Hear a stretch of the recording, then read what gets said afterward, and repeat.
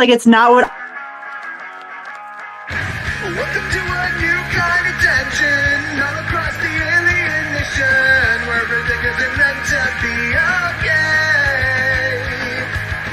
Television dreams of tomorrow, we're not the ones they're meant to follow. They're nothing not you or you. Is that? Welcome back to another episode of not last week in comics. Fuck! I was in the middle of saying something. I do think it's worth like waiting an extra 30 to 90 seconds for us to be professional and presentable. You know? No. You're No. not Squid, by the way. Conversation on air, but also it was my birthday on Wednesday, so I want to say something first. Yeah, it's Stack's birthday on Wednesday. It's my birthday. Happy birthday, Ash and Stack. They're singing happy birthday. I think, sir, You can say that when I turn 30. I enjoy being called sir personally, but I do think it's interesting that Starfleet protocol is you call all captains sir, regardless of gender. That was old The way that it's set up is that. Let me finish. The Okay. gender neutral. No, let me finish. Let's Sir is not finish. gender neutral. There should be a gender neutral term, but I think like the fact that sir is the default is also a problem because like that it still implies a level of like in-baked patriarchy where ma'am is still below sir. And like that is like I think that's what they were trying to do, but they just should abolish sir and ma'am entirely, and everyone should be captain. Everybody's captain. Everyone's captain. Don't call Captain? Kirk sir. Captain? Don't call Captain? Picard sir. Don't call Cisco sir. They're all just captain. But Cisco was commander for the first 3 seasons. That is true. Then he's just commander. You just call everyone. Just call everyone captain. They do base it off of like or junior like, lieutenant this or back in Wrath of Khan where they ensign, called Savick or Mr. Savick. commander or Because the way that it's set up in the movies is it's like the gendered terms are just so antiquated in the future that Mr. and Sir and like everybody just sort of defaults to the male, and that's just how language evolved in the future. Which like I get what you mean that like that's kind of dumb and it's patriarchal, which like yeah it is, but also it was an interesting way to demonstrate that like gendered language has changed so much in the future. So it was stupid that by the time they had a captain that it would actually apply to. They like made a point of her being like, actually, I like the antiquated way that we used to talk. It's just Actually, like, well, it is how language does evolve. Though when you look at languages with masculine and female forms, like Spanish, when you look at the fact that people say the term actor now, gender neutrally, the only example I can think of is no one uses the male version of blonde. Everyone uses the female version of blonde, which I will say. This is true, but like I don't know. It like I do think it does kind of bug me that like masculine is the default. Well, yeah, we could discuss this, but also Ashley Williams. We should call Cisco ma'am. That's me. I don't have a good. But, like, to my knowledge, I don't have a good like setup. You're gonna get possessed. To my knowledge, there is a gender-neutral form of the term knight that's Sir with a Y, I think. I don't know. That's how interesting. I was told. Ayaan doesn't know how this got on his bed. Yeah. It showed up in Ayaan's room. And he didn't question it. Oh, the camera turned off. Oh no. Hold on. Is that Triple H or the Phantom of the Opera? What the hell was that? That's Hunter Hearst Hemsley, which is the Triple H before Triple H. Okay, so we got this. We got the Scary. Ashley Williams. That's my grandpa. It's Peepaw. It's Peepaw. I think this is based mostly off of the first movie, based off of the hair. So he's full. We don't got none of the chiseled features on his chest. Give me a second to open this up. Are you sure this is yours to open up? It was on my bed. You're gonna get Didn't haunted. ask any questions? You didn't ask your parents questions? I feel like this is the bit Ayon's doing, and he actually bought this for himself. I'm not joking. Also, why are we looking at Bret Hart's cock and balls? You're gonna get cursed. I'm already cursed. I have to look at Bret Hart's ass. Bret Hart's cock and balls. Out. Okay. Okay, so I'm taking it out. I apologize for my poor quality. I better not get cursed through the screen, Ayaan. I swear to God. Okay, I realize I don't know how to undo these little action figure thingies. This is going to take another couple seconds. Hold on.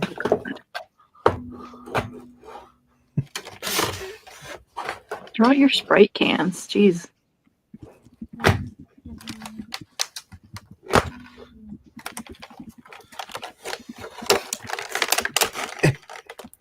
So Strange New Worlds, right? Good show. Enjoyable to watch. Ugly. Way overproduced. But I like the writing's really fun and I like a lot of the performances. I feel like if they want to do new track, they kind of have to do it the same way that if they want to do prequels in new track, they kind of have to do it the same way that like DS9 did it. Where I just wish they would just turn a camera on and just relax. There's too much moving around. I'm like, please, just let the actors do their jobs. Por favor. They want to be. What is it called? They want to be Kelvin so bad. Well, that's the J.J. Abrams style, and Alex Kurtzman, and it looks terrible. Yeah. And it distracts from what makes Star Trek interesting to watch. The showrunner, Alex Kurtzman, or at least the guy, executive producer, he works hand in hand with J.J. Abrams on a lot of his projects. So I believe that a lot of it stylistically carried over from the Kelvin timeline. I mean, it's kind of like the problem I have with a lot of the premiere TV. Everybody wants to look like the fucking big budget action movies all the time. And it's like, you don't need that. Well, a lot of the spinning camera tricks, a lot of people attribute to J.J. Abrams' style. Yeah, and it's ugly. It looks bad. I will say that famously, the fact that TV is getting more and more like big budget movies is like destroying the medium. You know, it's making it less profitable, and it's overworking VFX artists. Yeah, they're like, we need $10 million to make an episode, so we're only going to make 5. It's like, cool. You know? It's just doing too much. Did you hear Stranger Things has finally ended? Thank God. Oh, thank God. I've been thinking You're the one Stranger who Things did all has been this. over for years, you know? Mm-hmm. It's really Game of Thrones' fault. I remember when the first season came out, it was really fun. I mean, that was like a decade ago. How has there only been 5 seasons of Stranger Things, by the way, you know? I think I maybe watched the first 2 seasons, and then I did not keep up with it. I never wanted to watch it. Okay. Oh, I heard that there was a lesbian in it that everybody hated. I thought people liked her. It's not what I heard. Oh, his neck's broken. Oh, Jesus. That's why it's cursed. He's fucking cursed. Hang on. He's gonna get you. You're gonna wake up in the middle of the night. He's gonna be standing at the foot of your bed. He also has 2 different heads. Hang on. Put the chains on. Where did I put the chain? Oh, okay. Because this is based off the first movie, he does not have the chainsaw hand. Let him hold it. Okay.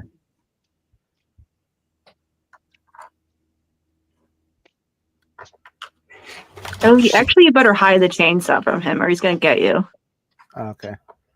He's got Does two it go different in his heads. hand? Is there like a little peg that you could put it on? Peg. Peg. Oh my god. I hate to break it to you, Ayaan, that's 3 heads, not 2. Well, He's got 3 heads. Just like Well, so we got- Cerberus. two You need- extra hands. Just stack them on top of. I do want to bring up Nemesis's comment, which is Ash is going to be at the foot of your bed grooving it. This is what Stack wakes up to every single day. Grooving All it. right. And as promised before the stream started, just gonna We're not doing this. No, right. Ayaan, you don't have your driver's license. You can't do this. Yeah, here we go. One of these days, we will make it through a live. Or we will make it through like 15 minutes of a live without referencing something that happened before the live started. Do you want to reference what's going on in our background picture? We made this. Wow. we They were there We for made this last on stream. stream. Squid Yeah. made this for his last stream. Hold on. This was on Anyways, screen. Yeah, we Hi, said, Captain. Hold You on. guys we go said to before. There they we are. said- There's mom we and said dad. before that This is scissoring is stupid. something you can only find out what it is after you've gotten your driver's This is how you do license. This is So, how we we do made it. this last stream while I was making baby girl edits of different DS9 characters. Oh yes. And then we sent pictures of the motion pictures uniforms, and then Squid said it's the normal passing shirt. I just was so charmed by this image, I had to make it the background. It's very funny that That background? Yeah, absolutely. Spock is not normal passing. That's the joke. It's very funny. I do know. There was questions last time about in Strange New Worlds how they can give Spock character development and then also have him be back to what he is like in TOS, and I found the answer. The answer is he was in a situationship with a human girl that broke him emotionally and made him forsake humanity just a little bit. Also, Ayaan recommend a comic for Nemesis. Oh, fuck. You forgot about comics, huh? No, comics, no. How far are we falling? So Star Trek film. It's been so hard to film last week in comics after the whole Star Trek thing really hit us. There's Mhm. Star Trek comics. There are Star Trek. I don't because like when someone. trying to get people to read them. I mean, you could find Triangle Era Superman, but that seems like a hefty price. Because like Ash recommended to you 20 some issues. Well- Stack recommended to you 8. If I were I to got ask you, 5. yeah, and Alias is 30 some. If I were to ask you 28. to read 20, if I were to Alias ask was you also reprinted a lot. to read all of Triangle Era Superman, that would be 10 years of comic time, and that's roughly 50 comics a year. We'll just read Wow. some of it. Just Why read did it one last part of for it. 10 Just read years? Man of Steel. Can I just say, by the way, I got my hair done for Thanksgiving. It looks amazing. Only you had your lights on. Rena, walk into the light. Well, here. Let the white light walk into you. There we go. It looks. I can't. My hair usually is just a frizz.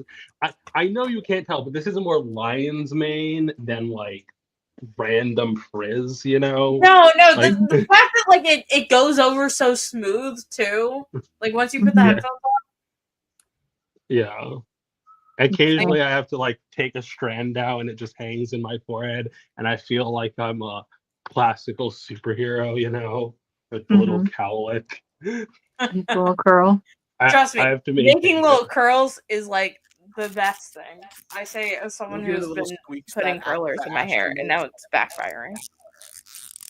But yeah, I need to maintain it because I get depressed easily and thus don't work on my hair. But I'll do it this time. I promise. This time. It's hair time. Can I tell you the easiest thing to put in your hair that keeps it maintained but like doesn't like overcomplicate things? Bandanas. That's all I've been doing. Bandana Okay. time. I gotta recommend Nemesis Economic. We talk about Strange New World's hair because everybody's hair looks bad on that show. It's I pissing me swear off. to God, like with Ethan Peck specifically, it's because they forget that like Spock's hair isn't a straight cut bang. It's kind of like it's an old style like swoop. And they also, and original Spock also has like sideburns that blend into the hairline. You know? They all Like- have, none of them do like the pointy, like they used to have the pointy sideburns on TOS. People there don't have those. Okay, here's Strange New World Spock. Look, what's going on? What are we doing? Well, you Full see, out. he's Make him bigger. Make it Okay. bigger? Yeah, they're trying to give him like the fluffy. They're kind of trying to split the difference between Spock and like a modern style. I Versus think that's TOS the Spock. that's Like, the this hair looks... Yeah. But like Spock is one I of the think least egregious ones to me. Like look up like whatever Chapel has going on. That ugly little beach 5 wave seconds. bob that she has. She has I the think most generic personally, hairstyle. the splitting the difference between modern and TOS is the biggest problem in all of like What? Star They Trek. massacred my girl. She's in this like ugly little like beach wave bob wig that's just like what's happening? She's young. She's young and stupid. She doesn't know It's- yet. She doesn't know Oh how to my style. god. This is the same shit that they did to Sue Storm. So like what She looks happened- exactly like Stu Storm. This is the same shit that they did to Sue Storm in the new It's movie really where funny. everyone was like, it- you need to do a 1960s hairstyle, and then they just didn't. Like it would be Well, it's so like fun that- if they were doing like the 60s styling, or at least like you could split the difference a little bit and make it a little bit more modern, but like 60s inspired maybe. But no, it's just like that modern why like did Instagram baddie wig. why Now, did they what's like funny is that do the actress who played a Ahura actually explained why it was an active choice to have her hair look like that. Yeah, I know. I saw that. Yeah. She Can said it was I- That's fine. No, I Yeah. think she's fine. She can do Yeah. whatever she wants They forever. had her wear her natural hair, and it was like I get that being the choice, but I'm conflicted because they're playing Uhura, you know, and Well, the thing is, she had said it was important for her not to put a wig on because the idea was the way that Nichelle Nichols and Zoe Saldana had played, past iterations of the character is that this is what Black femininity looks like. This is what Black beauty looks like, and it was Celia Rose Gooding's choice to say like, this is what I believe. okay, so that's not what Nichelle Nichols said. Well, that was the idea. Nichelle That was Nichols, she did not want to wear That's that not- hair. That's not what Nichelle Nichols said, but because of that, how popular they were over as characters, this is the idea culturally what femininity. Oh, that's the Echo Yeah, but series. Nichelle Nichols, she was always trying to fight production to actually wear an afro because that was what she wore at the time, and she didn't get to wear that. They made her wear the straight hair.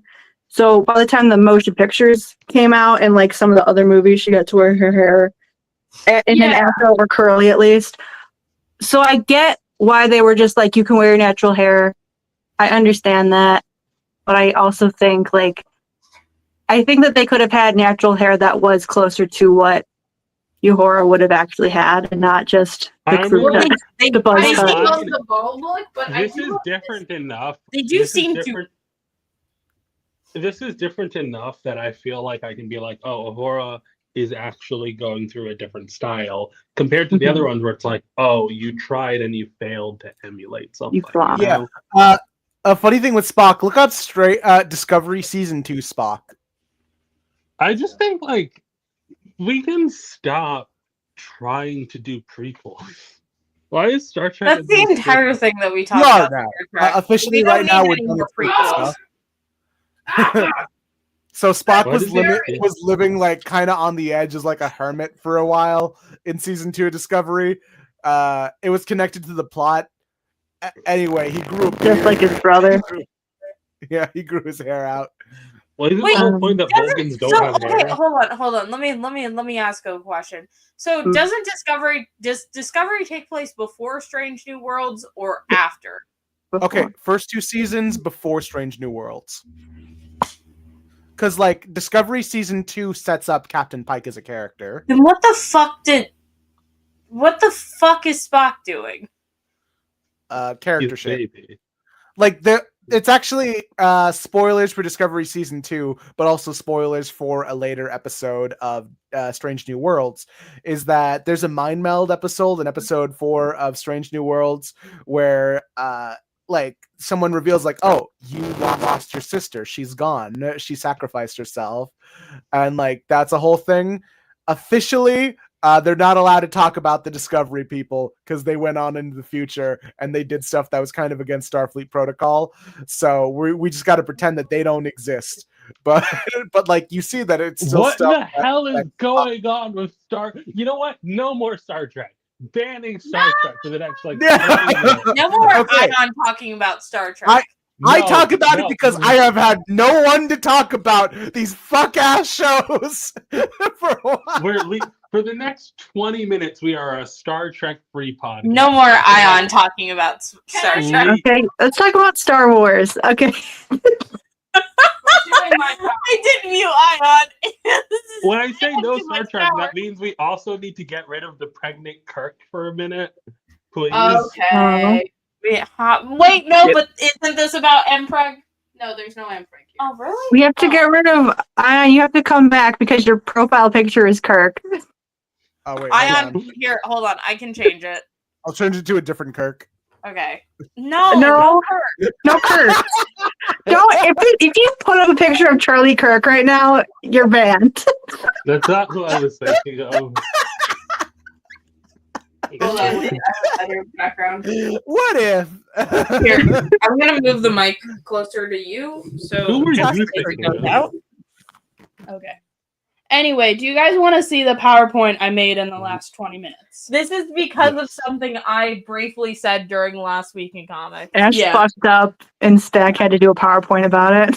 I kept thinking of examples of words that I've seen people using in a weird way, and I was like, I have to talk about it. I only exclusively use words in a weird way, so. Okay. So these are words that like the internet has made up, kinda sorta, and everyone uses wrong, but words mean things, and it's making having conversations with people difficult because no one can agree on a definition. First one, queer bait. This is exactly what it sounds like. It is baiting the audience with the promise of queer characters, usually specific characters being queer. Mhm. It is not the same thing as queer coding. Yeah. Usually there is some kind of queer coding in queer bait, but not all queer coding is queer bait. Okay? They're different. It's different. Queer baiting is specifically like a marketing idea. You know, like it's specifically a way to keep the audience watching versus queer coding is doing a lot of other different things. And I probably should have made a slide for queer coding, but It's honestly rarer than. I would argue queer baiting is a lot rarer than the internet thinks because at the modern, currently we are not seen as profitable. I would agree. Most things people call queer bait are not queer bait. Mhm. Like the audience has to have a reasonable expectation that queerness could be in the story. You expect people on the internet to have a reasonable expectation for anything?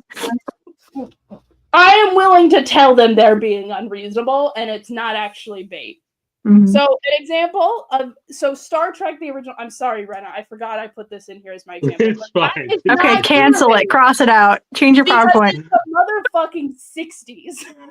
No one is expecting gays on television because it's the motherfucking 60s. Like, there's things that are so old that it's just like you had shipping goggles on, or like it's actually queer coding, and like that's the Hays Code, but it's not baiting. No Or one is some gay people wrote some gay episodes. no one is watching a TV show in the 60s for the sole reason that they expect gay people to show up. You have to be watching it for other reasons. Awesome. Loki, the Disney TV show. Cancel your Disney Plus subscriptions, by the way. That's not bait. Okay. No sane person believes Disney truly cares about gay people. Like, it's not happening. I don't think Loki is queer bait. I do think Disney is capable of queer baiting, though. I don't think so. Like, I think they maybe possibly could have been like 5 years from now, but we've had so many first gay characters that at this point, if you're watching a Disney show for queer character because you think there will eventually be a meaningful queer storyline, you're dumb. Yes, but reasonable expectation goes two ways, where it's like, if Disney is pandering to an audience that is idiotic enough, then it's possible. Like, maybe. What do you call the people that like it's technically queer? It's almost like not even queer. There's just some gay people in it, and you're stupid if you cared about the gay people that Disney made. I hear losers. A term that I have heard is queer catching, which is similar to queerbait, where you will actually put in queer characters with the intention of keeping a queer audience in there so that they keep watching, but not actually doing anything I swear, if I Oh, see yeah, another that's- fucking white lesbian talk about the fucking Agatha Harkness show, I'm gonna lose my mind. I'm sorry. What? Look, you know, glass houses and I'm stones and all sorry. that. I know I'm part of the problem. No, this is more of a me problem because I bought into this as well on my end of the spectrum, which was the Ms. Marvel TV show. All things considered, not terrible representation, but what it did in the long run fucked me over mentally for a while. We know we don't need it. First of all, by the way, Ayaan is actively reading all of this Ms. Marvel shit. He like backed out of for good reason. Right? Like he's tormenting himself. WWE made me realize there are worse things in life. Okay. Sorry, I'm not paying attention. Anyway, It took a second to like fix it. Next and then line. Anyway, I told me to restart the PC, but I don't think I need to do that. so like queer bait can be like in-universe tension where like you have like prolonged moments or like the characters are like, you're the most important person to me in the whole world, or it can be like unserious jokes where it's like, where's your little, like a common queer bait thing I see a lot of especially back in like the 2010s era is like characters like looking at one of the baited characters and being like, where's your little boyfriend? And it's like that's technically queer bait. Like you're putting queerness into the idea, like the idea of it into the minds of the audience. Yeah. But it can also be like out of universe messaging from the creative team. Like BBC Sherlock did this a lot where people would explicitly ask Steve Moffat like, hey, you're putting a lot of weird things into the show. Are we going to expect to see some payoff? And him being like, well, maybe you will, maybe you won't. We'll see what happens. He was doing that with every question people asked. I know he was a piece of shit, but like, what's funny is that like if you're like, we're not doing a queer storyline because I hate gay people, just say that. Just say it. Funny, what's really funny is that in Doctor Who Series 4, there was like a running gag with him and Donna where it's just like, oh, you and the missus are like, we are not a couple. Like the Doctor like, and yeah, Donna. like you should like just have that for the two dudes or the two women. It's very rare for two women to be queer bait. It's usually I do remember. I mean, I feel like I do remember for Series 10, there was a bit that, you know, back in the day, people got really mad at because it seemed like every other episode with Bill, they reminded you that she was a lesbian. But specifically, like they go into the past and then like a guy hits on her and she's like, not about that. And then like I think that's not bait because she's already queer, you know. She's already a lesbian. Like, I think when you're talking about queer catching, I think the best example of this is like CW, specifically Arrowverse, but I'm sure they do it in all their other programming, where Oh, it's they like definitely do. it's Shout out to so Riverdale. bad. It's just a bunch of white lesbians who kiss white lesbians who look like their sisters, and like Yeah, like it's just like where instead of giving us this like intense will they won't they where they ultimately won't for queer bait, it's you get a very boring one note story that is queer but it's not interesting. How do you feel about Jory, like the Jade and Tori ship from Victorious? I feel that's like not that's bait, not that's queer bait. That's not because queer bait? it's Okay, there's an Nickelodeon and it's like episode. the dots. There's an episode where Tori and 2010. Jade go on a date. Yeah, but like I feel I like think like this And is what I'm after talking that about. episode, it's hard. This is what I'm Like, talking I think about, right? Where there's- it's like, if you're pandering to gay children watching Nickelodeon, they're stupid enough that they might buy that Nickelodeon will put it in their show, Like, right? I can't deny that probably some kids had very strong feelings about it, but I just feel like there's not like people weren't watching Victorious because of like, oh, are Jade and Tori gonna kiss this episode? yeah, I feel like their romantic tension is more there because it's being gay is still funny during this time, and also I think it it's more might like be the one of the character dynamic fetishes that's that's set just up. in that show, Well, you know? the character dynamic of that show basically is just like Tori and Jade start off as enemies, but like end the show as like closer friends. I And mean, a lot like, of people. okay, so not to get into a side rail about Victorious, I think the only reason why Tori and Jade work is because every romantic relationship in the show is also violent and abusive. Yeah. Yeah.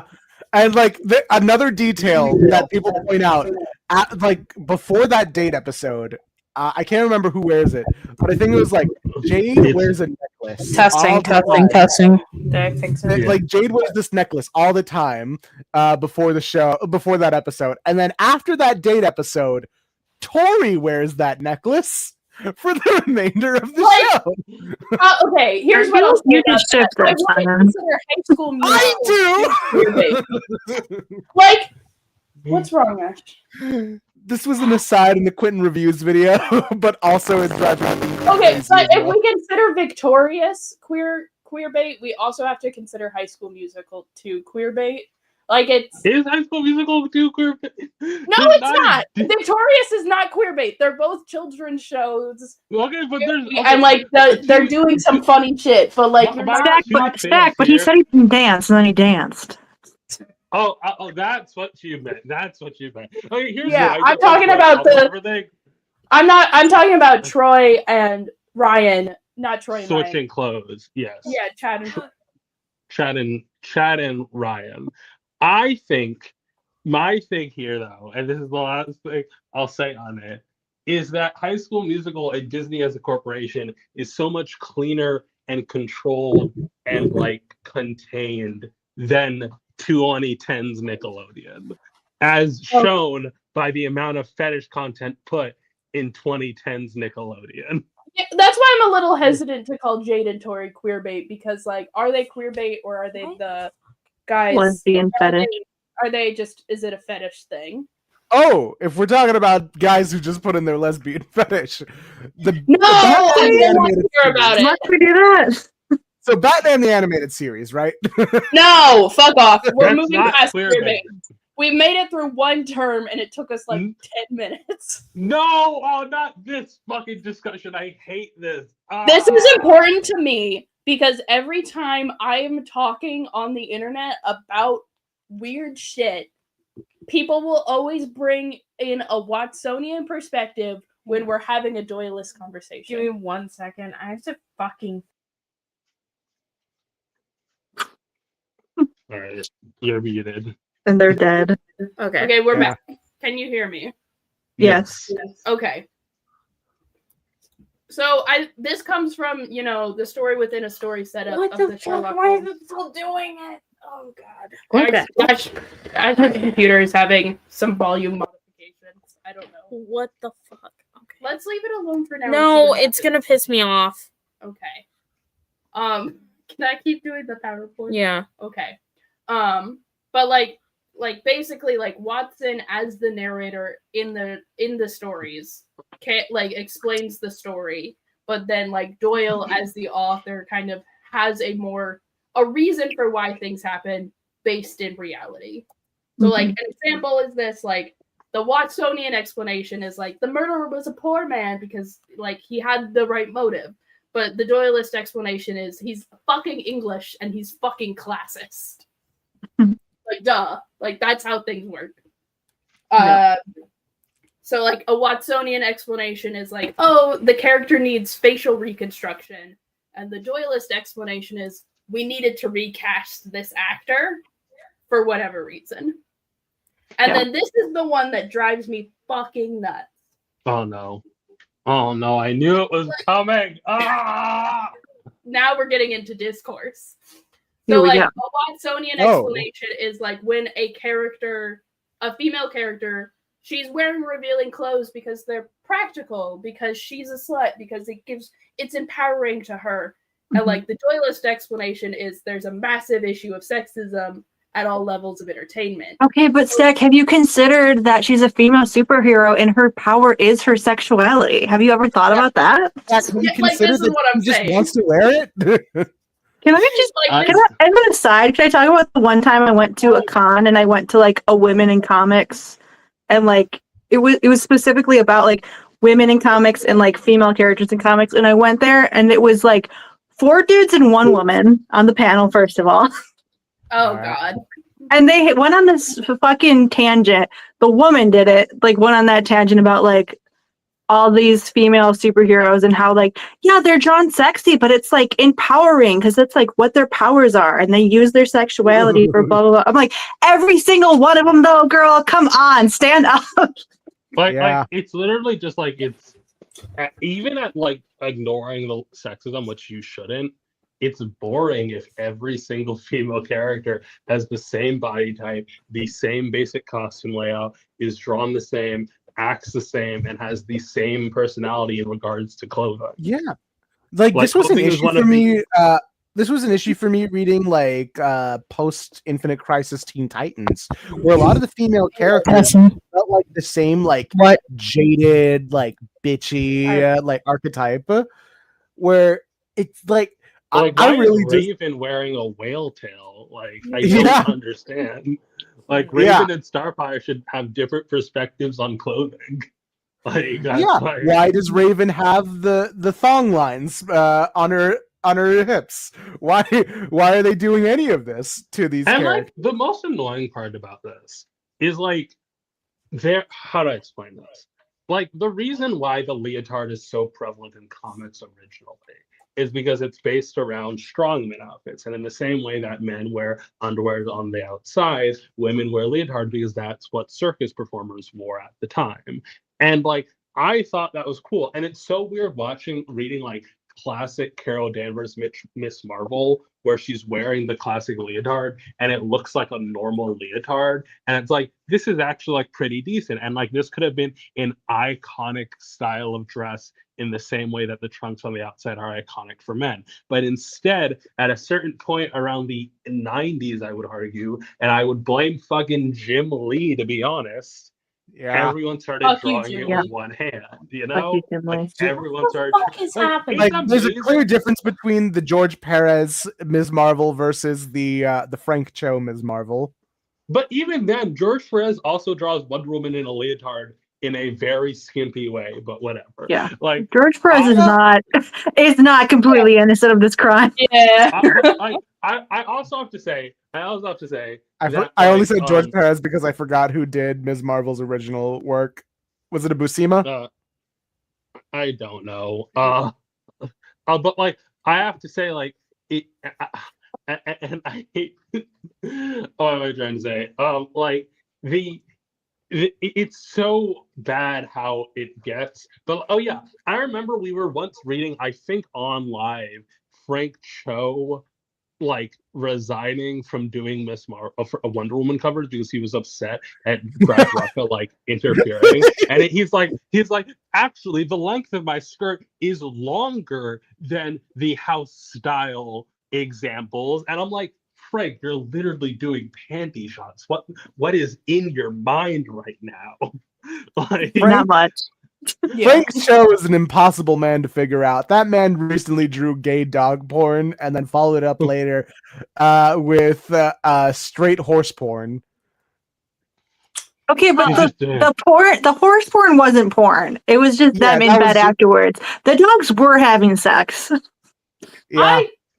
I miss this. I don't have Instagram, and I think that's the only place he posts art. Okay, I'll DM you it real quick. Hell yeah.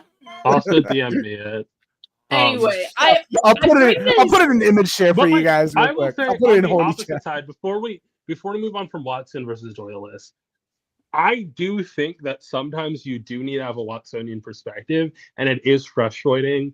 And, like, it's frustrating either way. Like, obviously, like I don't want like it's so annoying when you're having a conversation in either of these lenses and someone brings in the other lens, and it's like, no. We need to stay in one lane or the other. And they always make it act like you're No fucking way he stupid deleted it. for not knowing it. Well, like, No it's way like- he deleted it off Instagram. It's like, no, I'm aware. I have the I'm smarter than you. I have the capacity to look It might at have these gotten two reported. lenses. And you are acting like I'm stupid because I don't fail to see the difference between these two styles. No, it's just that, like, the Doylist one is probably the more important when you're talking about systemic bigotry in storytelling. Yeah, exactly. No, but like I just also the want us all to Supergirl one stay is in taken one down area too. or another. You think DC told him delete that fucking post, man? It might have gotten You can- reported. Did you have something you wanted to add about your own slide stack? No, I think we got it. Like, the main reason I bring these up is because it is really frustrating when you're having a Doylist conversation and someone brings in Watsonian reasoning. We're gonna have to relaunch Chrome. It's real quick. immature. Okay, we're gonna be right back. All right, we'll see you in a minute. See you in a minute. Did I tell you that, like, when I was in freshman year of college, I did a little salute whenever I said bye to someone, right? I think I took it from, like, some random TV show. And there was a trans boy I had such an enormous crush on. This is the last person I've had a crush on. I was crushing on this boy so fucking hard. And, like, I was like, oh, I gotta stop doing this. I was like, no, I think it's cute. And now I can never do it again without thinking of him. His name was Logan. He was from Chicago. He was mentally unstable. And it was great. Yep, that tracks. And, like, the next year I ended up dating a different person who ended up also being trans. Did he And name it himself didn't after go as well. Wolverine or Logan Square? Okay, I Logan think we Square. fixed it. We Okay. fixed the mic problem. did Well, fix then the I mic problem. wanted to take a look at Horny Chat real quick, just to give me your review of this artwork. I mean, I Oh, will let me say, see. We're gonna get got. Apparently, the problem that we were having is exclusive to Chrome. What problem were you having? Because we didn't hear any problem. So my so like in your like device properties for your mic settings, you can manually adjust the volume. So like on my more powerful mic, I have it turned down slightly to make sure I'm not peaking the audio as much. Okay. For some reason my computer kept automatically changing it once I was in StreamYard with this mic specifically. And turns out there's this random Chrome setting you have to disable in order to fix it. And that what is the so fuck are these images?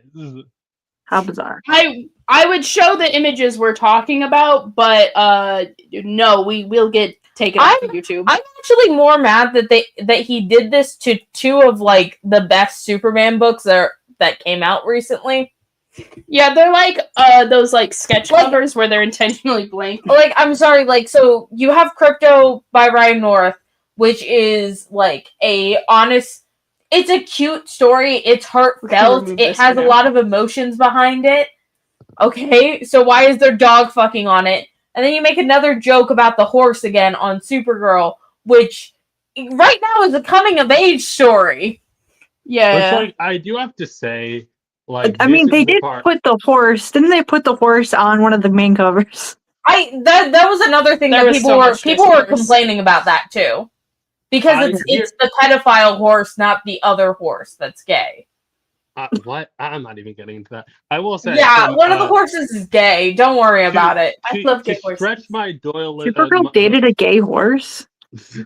She would. Yes. So there's Silver Age Comet, which is the pedophile and the creepy one, and then there's post Silver Age Comet, which is They're both a creepy. lesbian. Like, For what I know, to stretch my muscles in terms of these terms, I do want to say from a Doyle's perspective, the Supergirl one, it isn't canon. It's not like they actually fucked. They just had like. They I just don't even dated. think Supergirl was aware of the fact that he was a horse. Like, I think honestly, I think that the writers at DC should like genuinely like go after Frank Cho for this. does I he think even that they work should with start a DC? union and attack them. Ryan North, if you're watching this, A union, not for any of the unionize. good reasons, but just to take down Frank Cho. Okay, If but that's like, what it takes. If I that's don't what even it think takes. Frank Cho is currently working at either of the big two. He's just Yeah, he doing is. this to do it. Yeah, What he is did. he doing? Yeah, he's doing covers for DC still currently. Yeah. What covers does he do? He did Justice League Red, I believe, or he did one of the DCKO ones. But he did a Wonder Woman and Power Girl one. He's still currently doing Catwoman covers. He's still currently doing Harley Quinn covers. He did the DCKO Power Girl. I remember people being like, Frank Cho's always about like curves and thickness, but like the women he draws are actually so not like actually curvy. Like, whatever. Anyway, would we like to go back to my PowerPoint? We got distracted. I'm sorry. We go on. I wish rants death about on these. Frank Cho. All right, let's talk about. No. Mary Sue time. The Why- psychic damage to Rena is This so funny. This is This very term is just specifically like sexist. This is words just a people sexist can- term.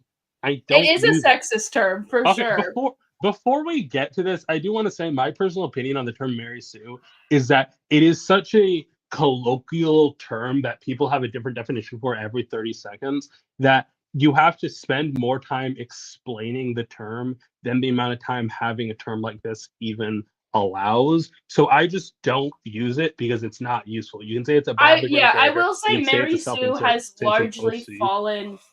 Mary Sue has largely fallen out of fashion.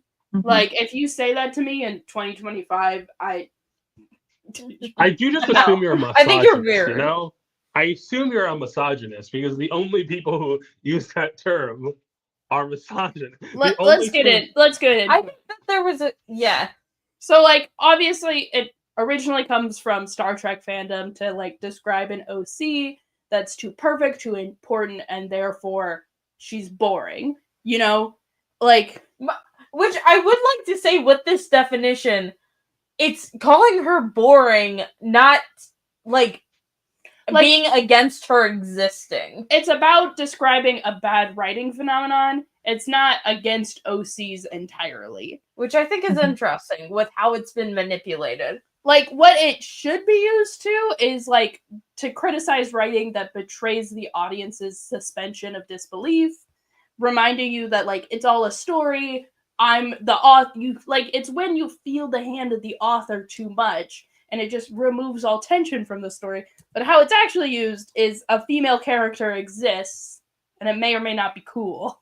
I would also add to the how it should be used when it also a character is disinteresting to the point of leading to you being detached from the story. Yeah, exactly. Where like because like the character is too overpowered, too important, too much focus is on them, you kind of already know the ending. So like in the original Mary Sue, you know nothing bad can ever happen to her because she's the author's OC. And that's a boring story to read. And then later iterations of the Mary Sue is like where like her life is so tragic. Like my mom is selling me to One Direction. She puts her cigarette out on me as she does. Like everything horror. Like you know that this character is just going to experience misery at every turn.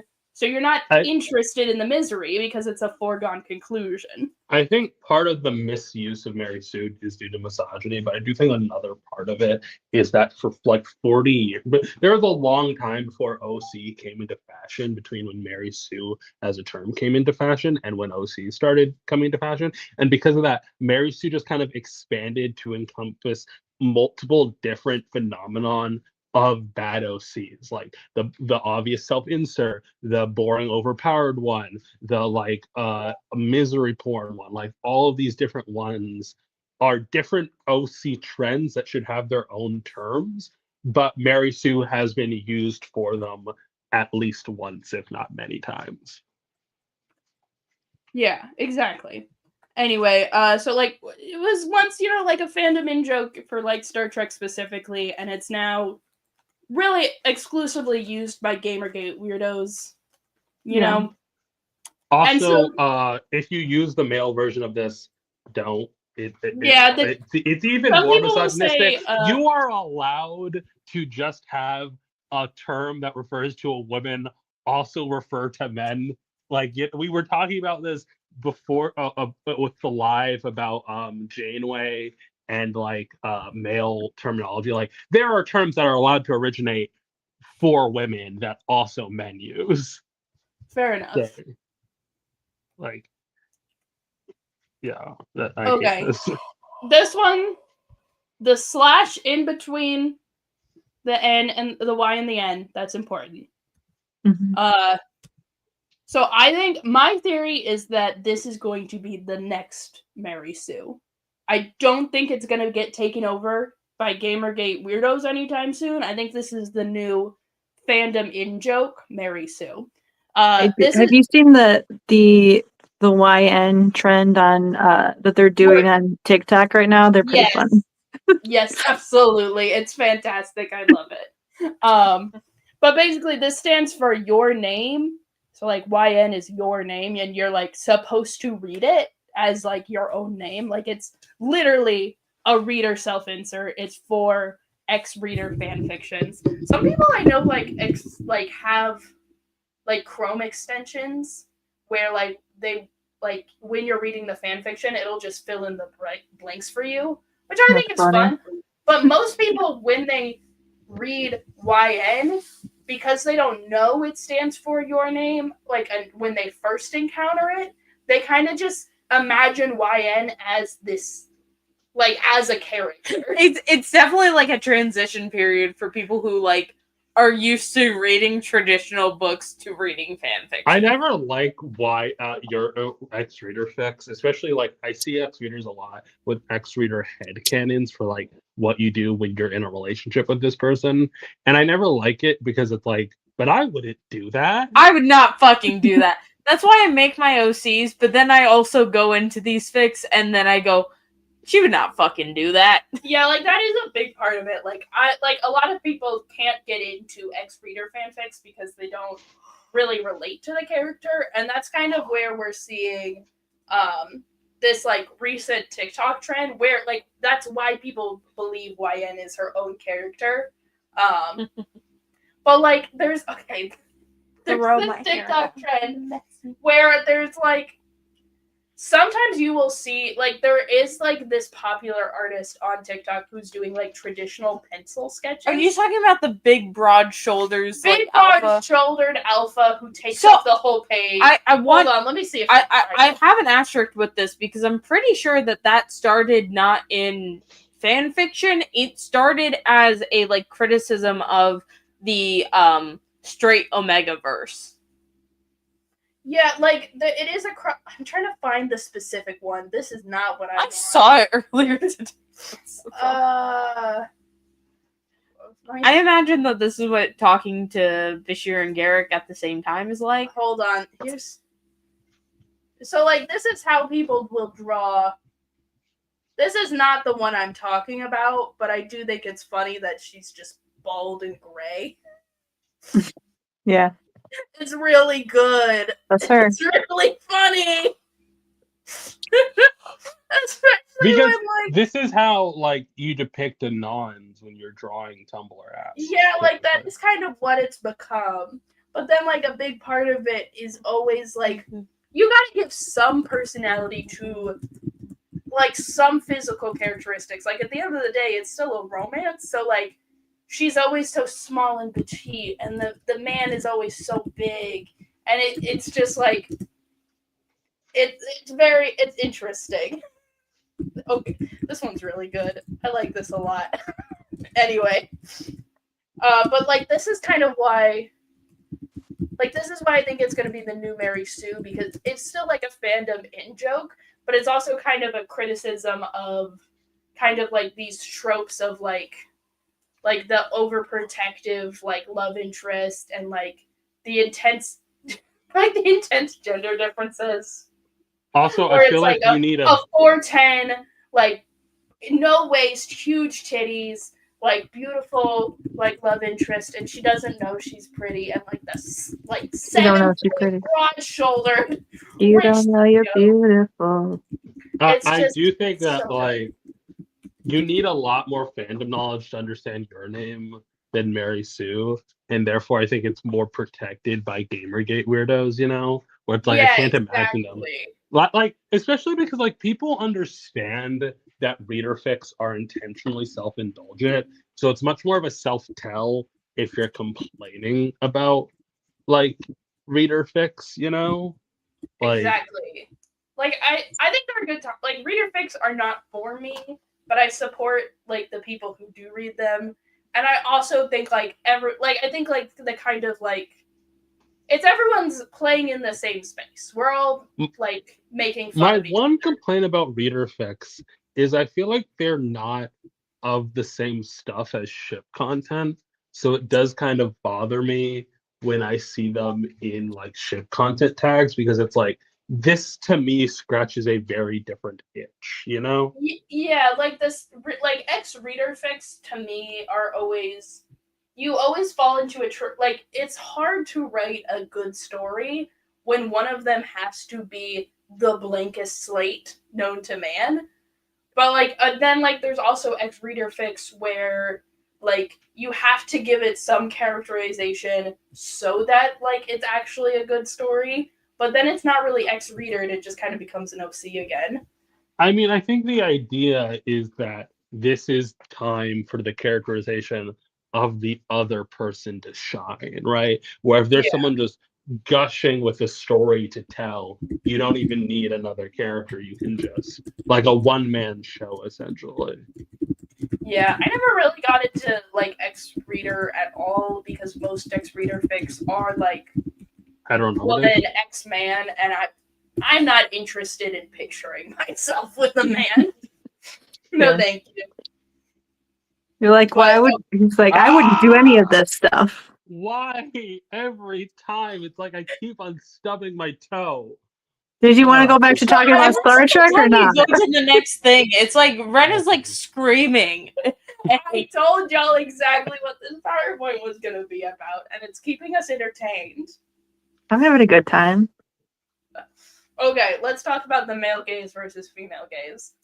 So, male gaze is originally like a film phrase. Like this is something that's used in feminist film theory.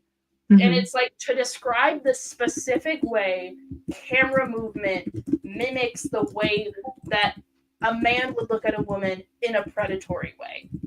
So an example of the male gaze in film is when like the camera pans up for like a skirt shot, or it's like panning up through her leg whenever the female character walks into the room, versus when a man walks into the room, it's like a full body shot, you know, like it's a way of filming that makes you kind of look with the male gaze, where you have to look at women like a man who's like sexually interested in them would, even if you're not a man that's sexually interested. You're forced into that position by the camera. I will also add it's typically expanded to be like how men view the world as well, which is why Yeah. a very interesting discussion about the male gaze is how men view men and why so often people misunderstand what is the most obvious expression of the male gaze as female gaze just because it contains a man. Male gaze be the two dudes from Modern Family, and the female gaze be my entire friend group. This is correct. Exactly. But like, yeah, Rena does make a good point. Like, we're gonna get into the female gaze. My opinion on that is that it doesn't exist. Yeah. We're talking, but like, and also this does kind of go back to kind of like the earlier conversation we were having about like Doyless Watsonian, like, oh, this woman's in revealing clothing. A lot of people will like be like, oh, but look at how the men are sexualized with their big muscles, and it's like, no, that's a male power fantasy. It's not sexualizing. Yeah. And sometimes it is sexualizing, but that's part of the power fantasy. It's not men being objectified by women. It's Like, men it being is objectified by wild how dominant the male gaze is that, like, men don't even understand how they are viewed as erotic objects and thus believe what they view as themselves desirable must be what people who desire them actually desire. Yeah, Does that and make sense? Yeah, I know what you're saying, and it does make sense. And I think like the female gaze, I do wish it existed, and I do think like the discourse that was had about it was really interesting because it did kind of force men to understand what they like the body type they desire for themselves is not what women actually desire. And I thought that was an interesting thing to witness online. I do want to like also bring up because like people will say, but like no, but like people who are muscle bound are often viewed as like this or that or the third, and it's like yes, women can be attracted to men who are often put in the male gaze, but the language of how we view these men doesn't change for the women, and I think the best example of that is like the shots of like men being shirtless are not centered on their pecs and are especially not centered on their nipples. That you can still see their faces, and that is often not the case with women. Like, Yeah, like shots that are called like the female gaze. Like think about like Thor in the MCU. It usually like starts on his abs and then like moves up past the pecs pretty quick and then to his face. Versus if you were going to see like a woman shirtless or in like a wet white t-shirt, it's usually like a side profile so you can kind of get like the full shape of her body and not really also, an emphasis on any part. I have never seen a man's legs be centered in any blockbuster whatsoever. Like, Men don't have legs. Men don't Right. have legs. They don't have them. like they, Don't have them. I do. I have a question. This is yes. Yes.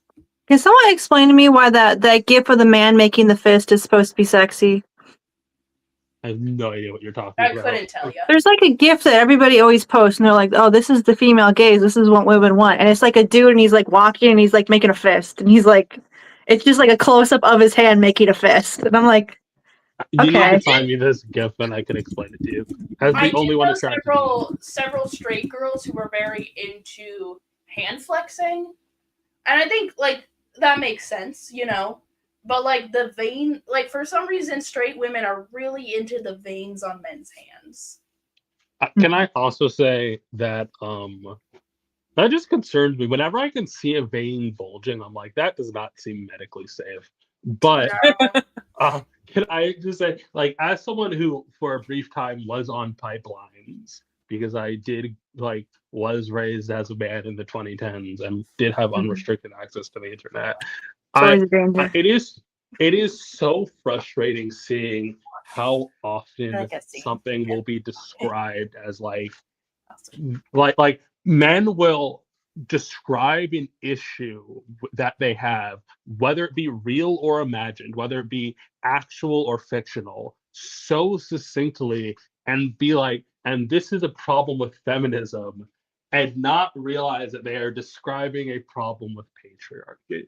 Like almost any problem that a manosphere guy will describe to you is something perpetuated by either patriarchy or capitalism, and they will try and convince it's feminism, right? Like a loneliness epidemic is due to patriarchy. Like the concept of like male disposability that they'll often cite, which is kind of nonsense, it is like patriarchy. Like all of these things are due to like the way patriarchy structures it. But because we teach feminism as being such a women focused thing, because women are the major victims of patriarchy, there isn't really like people don't get through their heads that they themselves are also victims of patriarchy, right? Yeah, like it's not like having a society that like gives more power to one group isn't good for anyone. Like there's always like there's going to be like victors, but there's always downsides too. And like but the victors, it's designed to be systemic, so the victors are exceptions to rules.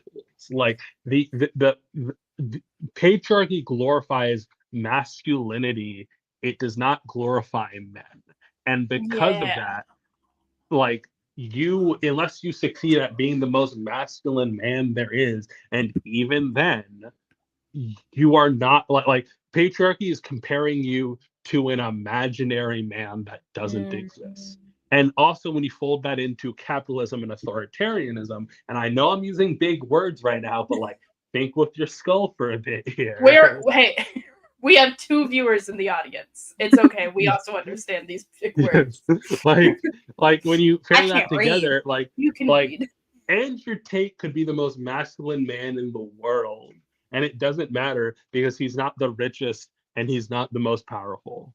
And those are the 2 other things. Like, this upsets me because like this is such an important lesson that I will never be able to explain to someone that it matters to and have them listen. Yeah. Like, it really sucks how many people are on pipelines right now. Because the nature of the patriarchy is convincing those people that the problem is feminism and women. Have you guys ever like seen a pipe bender? Those things are fucking cool as shit. Let's move on to how the internet has bastardized these words after that very good conversation. Can't we talk about cool feminist film theory instead? No. Anyway, so the internet has bastardized male gaze to just mean like anything a man finds attractive, and we don't like that he finds it attractive. Like feet. Well, it's like the way the internet used it is like, oh, you've internalized. Here, I have an example.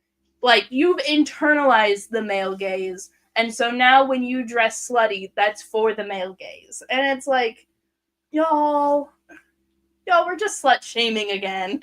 Oh, are we gonna talk about how bimbo core got? We're not. Bimbo core got taken by the men? No, it got canceled on TikTok for a little bit. I don't have a slide for that. I don't want to talk about it. I didn't prepare. I will say that like I do need to stress, like we talked about before, the male gaze is often expanded to talk about how film language will put you in the view of men beyond just looking at women. So the male gaze isn't exclusively about attractiveness. Like we just talked about shirtless scenes with men, and it's like the man who's holding the camera doesn't necessarily find that man attractive, but he's looking at him like a man would. Like this applies to not just women, it applies to men, it applies to objects, it applies to like in the widest scopes of things, the way stories are written, even sometimes, the way editing functions. But like the way that TikTok used male gaze was like, this is a thing that exists in real life. Yeah. Wow, that woman dressing scantily clad is so catering to the male gaze. Yes, because we definitely know that that like patriarchy definitely doesn't have opinions on how women dress scantily. Like there is definitely only ever systemic upside to dressing scantily clad as a woman. Yeah, they don't know this, but I'm actually dressed for the male gaze myself. I've got got a tight t-shirt. Ion, turn on your camera. So, like, Honestly, anything that a man could perceive as attractive is bad because we're catering to the male gaze. and But even then- if I don't like it, that means men find it attractive. It doesn't matter if men. That is actually find often what it attractive. came into. Oh, yes. Okay, we'll bring up the tampon thing later. Sorry. We're getting through the slides. I do want to bring up the biblical thing real quick because it's like if you talk to straight men, they do not like aggressive like colors. Like men do not like when women dress with a lot of accessories or wear too much pink. Like these are like a man's idea, things. like an obnoxious straight guy's idea of like a goth big titty fatty. It's just a girl who wears dark clothes and a little bit of dark makeup. Men don't know what words mean. Men don't really understand fashion subcultures unless they themselves are part of a fashion subculture. No, because Any I also men- don't like when you try and explain shoe culture to men, or like when you try and like ask them about it, they don't understand why they're doing it. All men know is video games and war. I will tell you And a secret. sneakers. I will tell you a secret from behind the front lines. Men who think they don't understand shoe culture are actively like weaponizing like the fact that you think little of them, because a man can like explain to you exactly why he thinks sneakers are important and will like perfectly understand like how sneaker culture operates. Okay, let me explain that. Mm-hmm. Maybe white men can't. I'm sorry. White men definitely can't. This is true. This is true. This is the problem I see specifically with the white men in my classes. Like because like it's like a man can perfectly And also that understand one sneakers. foreign black kid, but A man can perfectly understand sneaker culture and like why you would spend $120 on a shoe, but if a woman does it, then it's a problem, you know? Did y'all see that TikTok of the girl talking to her boyfriend and he said women don't have hobbies? Oh my god. Hobbies. And then I like think he was like naming like common hobbies women have and he was saying how none of those counted as hobbies. Yeah, I think that most women should break up with their boyfriends. Become a lesbian. Trust me, it's But when we say it, it's a problem. Do not break up with your boyfriends, but do not ruin lesbian dating pools with a bunch of straight women with all their hangups, okay? Like if you're not a lesbian, don't be a lesbian. Don't be a lesbian. Just don't date men. When we say don't date men, it's just like we are in danger. I follow that advice. I don't date men all the time. No, Ion, you should date men. You gotta take them out of the market. Let me clarify that. When I say if you're not a lesbian, don't be a lesbian, I don't mean don't experiment with your sexuality. I mean like political lesbianism is a cancer, is what I'm trying to say. Okay, that's all. I think that most straight women need to know that whatever option that they have currently is not their only option. Whether that be was being like a gay thing or just in the choosing last a better week man. where there was like a thing last week where someone was just like, you know, straight girls, you don't have to date men. Stop dating them. And then it turned into like a whole thing. And everyone was like, how dare you bioessentialist freak? And it's just like, well, it's a lot of words were being put in people's mouths. How is it bioessentialist to say to not date people? You don't have to date men. You don't have to. No one's making just you. stay single. It's fine. Okay, but we were on. Anyway, we gotta finish this PowerPoint. Eventually. Anyway, because we bastardized the term male gaze, we invented a new term, also bastardized from the original term, female gaze. And this is when straight women find men attractive, and that's good actually. Female attraction is always morally pure, and male attraction is always evil and dangerous. There's nothing wrong with this ideology, and it's all fine and dandy. No one thinks too critically about it. It's all good. It's all fine. Do my parents have Pringles in the house? You can go check if your parents have Pringles in that. I think we gotta like, really address the I do think misandry like, of it all. this is and- like, guys, you do understand the internet joke of the existence of X implies Y is a joke, right? And you don't have to make up Y.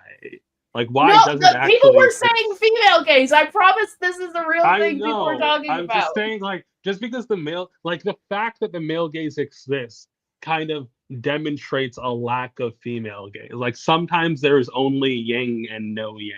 Okay? Yes. Once we have There is as only many male movies created by women as we do for men, then we could talk about the female gaze. Yes, like when we like listen, in the terms of feminist film theory, there is only male gaze. In terms of bastardized internet phrases, someone made up the term female gaze and now we use it.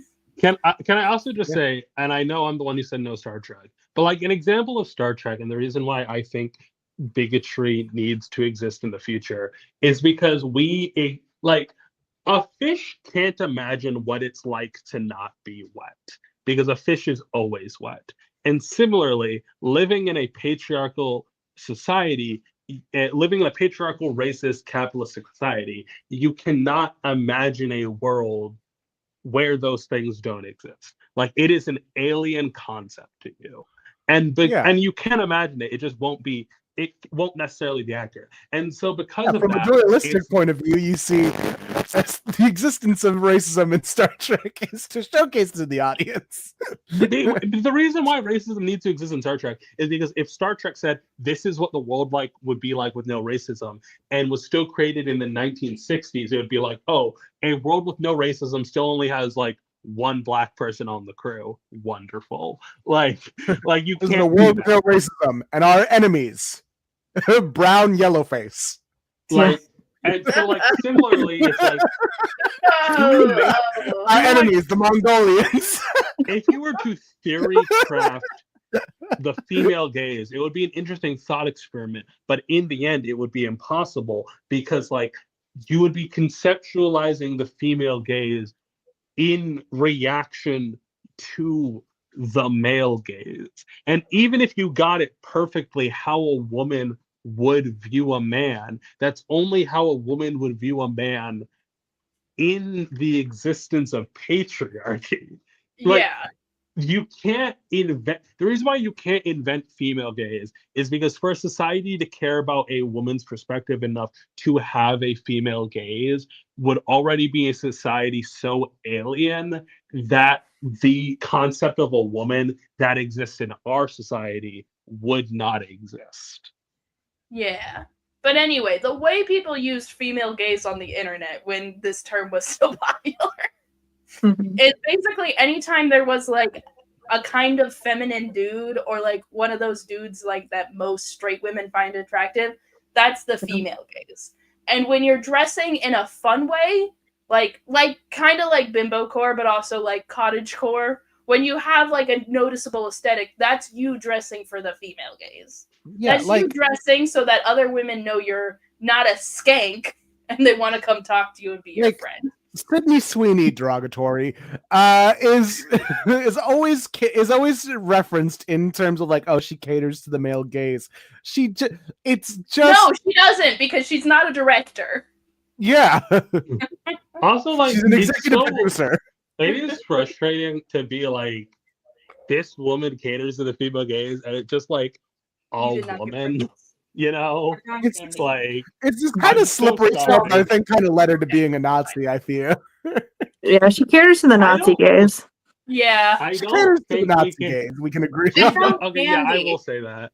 Like, I will say, like, a woman slightly engaging in patriarchal outcomes to accelerate her career is just a thing that happens in every profession. You know, like, yeah, if Cindy Sweeney just like never dressed to look attractive, she wouldn't be pandering to the patriarchy. But the problem is that okay, I'm saying this like Cindy Sweeney isn't a Nazi, but if she wasn't a Nazi, the problem would be the patriarchy. Well, further back in year two when she was doing them Dr. Squash ads. Like whatever. It's just like Ayaan, as a straight, in quotes, male. Stop doing that. All right. What do you think about the Dr. Squash ads. The Sydney It Sweeney feels- Doctor, the Sydney Sweeney Doctor Do they Squash ad? appeal to you? I thought they were funny. Okay. I do think they're kind of funny. I feel like I don't think be they're that funny. is straight bait. Yeah, if I'm being honest, Sydney Sweeney Sweeney is not my cup of tea. They're really That's making surprising fun. considering That's the other because women you're who I know are your cup of tea.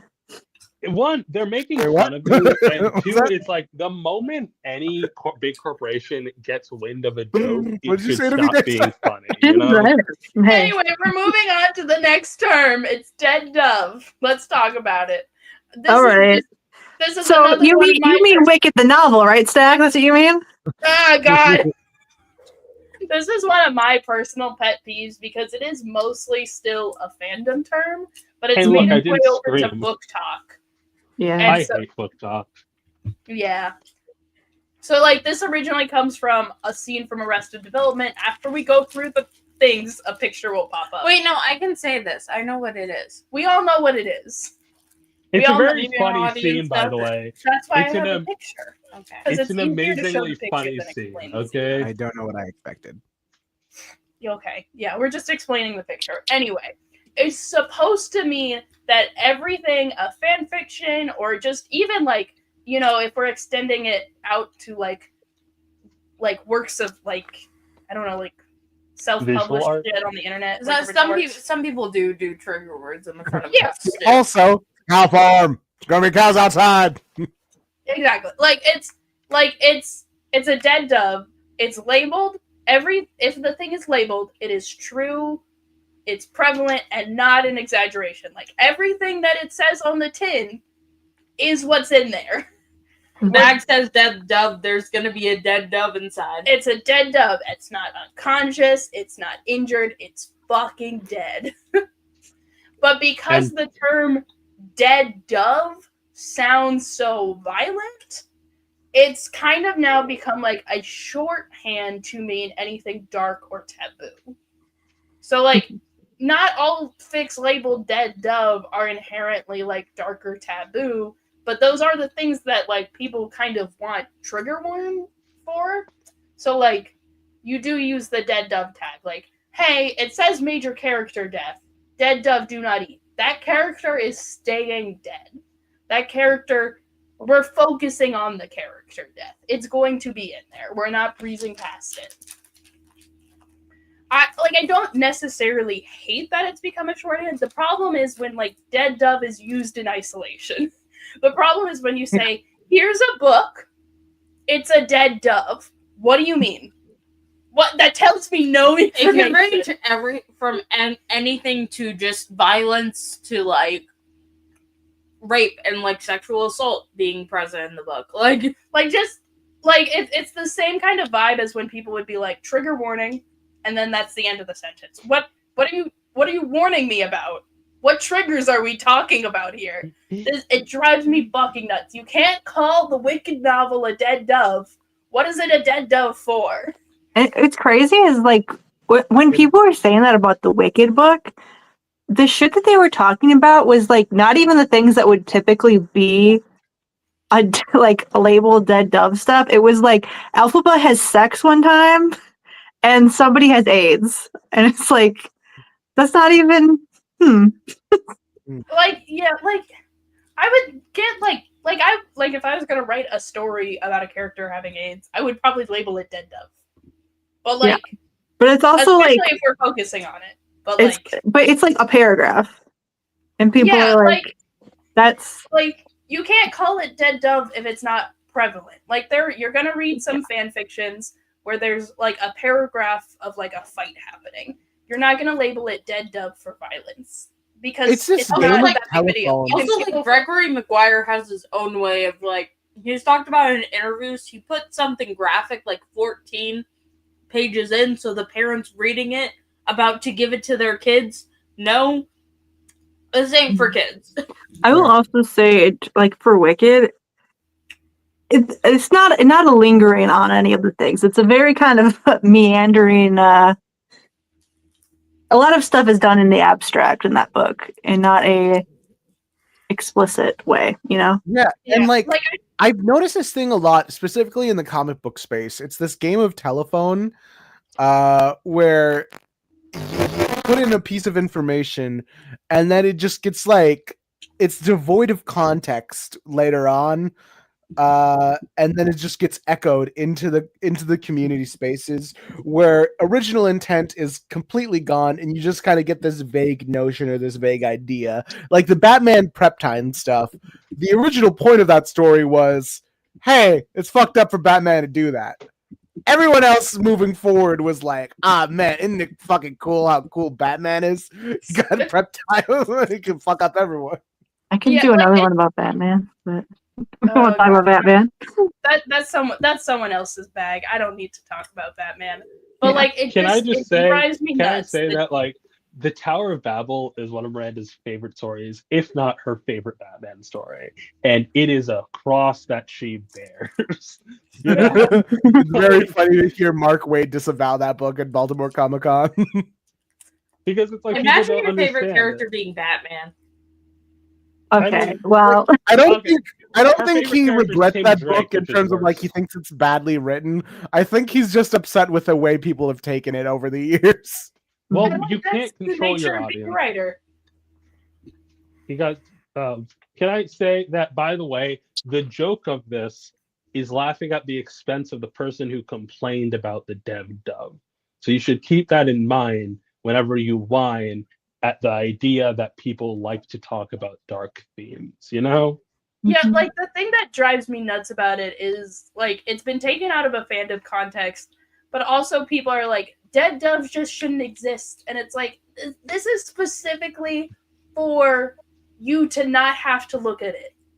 What's Like, crazy is that this ties into modern comic discourse right now. But I do think on the flip side, it's like people will often be like, I tagged it, therefore you can't criticize how I actually deal with the content in the story. And I don't think that's accurate. yeah, like you Like- can tag your fic like very well. You can write a dead dove, and I'm gonna say, ooh, I like some of these things in here. I do want to see this dead dove. And so I read it, and then I'm like, well, you didn't handle it well, or like maybe you shouldn't have tagged it as dead dove because you only do this thing for a paragraph. And so Or I am going to even- critique you for doing it poorly. Or even hot take, sometimes, even just because you tagged it dead dove, doesn't mean it should be in the story. And that doesn't mean I'm offended at the concept of it. It means I'm offended at the way you wrote it. And I think that taking the story holistically, it shouldn't have been in there. Yeah, Right. like dead dove is not a measure of quality. It's not a measure of like morality. It is literally just a caution sign. But like people have started just putting up blank caution signs. And it's like, what am I watching for? with caution. What am I- Be cautious. It's just you. That's not how anything works. Mhm. And then this is the last slide, and I don't think we're gonna have too much to say on here. But I do think this should have flopped. Did you hear about the Magic the Gathering discourse about the term slop? This was so What funny. happened? So, okay, so first thing you have to know is that the head designer of Magic the Gathering has a Tumblr, all right, where you can Love. ask him questions, right? And he'll answer the questions.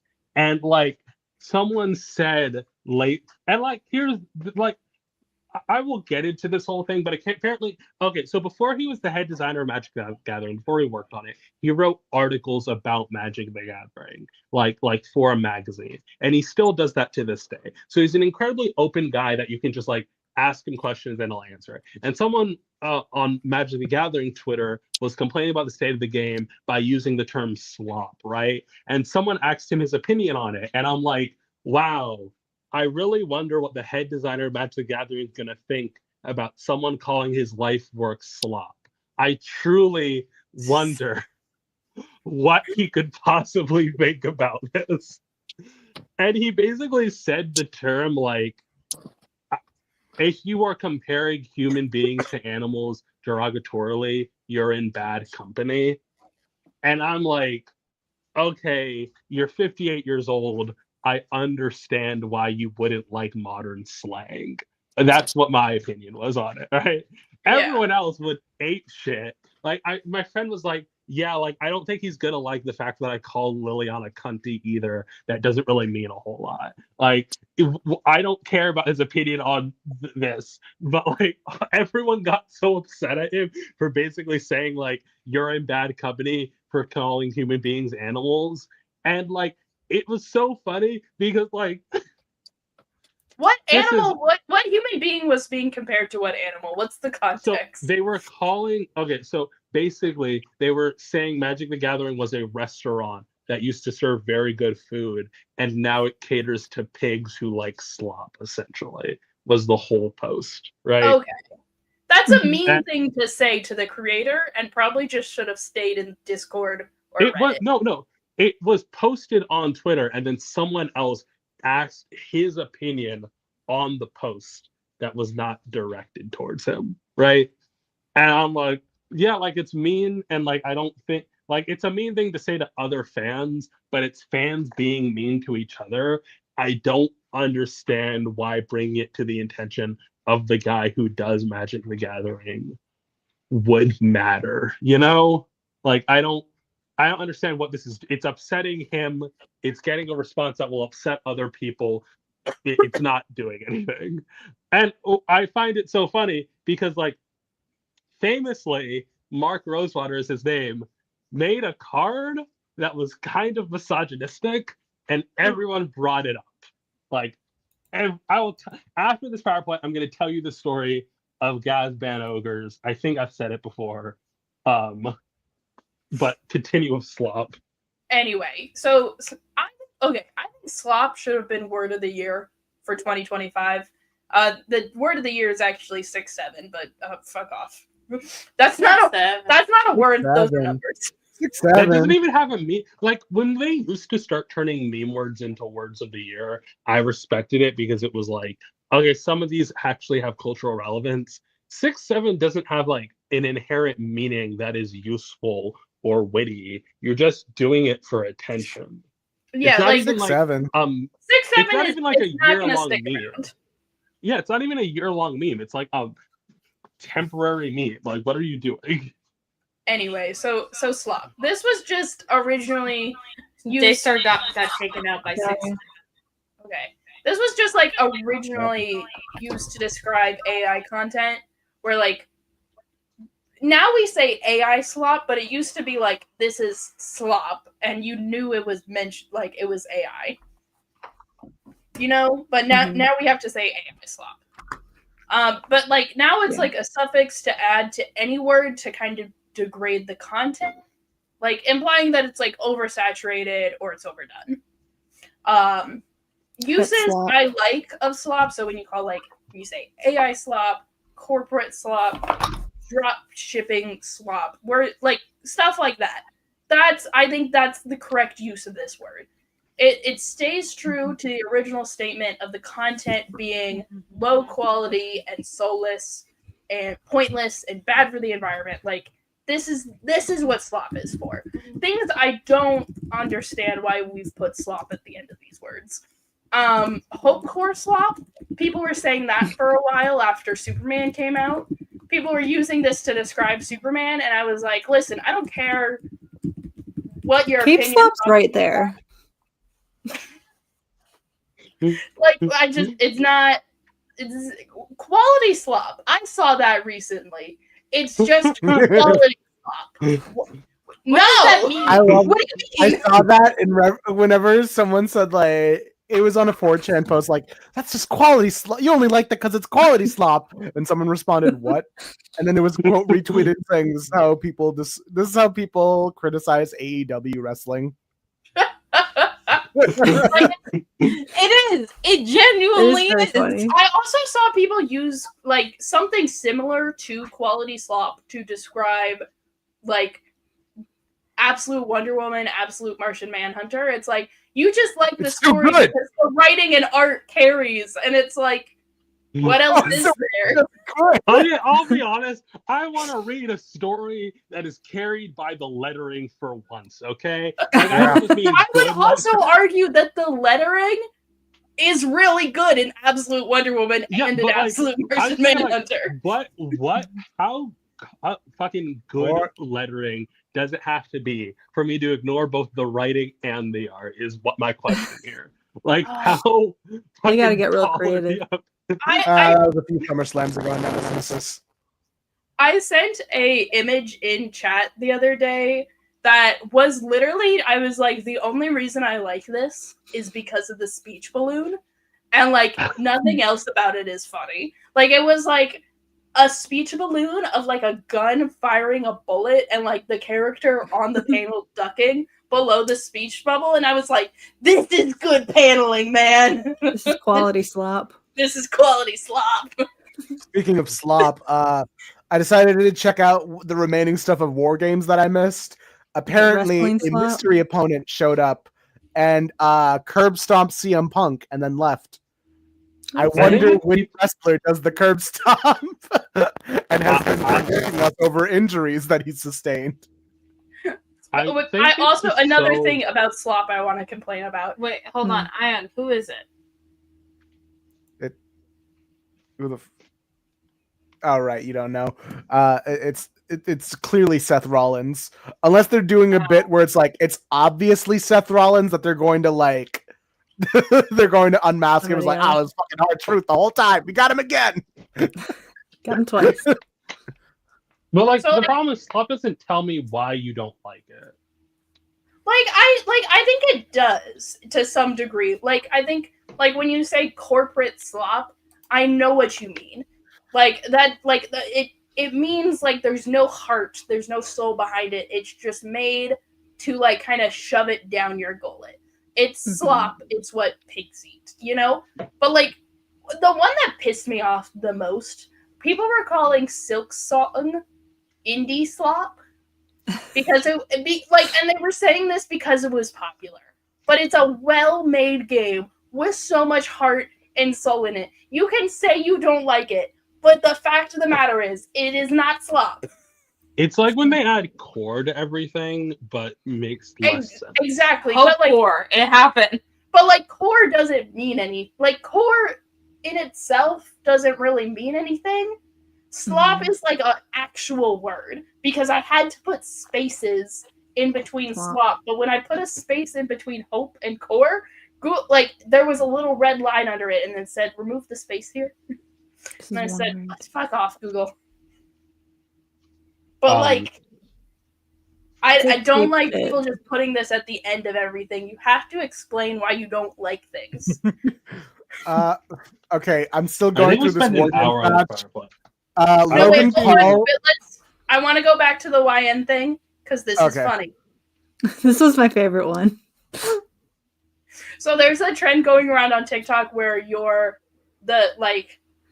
people do use POV wrong, but I don't care. Yeah. Like I thought this was going to be on the list, to be honest. Of people being the side characters in like a ex-reader alpha CEO fic, and like it's really funny because it gets at what like the overprotectiveness thing is. My only complaint about the POV thing is then people do use POV correctly and other people complain, you know? Yeah. I also like this. This is like this was what it was like before people started doing it unironically. Like this is what it was like when you were getting sold to One Direction. Yeah. She doesn't wear makeup. I would like. What does the meme say? Yeah. I'm trying to learn violin, but I'm just too small and petite. Oh, she's they're holding a bass. Hello, it's really funny. Oh, that's a bass. That's really funny. It being a bass makes it even funnier, actually. I would like to talk about Gazban Ogress. I would love to hear it. So Gazban Ogress. Pull up the hold on, I gotta get my Gazban Ogress. So I'll do visual aids here. Gazban Ogress. So Magic the Gathering has these. This is a bad story, and when I told my sister about this, she was like, "Oh, this guy should be fired." I agree. So Sisters know everything. Magic the Gathering has these things called has these things called joke sets. Okay. Okay. So the first thing you have to know is that there is this card called Gazban Ogre. Okay, let me pull it up.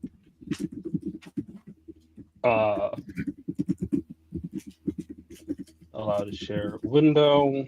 Share this window. Give me got a the lot of thing. knowledge of Discourse PowerPoint. It I was should do very more. fun. Mhm. So there's this card called Gazban Ogre. Okay, so all you need to know is that whenever, if you have more life than your opponent, they take control of the monster. Okay, so you can someone give me the screen share permissions? Actually, do it. Yes. So I got basically it was the only card in the game that when you play it, your opponent can take control of it. Okay, it swaps control over its owner based off of essentially who's winning in the game. Okay, cool. Chill. And then there was this woman who was like one of the most popular, if not the most popular woman in the Magic the Gathering scene in the 90s. She like helped run tournaments. She was a pro. She was like making money at it. Great. Okay. She dated a guy who was also in the scene. Okay. Uh-oh. And then she dated a different guy who was also in the scene. Uh-oh.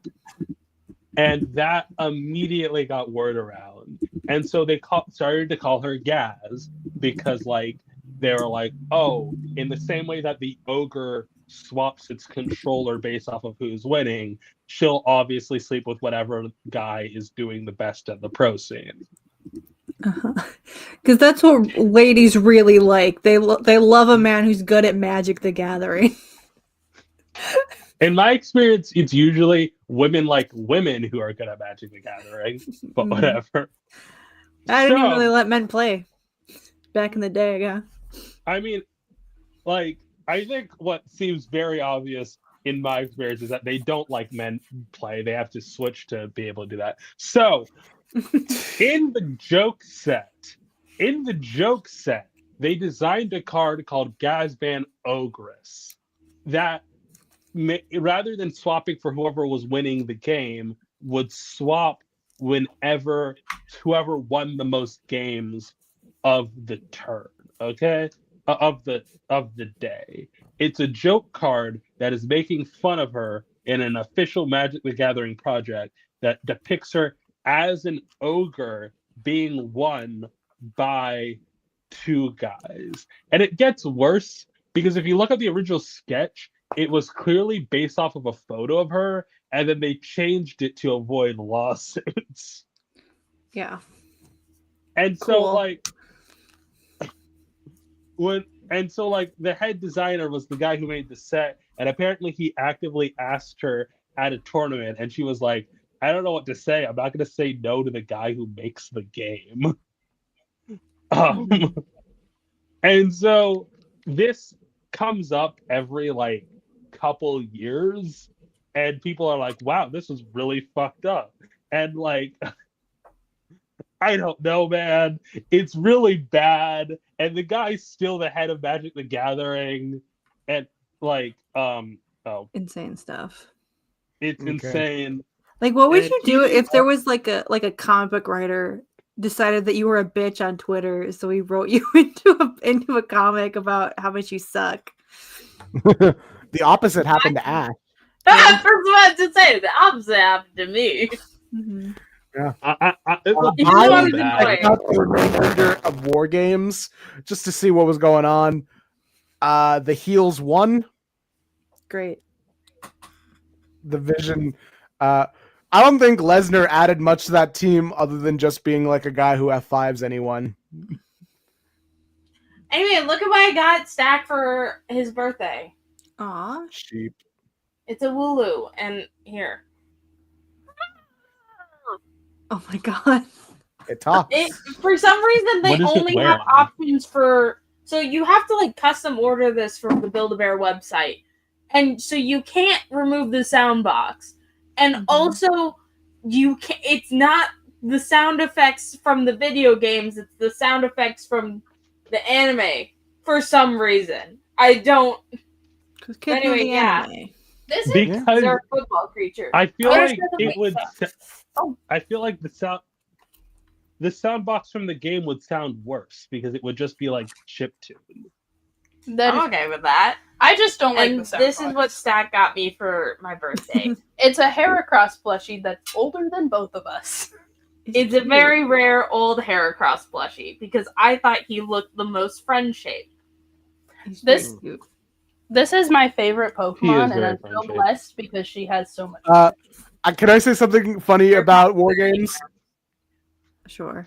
Yeah. Sure. Typically, but in past war games, you would put the contenders in these like shark cages, like these bars, and then like when it's their time, you let them go. But this year they didn't do that, and I think it may have been because Brock Lesnar was there, and too many people on Twitter would have screen capped Brock Lesnar behind bars for that to have made it to air.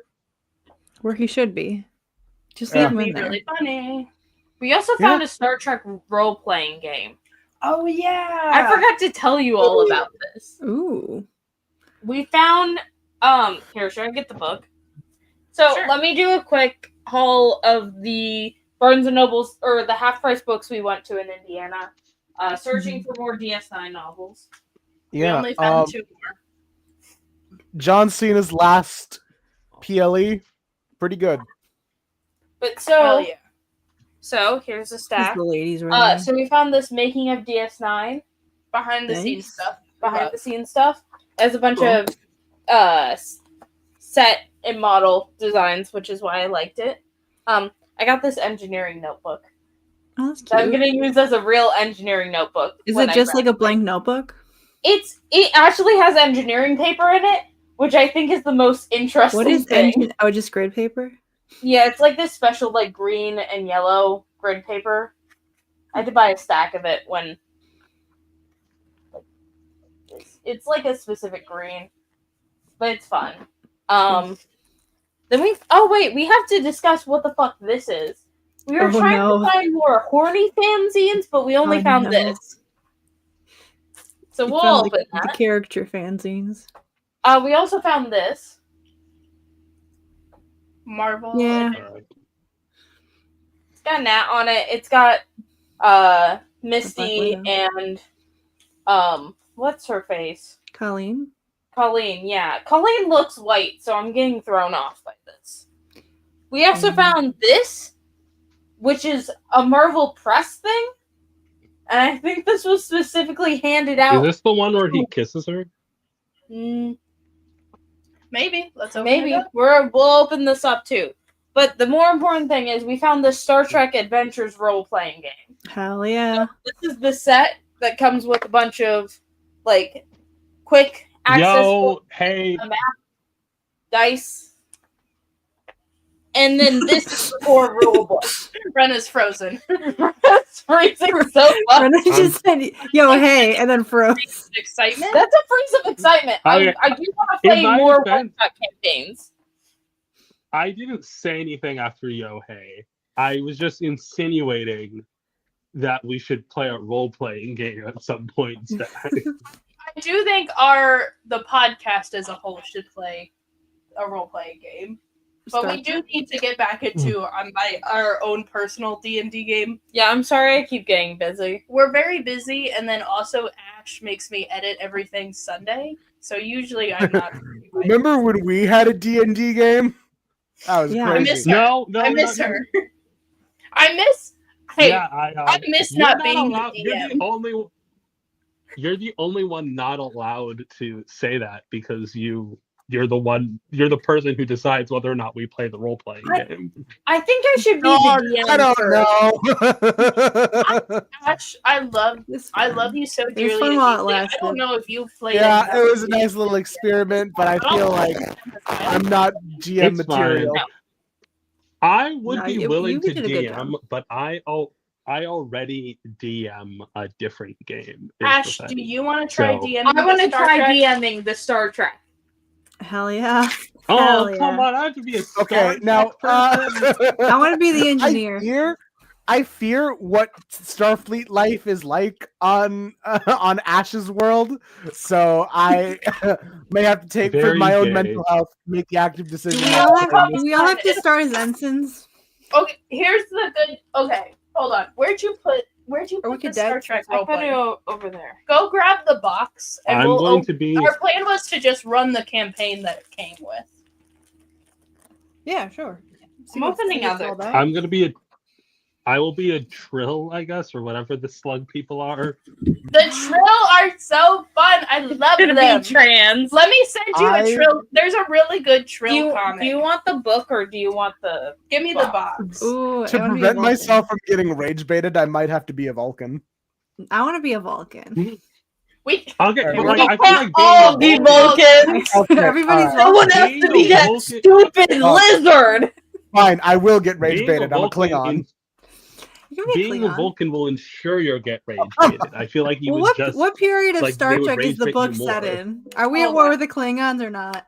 let's find out. Let me find out. We can open these. Do you instead have a of- box cutter? Yeah, I can get it. Just There's stickers. This This is is- so. I'll be a Vulcan The reason Klingon. we purchased this at a half price books, I never We're gonna buy be- games secondhand because they're always missing pieces. But this one's sealed, so I'm very excited. All the pieces should be in there still. You're gonna be a Vulcan Klingon? Is that what you said? Yeah. A Vulcan. That's gonna be interesting. Logic dictates that it would be honorable to kill you now. I think if I would play a Bajoran, that would be really fun. Bajorans are cool. Ooh, yeah, I could do a Bajoran. You're gonna be a can't Bajoran, just Vulcan, steal everyone else's- Klingon, Romulan. I'll be a Cardassian. Ion's gonna be Mary Sue. I see. Oh, yeah. That would be funny. You're just like, I'm every alien in Star Trek. I could be. So, I I could be be a a half Jew? Cardassian, half So Bajoran. checking the publishing year of this book, it is from 2017. okay, these are the. Okay, so we get little It'd be pieces. crazy if they gave us the Calvin timeline for whatever reason. Okay, so like this. Everyone on the front cover is wearing the DS9 uniform. So this will be good. We can force our real life friends to play this with us because it does come with maps and stuff. Hell yeah. So that's really fun. It does Where does mention the it have it? Cardassian Union. Is there a year on the box? What's the start somewhere? date? Let me see. Give me a start date. Okay, so it comes with pre-made character sheets. Okay. So that's fun. Oh. Human. We can make human, our own- human. This is just the starter one. This is just the starter. Okay, but I feel like we're gonna get very confused very quickly and build bad characters. Okay, we have first officer. I think the idea is we all are we're trying to make a ship. Okay. We're trying to Small ship. in addition to a character sheet, you also get a ship sheet. So we're all like forming a crew, I think is part of it. We would need to actually Yeah. read the Also, instructions. so for the year, it is the 24th century. Specifically, the default setting is the year 2371. So 2371. So- Which is star dates 48,000 to 48,999. we got in the starter box a little starter rules set. But I need the full rule book if I'm gonna fucking Do do you anything. guys have a year on the box somewhere so we know at what point in the publication of the TV show Star Trek this book was made? 2017. Okay, this is pretty new. Yeah. So it's pretty new, but it's still like no strange new worlds, no Yeah, lower decks. Pre-current Trek. Yeah, pre-Paramount buyout, I would Mhm. call it. Okay. Yeah. Okay, we do have a star date in here, but I don't really know how to transfer to like change the star date. I can actually figure it out. Hold on. Okay, star date 47515.4. Okay, hold on. Let me write that down real quick. 4 7. Wait, hold on. I'm not. I don't know. Wait, hold on. All right, say it again. 4 7 5 1 5.4. Figure out what show is around then, Ayaan. There is a Well, the thing is, if you look at TNG, or that picked it up, you look at TNG star dates, and you realize that like it keeps counting up a year, with a specific number. So hold on. Okay, so I think we could just play this. We could play this starter campaign as a one shot, just so we can all learn the rules. And then maybe we could do like another adventure with like an original campaign. Can you be different kinds of aliens? You can. Because, so I'm looking at the character sheet. It gives you, so you have a name, species, environment, assignment, traits, rank, and upbringing. This is in between. This is in the middle of DS9 season 2. Love. So that's why it says the Cardassian Union. Okay, but also, on the map of the Alpha Quadrant. Probably, but one of the starting character sheets you have, the first officer is a Bajoran. Like they're in the Federation. And then you have a human, you have a Trill, an Andorian, a Vulcan, and then your ship is Galaxy class. Because the episode, season 2, episode 12 episode, The Alternate, that is stardate 47391.7. And then in season 2, episode 14, the stardate is 47581.2. So it's in between those episodes. Okay. But also you could make it whenever, I think. Oh, hey. Okay. I have something about the Obsidian Order in here. I was just curious when the game was made, but it does also it mentions the Maquis.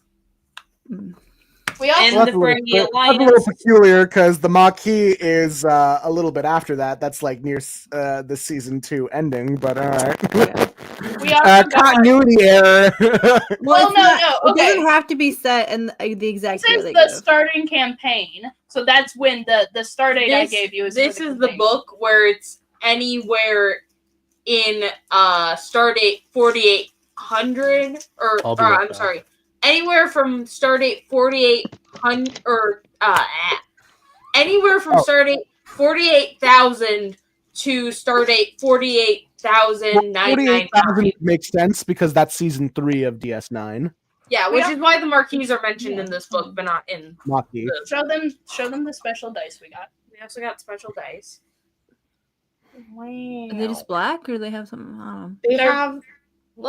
They have 1 star, 2 cute. star, and the command, or the badge, the badgie.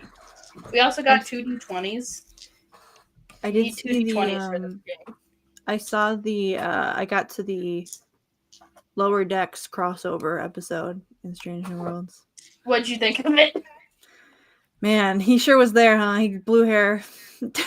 Purple hair. Mr. Blue hair. Purple hair and pronouns. It was over blue here. in the show. They made his They hair fucked up the blue. dye. Hold on. I'm pretty sure it's purple. I watched the show and his hair was blue. I don't know what to tell you. You've got a weird view of colors. Blue. It was blue. Hold on. We'll pull it up and let everyone decide. All right.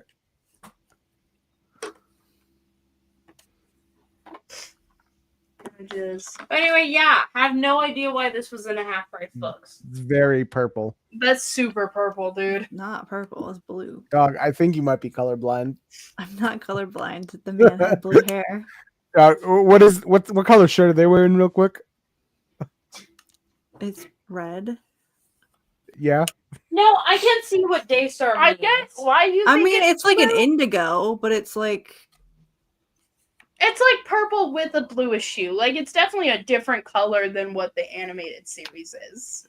it They was. do not ever. They never explain why Boimler's hair is purple.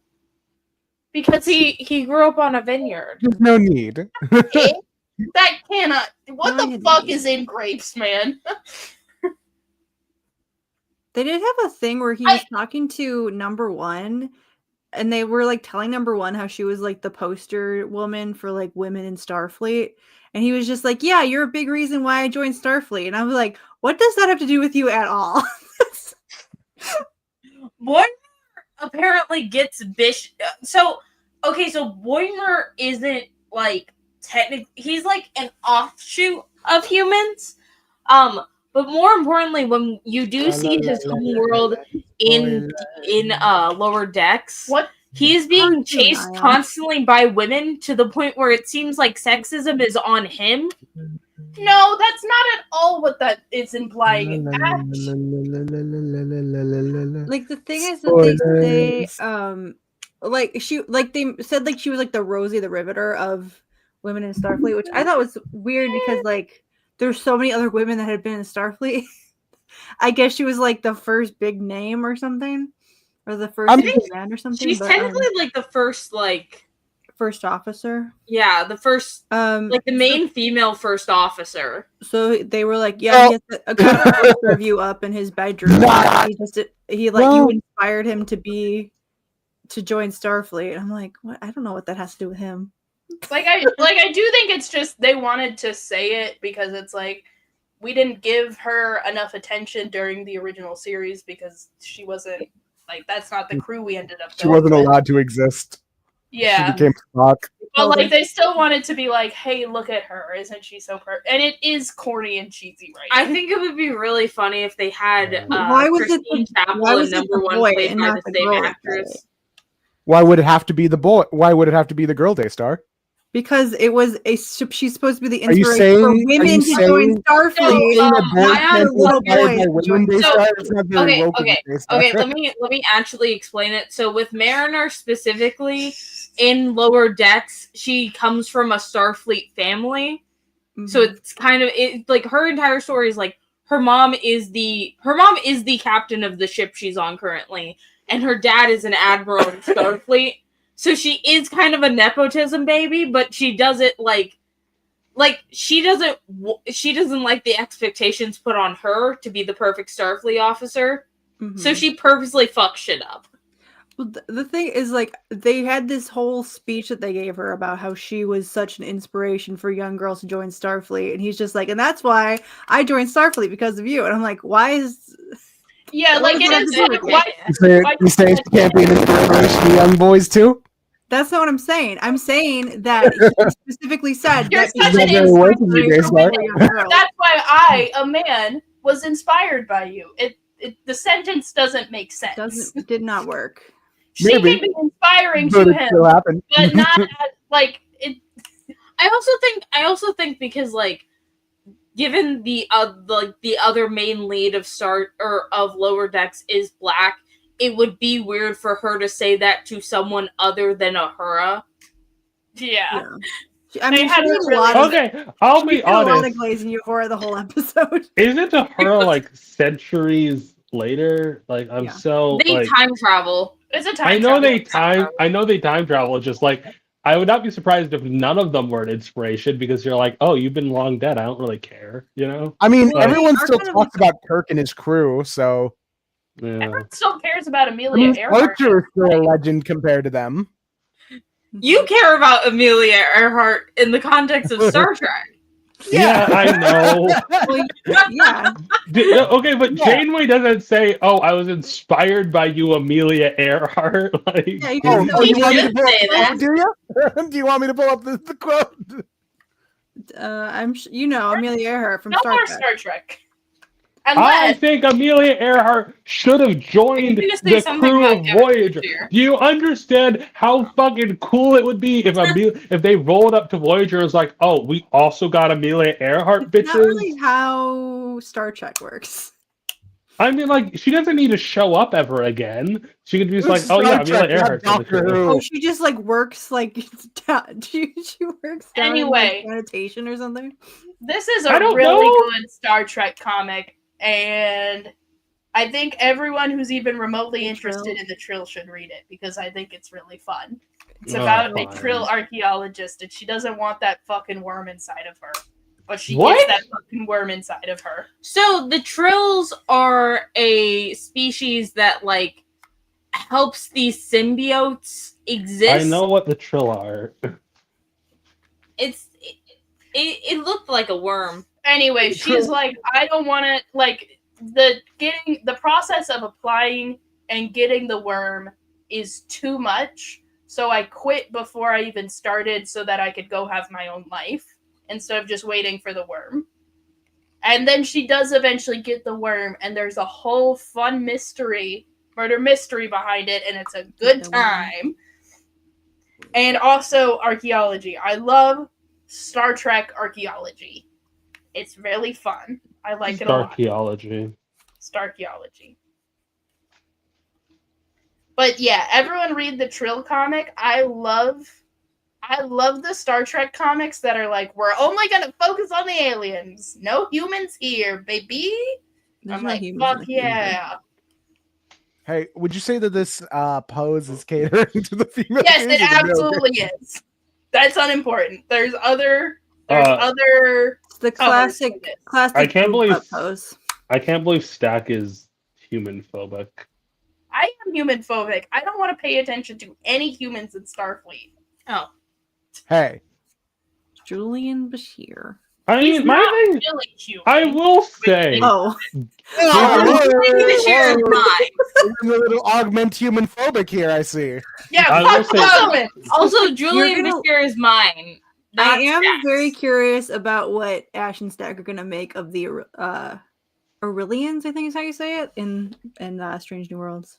I will say, given the fact that that like their aliens are really just like funny makeup, there is no reason why they have to have humans on board. You know, That's what like- I'm saying. like with something like Star Wars, it's like, okay, you kind of have to do a little bit of work to not have humans on board, but with like fucking Star Trek, it's just like, no, like Well, just it's give still everyone a little head crust. It's too much money in it's the same thing with prosthetics. Doctor Who. It's the same thing with Doctor. Well, yeah, it's the budget for prosthetics, but Doctor when it Who is comes to even Doctor stupider Who, because why they aliens. would always go to Earth and pick up a contemporary companion is because you need the audience surrogate. You need. You someone- don't. Also, and- I don't think humans Yes, are you audience do. That's how surrogates. you get that audience. That's how you get audience engagement. Hold on. But I also don't think that humans are. Time out for How a do we minute. shift gears to different discourse? I need I- us to time out for a second. I need Ayaan and Rena to fix their audio. I need Ayaan specifically to fix the audio What did because I there are do? huge crackles and it's bad. It's unintelligible. I don't think that your humans are audience surrogates inherently in Star Trek because they're all from the future and they all grow up in Starfleet. And like, sure, like Cisco is the audience surrogate specifically for Bajor, but he's like incredibly intelligible about all the alien species. Like maybe Jake's the audience surrogate, but I hate child audience. Like Kirk isn't an It's audience really surrogate. Julian.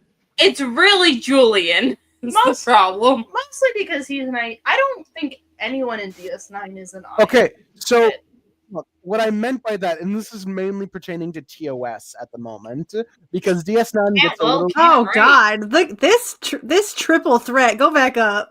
I'm sorry, Yeah, Elliot yeah, and yeah. Cantwell. This is Let's the say Rogues look, Gallery. because What's Group crazy? Esther is What is Heather crazy? Santos, What and is I like crazy about her. this is that these comics are actually pretty decent. Like, it is I mean- existence. It's the thing, so maybe they're better. You The I know? mean, bane like, of my yeah, existence. I like the hive mind. mind. I like good the at Star Hive Trek Mind's comics. run on Joyride. I enjoyed Joyride, and they wrote that for Boom. You know, so I that feel was like nice. there is. Did they just not do Guys, anybody? Like, spoilers. This is about- Stack, stop reading that you got spoilers for season 7 coming up. that I doesn't. don't What were you care. saying? It's We already Star got Trek, spoiled Ayaan. for the important stuff that we care I about. wanna read you about guys the Klingons. infuriate me with this. Stop. You can't be spoiled for Star Trek. It's Star I'm Trek. always so uppity about Spoilers for a Spoilers. TV show that came out 30 years ago. What were you saying, Daystar, about the is that Julian? Hold the on, Hive look at Mind? his twink. Look at his Is that What Twink was I getting saying? shot? Look at his slutty little pose. Is this for the male gaze? I don't know what I was saying. This Male is, and female gaze stack, real quick. he's getting double teamed. He's getting double shots. He's getting Oh, back wait, shots. there's gonna be pictures. Nope, it's Julian. Come. Come. It might just be the cover. Physician's personal log. Stardate 48557.3.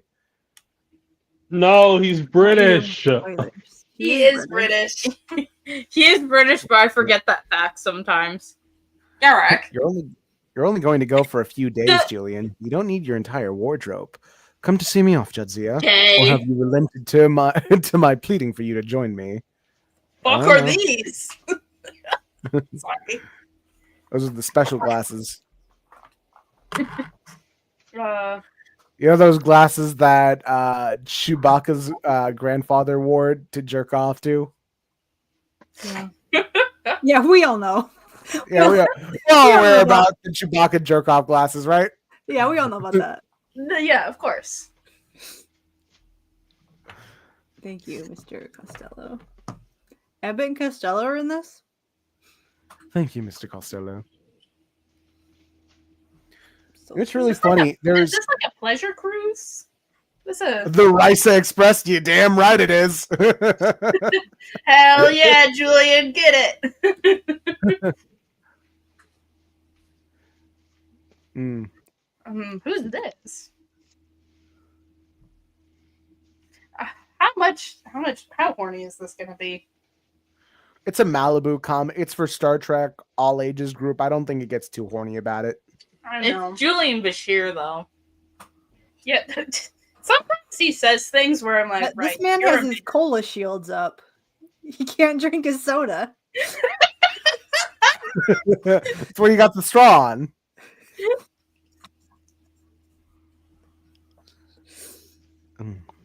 One Samarian sunset, please. Can I get that for you? Is this Dabo girl? Oh no! Oh no, No. this is just how they drink. That's just how the drink is made. It was, So, okay, so he's like, it was I a just, joke, he's like, let me buy you a drink, and she's like, no, and he's like, no, I was gambling. Please, let me buy you a drink, and she's like, fine.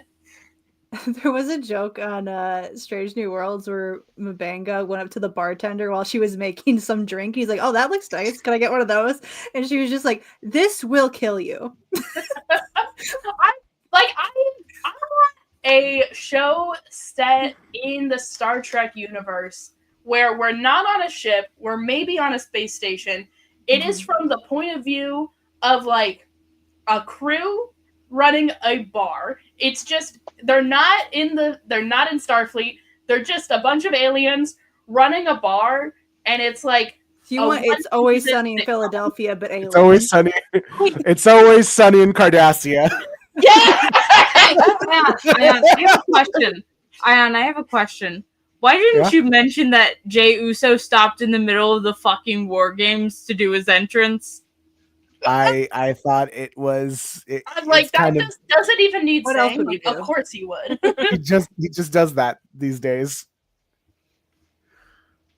There was a funny bit. Logan Paul came in with the brass knuckles, and then Roman Reigns speared him, and then Roman Reigns picked up his brass knuckles and then souped up his Superman punch and just started punching everyone in sight. with the brass knuckles. It was good. Roman Reigns also they've geared him up as the only guy who could feasibly take on Brock Lesnar at the moment. I mean, that would require him to be there. It's Yeah, a match against two people who are two part-timers. I think they're setting that up. It's like the two guys that are barely here. This is something that Stack also got me. The for my one that birthday. people want It's to be here actually, less, and the one that people want to be here Aw. more. It's Yeah. a cowboy. She's a cowboy. She's a part of that, like, so Pop Mart has more than Labubu's. They have other little figure series, and I really like the Peach Riot girls because they're just like cute little figures. Yeah, I have been getting a little more into Roman Reigns lately. My God. Sentences that no one has said ever. Get out of that, man. All right.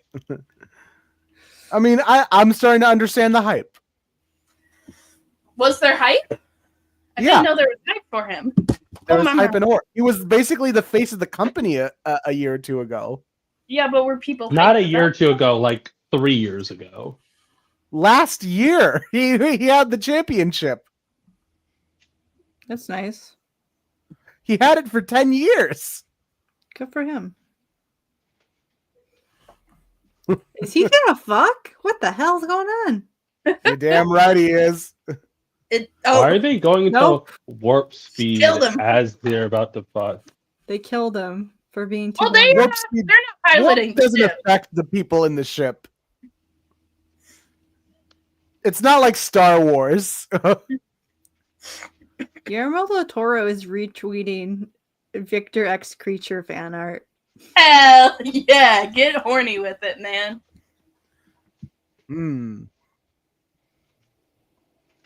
I'm still 5 chapters in. Well, have you seen the movie? No, I'm decided to read the book You're first. aware of the cultural concept of Frankenstein, though. What do you think about Victor and the monster boning? Thoughts?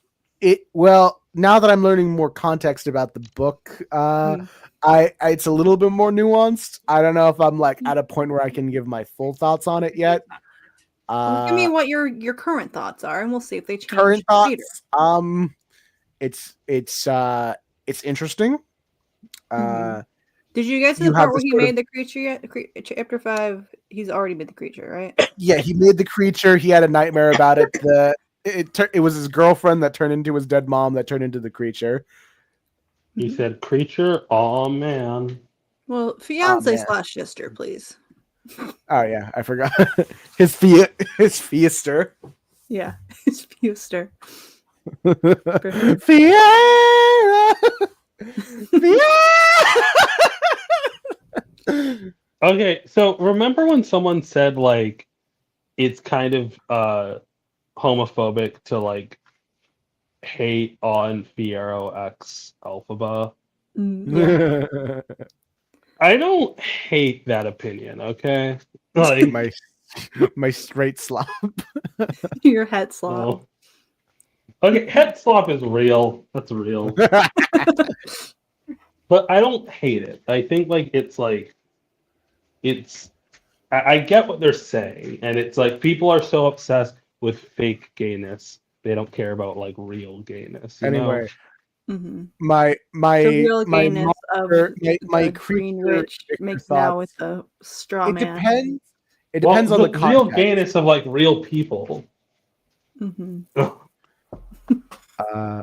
It truly depends on the context, like what you're basing it off. If it's like 40s Victor X creature, it's a little bit like I don't know if this is kind of dubious about how you have someone of like a lower mental functioning into a situation like that, and it's just like there's some questions to be raised here. But if you have the more book accurate like functioning, able to consent monster, we're working with something here.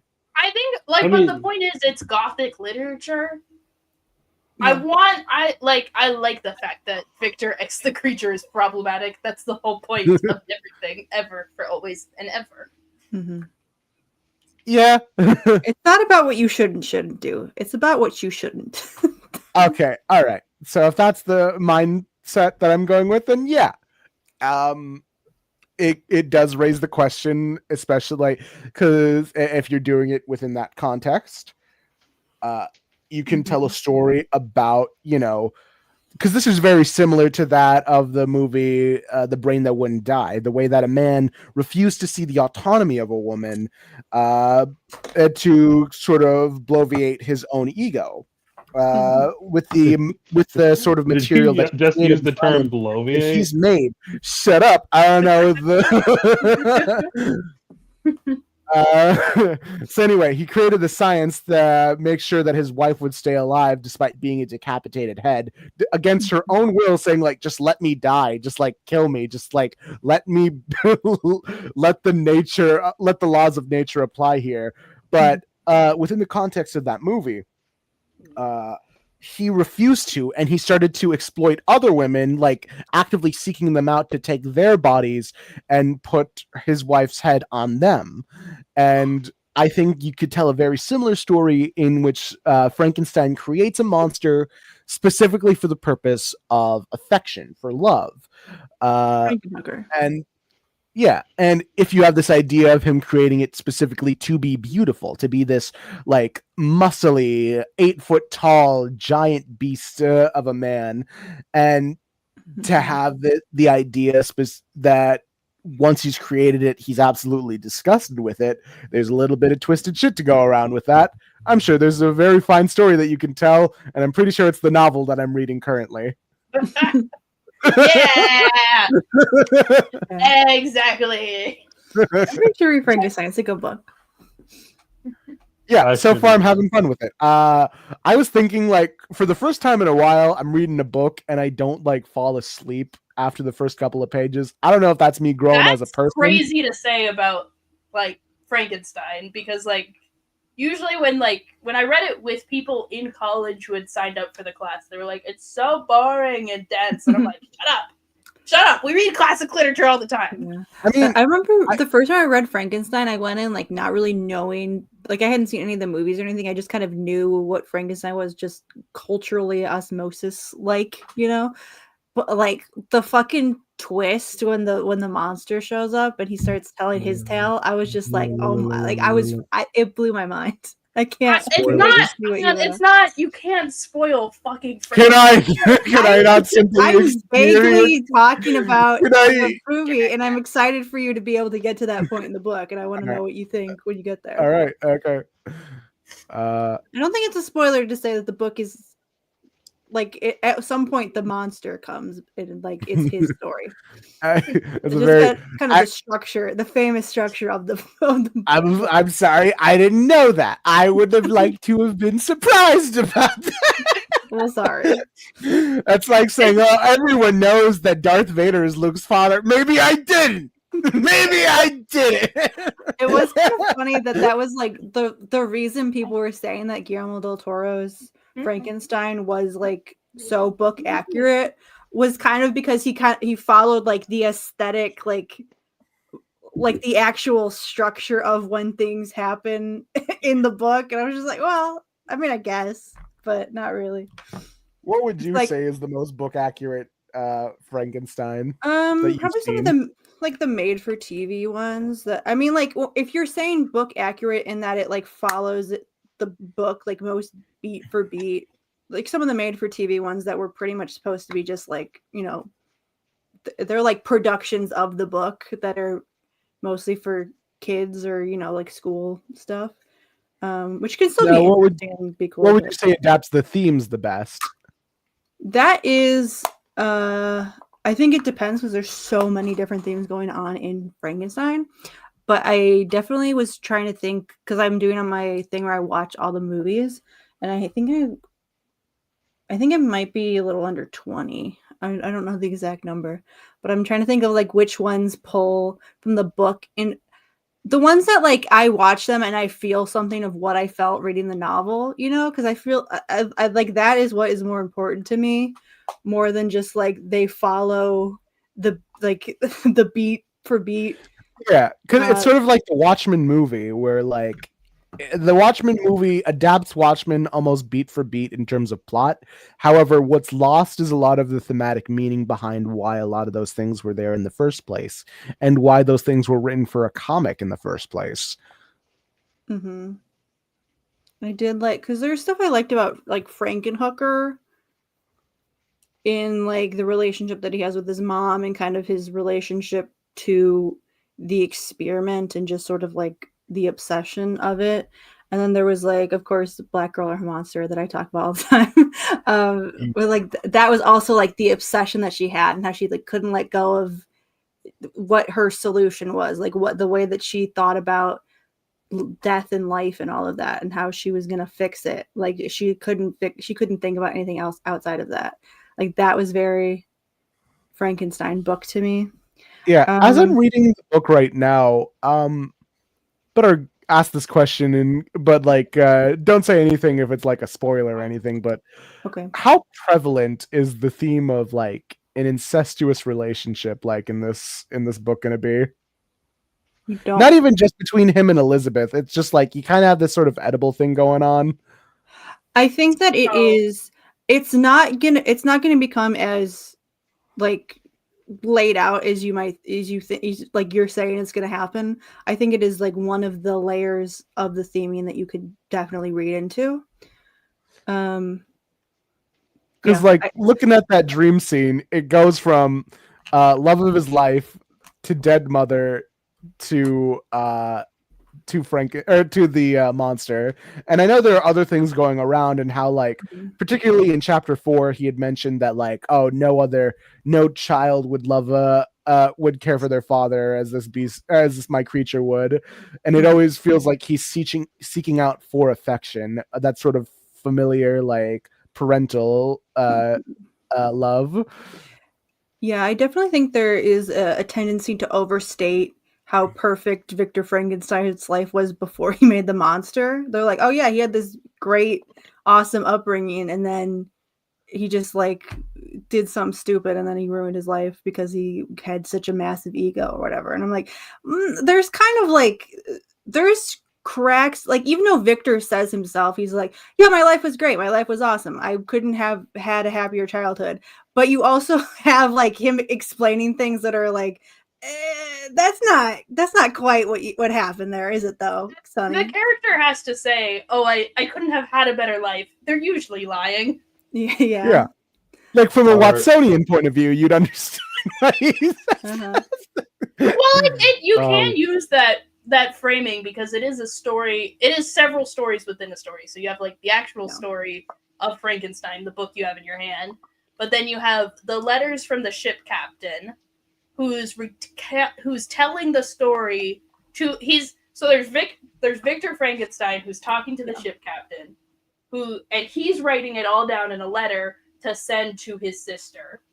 Mm-hmm. And so like, and then within that, there's also how Victor tells the story that the creature tells him. So Frankenstein's a fucking onion, man. Yeah. I like it when he like says it's alive. You know, yeah, he definitely said that. Oh, cool. Yeah, he said that. He said it like 20 times. Still waiting on that. The monster's alive, and I'm still waiting for him to say the line. He's gonna say, yeah, don't worry about it. He'll get there. All right. It's the last line. Or when he says, this really is the modern Prometheus. Yeah, he says that. It's really cool that my edition actually has a lot of background information after the book is like done. It has the Frankenstein story itself, and then it gives you like a biography on Mary Shelley, just some articles about cloning, that one with the sheep. There's also just the story of Prometheus itself explained and how it's connected to Frankenstein. And it gives you a lot of these literary like references for you if you just need some help when it comes to like I was doing a read through, or I was doing like a side by side of the 31 edition and the 1818 edition, because it's kind of crazy. I can't think of another example where somebody re-released a book that was like heavily edited like that. George Lucas. Yeah, but that's a movie. That's not a book. It's a book. It was also like 100 years later, right? Like, yeah. Well, I mean, 25. No. Wait, when was because Star Wars was re-released in like the 90s. The special editions were for the 25th anniversary. Yeah, I meant 100 years Special after editions came out in the Frankenstein. 90s, I believe. Late 90s, Yeah. in preparation for the Phantom Menace. Yeah, so wouldn't that be like 100 years after the Frankenstein re-release happened? Yeah. Or am I? on my- Yeah, I guess. But I also don't think that George Lucas re-released Star Wars because Mary Shelley re-released Frankenstein. I don't think Mary that Shelley was did it. I mean, like, Mary Shelley did it. Why can't I? In a roundabout way, yeah, because without Frankenstein, Star Wars wouldn't exist either. Like, Well, I can't. I mean- what's another time where? Like, I can't think of another time that where an author has been like, "I'm gonna re-release the book kind of different, like a little bit different." I mean, Blade Runner. there's a couple. There's not a book. There's a couple things that I know that gets re-released in different. I know. I think Clockwork Orange was re-released in different ways. Yeah, Um, I was thinking. The book, I was or thinking the like they're different memoirs, but like when those Be- get re-released and passages get cut, those are mostly by publishers and not the author. Like So, I know there are several passages that were omitted from the Diary of Anne Frank. like, I don't know if it was just. So there's like I know in Clockwork Orange the book, and this is from what I've learned. I haven't read the book itself. There's like a final chapter where he's just like fully normal and has a family, and that was not adapted in the movie because the version of the book that Kubrick read didn't have that chapter. Which I find very funny. Where like the moral of the story was actually he was fine. He turned out fine in the end. He was all right.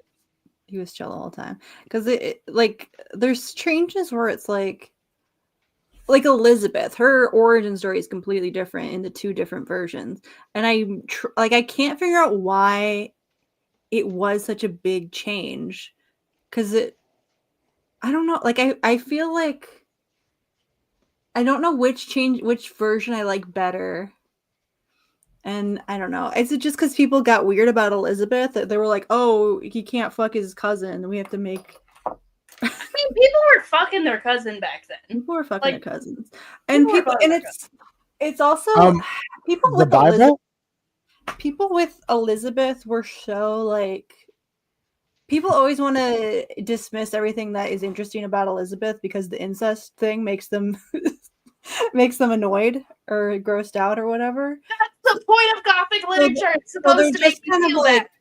So people are just like, oh, Elizabeth just exists to like do nothing and then die. Like that's all Elizabeth is. And I'm like, there's more going on with Elizabeth. And then people all like whenever Elizabeth is in stuff, they tend to rewrite her to just be like the girl that like wants to come marry Victor at some point and not like the sister that he grew up with, you know? Like they tend to not include that part, and I'm like, that's a pretty important element, I think. But Yeah, like I do think it is important that she is like a sister to him. mm-hmm. Like I like the weird fucked upness of it all is the point. Like I know I keep saying that kind of tritely, but like it is like a very raw expression of Mary Shelley's grief, but also her own kind of like weird feelings about the society she lives in. Spoilers. It's not for Mary spoilers. Shelley's life.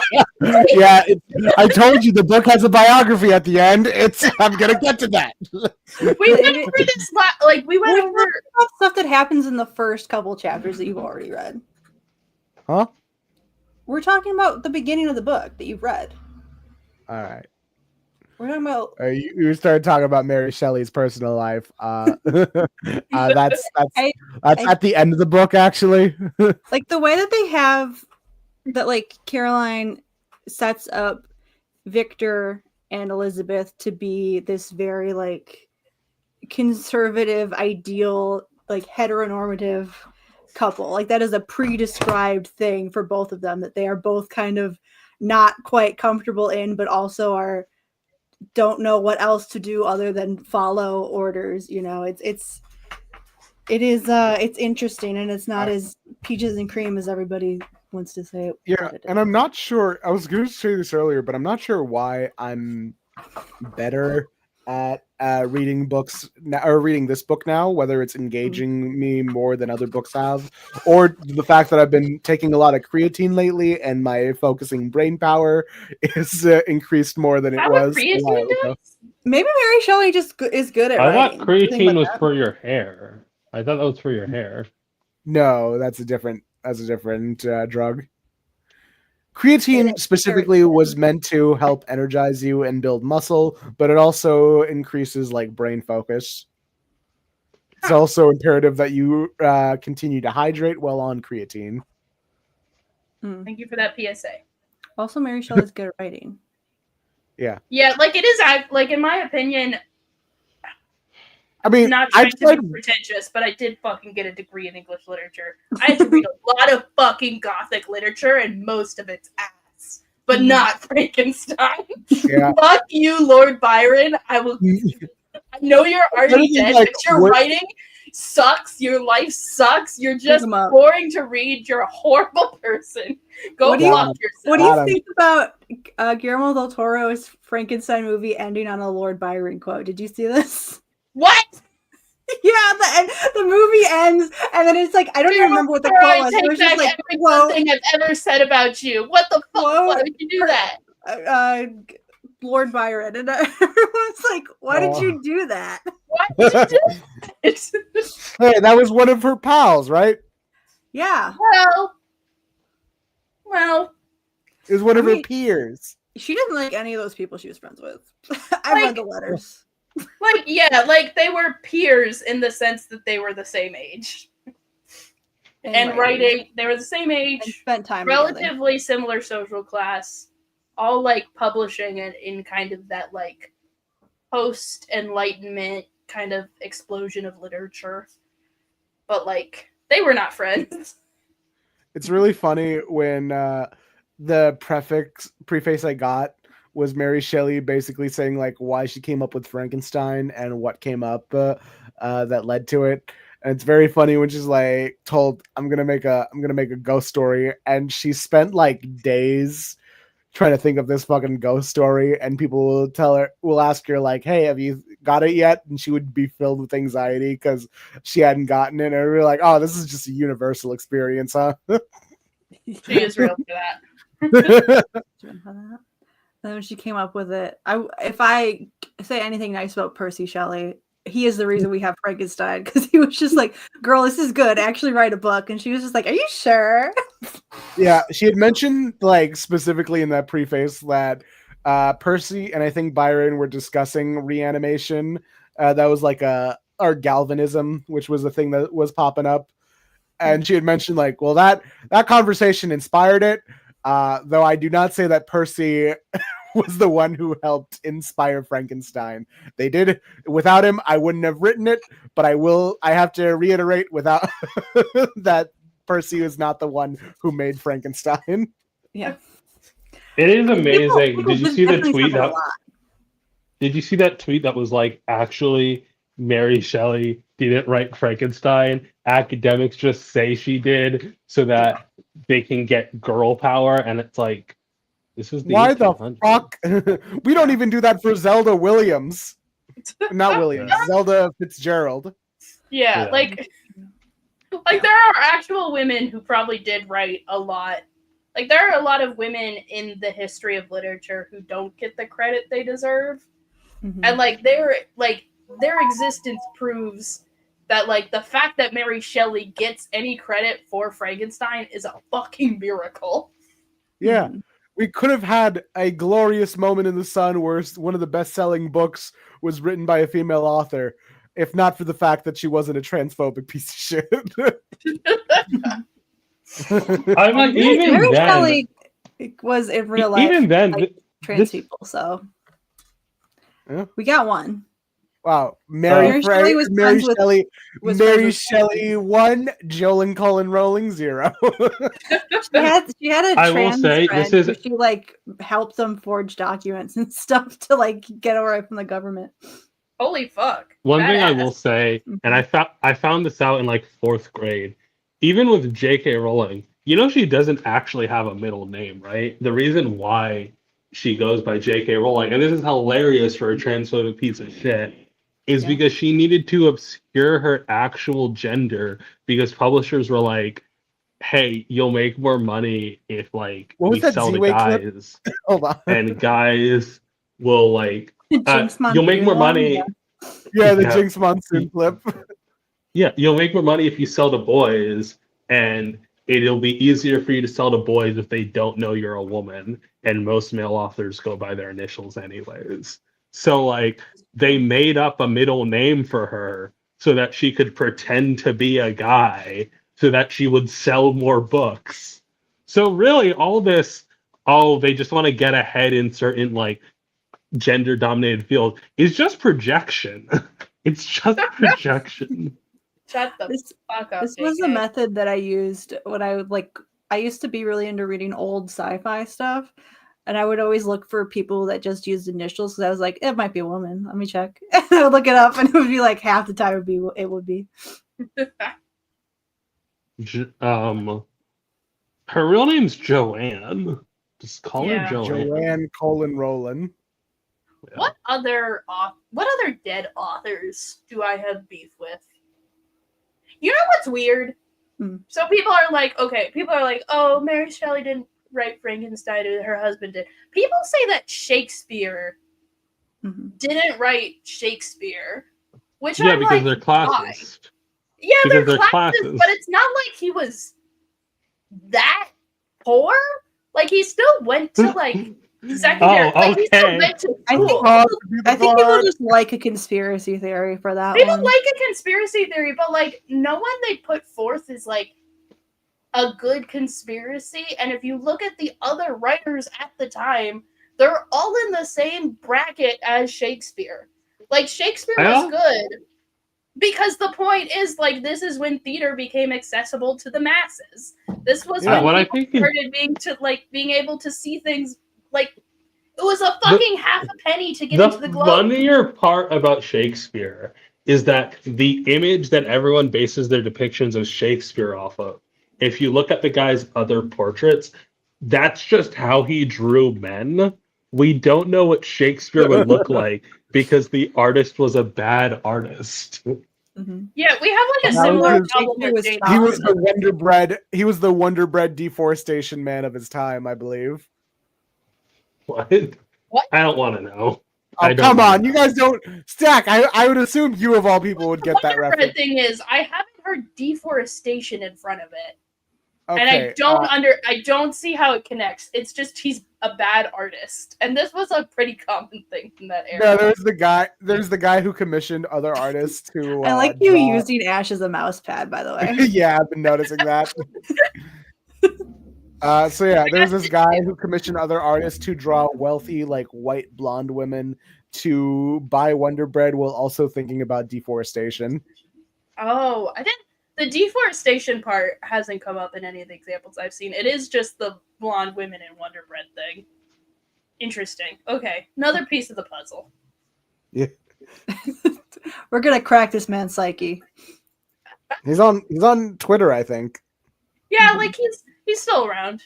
There's like those people who are involved in like internet scandals, but like do it fairly anonymously that like they just still are on the internet. Like it happened early enough in the internet that they're still around. Do you guys know about the? Is still on Tumblr, which is crazy. Do you guys know about the half a button press thing? What? You have a button? The half a button. So there's a in the same way there's like a speed running community for Super Mario 64. There is a like a minimal button press community for Mario 64 where you try and complete the game in as few button presses as possible. And the terminology of half button press is like when you don't need to press the button, but you do need to hold the button down, essentially, to see like how few button presses you have to. And there was an argument between someone who was like, you can't have half a fucking button press get named like Yoshi something or other, and someone else being like, "Of course you can because you're not actually pressing the button; you're just holding it down. It's just the way we do the terminology for the thing." And then this whole argument, and it's immortalized because there's this hilarious response video that is explaining how to do an entire level in half a button press, and um. And the guy who like is known for like the other dude is still on YouTube. Like he still does it, and he's like, "Yeah, I really hate when people bring up that video because that beef was like so old, but like That's it just really happens." funny. The reason why the video is famous is because it creates so much jargon, like parallel. It's just like a random video of a niche internet sub community that has so much of its own jargon on like parallel universes where you can send Mario to parallel universes. I think I watched like another video that was like tangentially related to this. Like when YouTube video essayists are like, "Let me explain Mario to you," but actually I'm just getting like really existential with the framework of Mario, and it's like, okay, and you don't actually learn anything about Mario. But I think I have heard of this. I think video essays are kind of hard to retain information about because like you just put them on, you know. Like I'm trying to watch the new Defunctland one, and I was distracted. Defunctland's got a new one, by the way. It's got a banger line.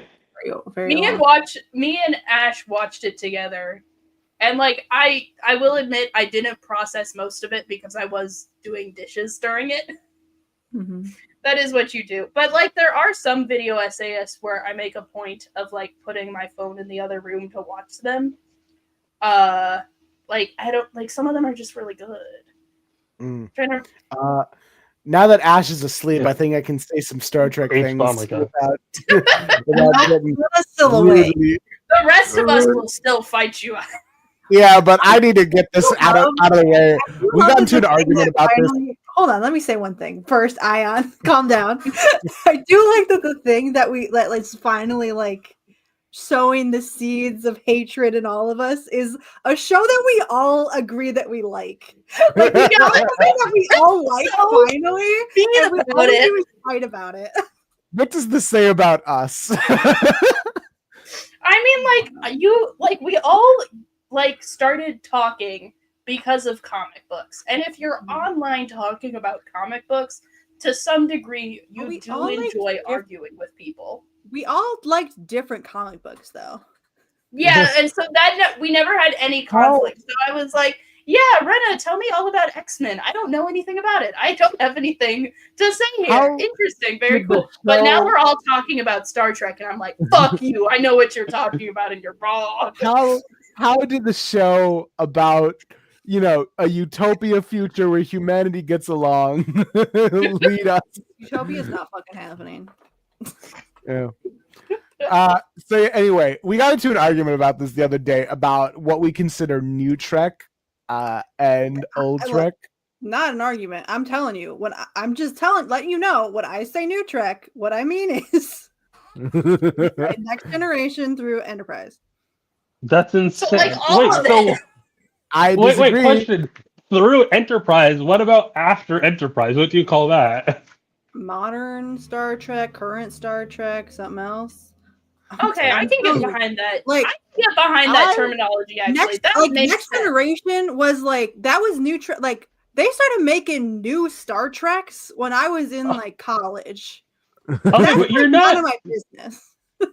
You're not that old though. Like new Trek meant Next Generation, like that era of the 90s collection of Star Trek. Well, this is the new Trek of this era. 80s and went into the 2000s. I'm going to lose my mind. I know you.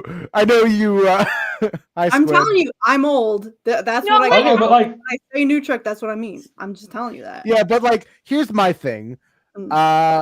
And not necessarily that I consider all of old Trek to be 1966 to 2005, but I consider it. You've got a TOS era, which is just TOS and also the animated series.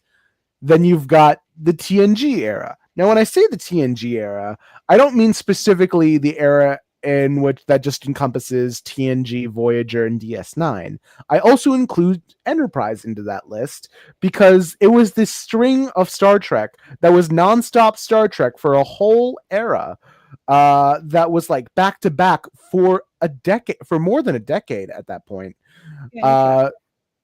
So it's a very specific TNG era to me, and Ash kind of got up my ass on this and said like Enterprise doesn't count as the TNG era, and I disagree. Enterprise still made by the same people who did. Enterprise doesn't fit in with the rest of them, but I also don't think it deserves to have its own category. Yeah, Enterprise is like it does fit in to like it happened after Voyager, but it also like TNG, Deep Space Nine, and Voyager all feel like the same thing because they all had crossover episodes. Because we know that these characters. Well, you're never gonna guess this about the final episode about Enterprise. That is that is a good point. Spoiler. But like Enterprise feels different. Facts about the final episode of Star Trek Enterprise. Spoilers, we haven't gone that far yet. Hey, spoilers, yeah.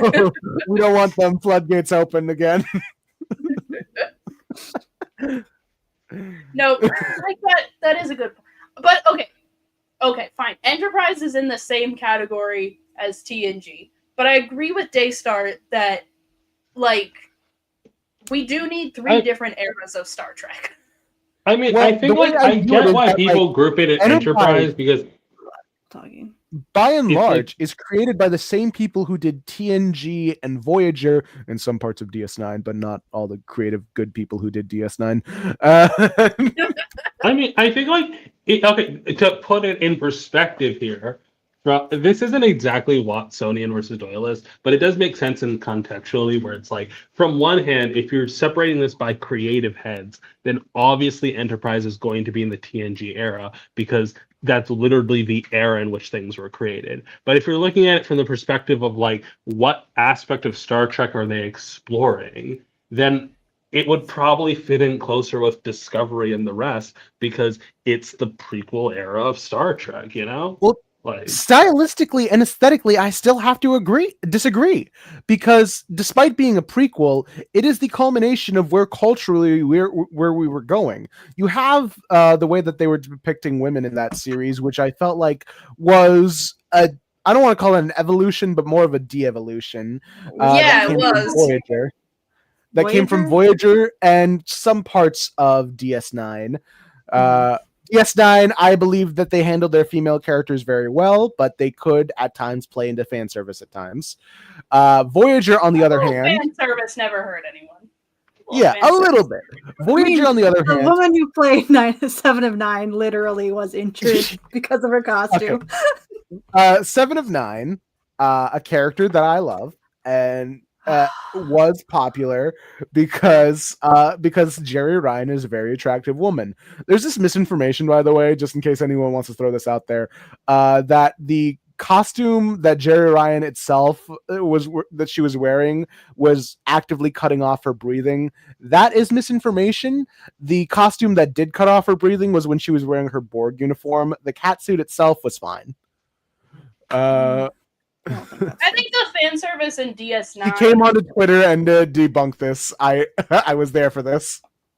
I think the fan service in DS9 is fine, but I definitely do think as we move forward, it got hornier, and I think that's not it's getting hornier because we're allowing. Did it get hornier, or is DS9 just good? Because TNG is also horny. Like, it's literally, like, people are like, oh, it's better when in DS9. It's like, okay, so it's bad in TOS, it's bad in TNG, it's bad in Voyager. Are we sure? No, I will not take this. TOS is not, their costuming is not, sexualizing for the point of sexualizing. They're wearing miniskirts. Because that is the popular fashion of the time. That is a symbol of liberation among women. It's not sexualizing for the main cast. Now, do we say Okay. that it's catering to the male But gaze for or the the- female gaze? The TOS Shut era? up. For when you look at the female alien of the week for TOS, it is often very titillating. Okay. As much as Okay. it could be. Think about the Orions stack. So what I'm Think about- saying, what I was getting at is the Most of the progression. Orions- What I was getting at is the progression of how female characters are treated and are depicted in these shows.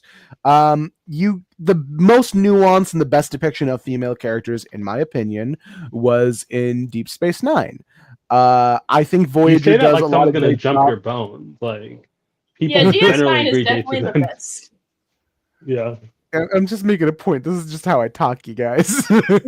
Yeah, like in my Problem opinion, isn't it's like you don't when even Ayaan talk says about something I disagree with. The problem is when I say something and then Ayaan repeats what I just said as if I was wrong. I don't like how you guys word things sometimes. I'm very hyper specific. Mhm.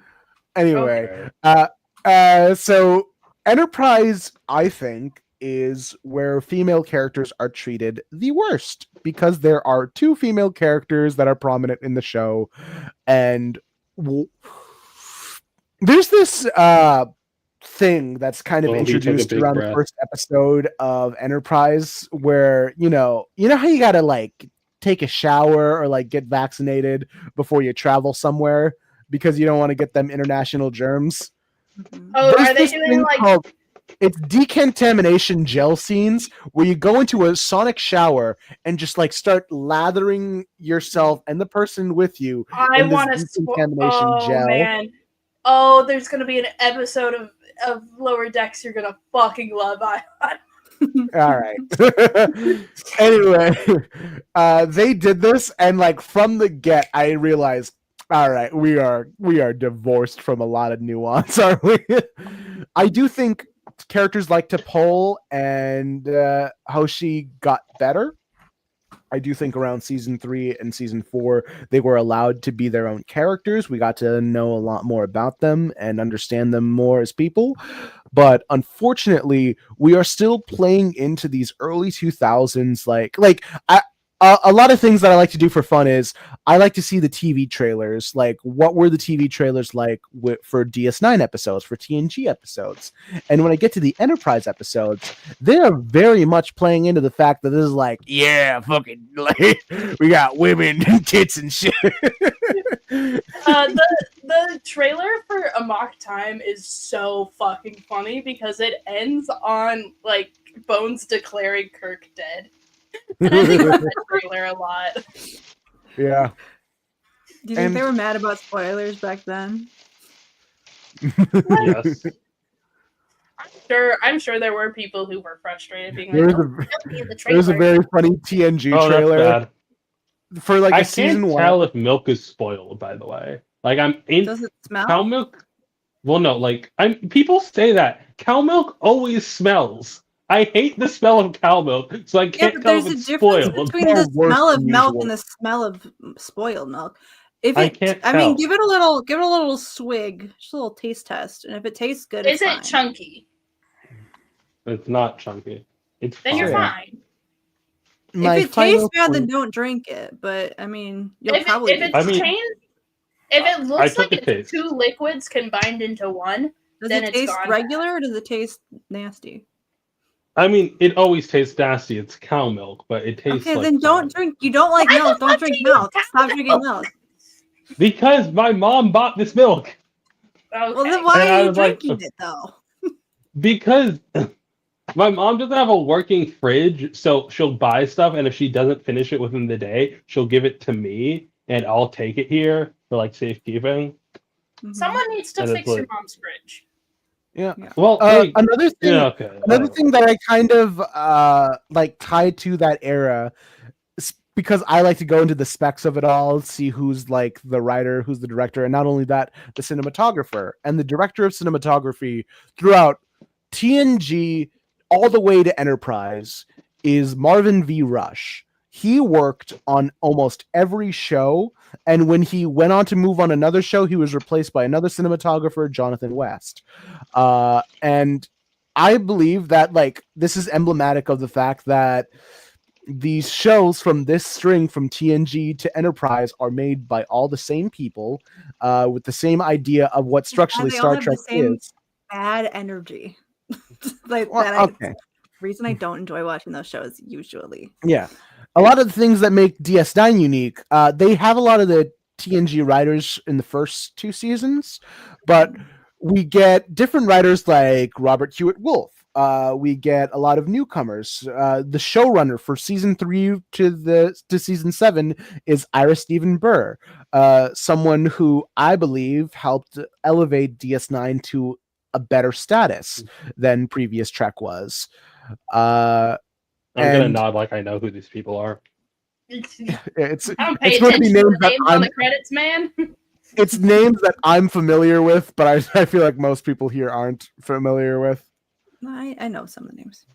Yeah, Ira I've Stephen watched Burr. I think he really did help push DS9. I think it's also helped with the fact that you've got Ronald D. Moore as a great writer, and all these other people. And you look at the writing team on Voyager, which is where a lot of the main TNG people went, and you see that like Voyager, for a good lot of its run, is just like we're just kind of TNG, but with like a different framing device.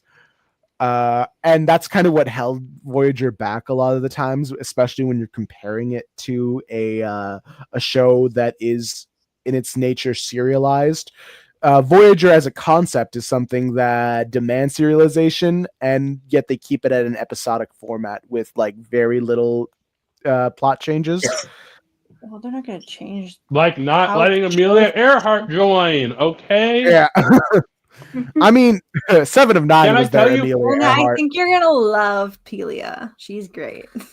Yeah. Like, there's this whole bit in the Amelia Earhart episode where Janeway's like, I don't know if we'll be able to continue if too many people decide to stay. We might need to make an executive decision. And I don't even remember if she ends up making an executive decision or if she just lets the people choose to stay. Wouldn't it be so fucking funny if like mainstay characters left and were replaced with Amelia Earhart, you know? Like, we just gonna did like a we're gonna- swap. Bring back Tuvix. Kill him. Replace him with Amelia Earhart. I forgot the horse Well, like, was the no. fucking background image. Anyway, I wanted to show Well- this panel from a comic. Lots of noises come from the holosuite. Whatever makes the customers happy. I tolerate a lot of your schemes, but if you make me look bad in front of the Megalian crew, I will beam you into the wormhole. They're I jerking love into it when holodeck. Cisco's a little bit scary. He's the best commander. Or that one scene where he said he was about to come down hard on Quark. He'll come down hard on you, and it's like, whoa. Calm down. Anyway, this is a 5-issue miniseries about Quark smuggling one corgi. I'm so Eyebrow. excited to read it. I'm so fucking excited. This is the greatest concept for a comic. They still have Ever. corgis in the It looks future? like it's set during the Dominion War. You're gonna have to wait until you're in the middle of season 5 to. No. Pull up Okay. the alien dog from Oh, TOS. Oh, the TOS alien dog. No, that very scary the space alien. Very very distinctly an alien with no with no similarities to any Earth creatures. I love this. so I much. hate the remaster of TOS because, like, we don't need CGI. We don't need CGI. These I love are him so good. I love him. When so is Alright. this alien on. gonna appear on Brave New Hold World? on, I gotta do a bit real quick. Ash, I know you're asleep. Happy birthday to you. Happy Ash, Wait, I think he's in birthday Indiana, isn't it? A year. to What time zone you. are y'all in? Where it is midnight. Ash, wake up. It's your birthday. Birthday. Ash, Happy happy birthday. It's my birthday. Happy It's your birthday. Birthday Happy to birthday. Ash. you. It's my birthday. They're singing happy birthday. You Happy just wanna birthday lay to down ya. and cry. Not We can just get back another together. birthday. My birthday is 39. Happy birthday to you. We no longer have a Happy problematic age birthday gap. We to can you. get back phew. together now. Happy Alright. birthday. I make this joke every Why year because I think it's funny. do we play I'm with 4 days older than fire? that. Why But for the 4 days where I'm do 24 and they're 23, I'm like, oh, we can't do anything. It's problematic. They're Twitter's They're gonna gonna get us. get us. They're gonna get us. They're gonna get us. Anyway, during this time, Ash, I've debunked why you're wrong about naming conventions when it comes to eras in Star Trek. Mute Ayaan. Okay, babe. It's Muted. not who's right or wrong. It's all about how we talk about Star Trek. Yeah. I spelled The way that Tribbles. I personally divide I it, mean, I just think TOS, like it's kind of hard. TNG, Tribbles. New Trek. You can't just call it all TNG. I think I at the beginning of this, I was like, Daystar's insane. By now, I think Daystar's system of like New Trek and Contemporary Trek is the best system. Yeah, it makes sense because you have the original series, you have new, you have modern. Yeah. It makes sense. And then Yeah, they'll but make like more in- Star Trek in 20 more In years. 20 years, we'll call that one something else. Yeah, We'll have original, new, modern, contemporary, postmodern Star Trek. Well, you could do it like this, where it's TOS, the TNG era, and then you have the what do you call it? The CBS, the Paramount Plus era. I mean, just because Y'all took away my. Next Gen like started the era, I don't think it defines the era. Bisexual. They're bisexual. I didn't know that. I love the Tribbles so Born much pregnant yesterday. because yes, they're so iconic, but also like when you watch these episodes, there are so many scenes where you can tell the actor forgot that this is not a furball, but we're supposed to pretend this is a living creature. I remember making these when I was a kid. I was like making tribbles out of little fake fur.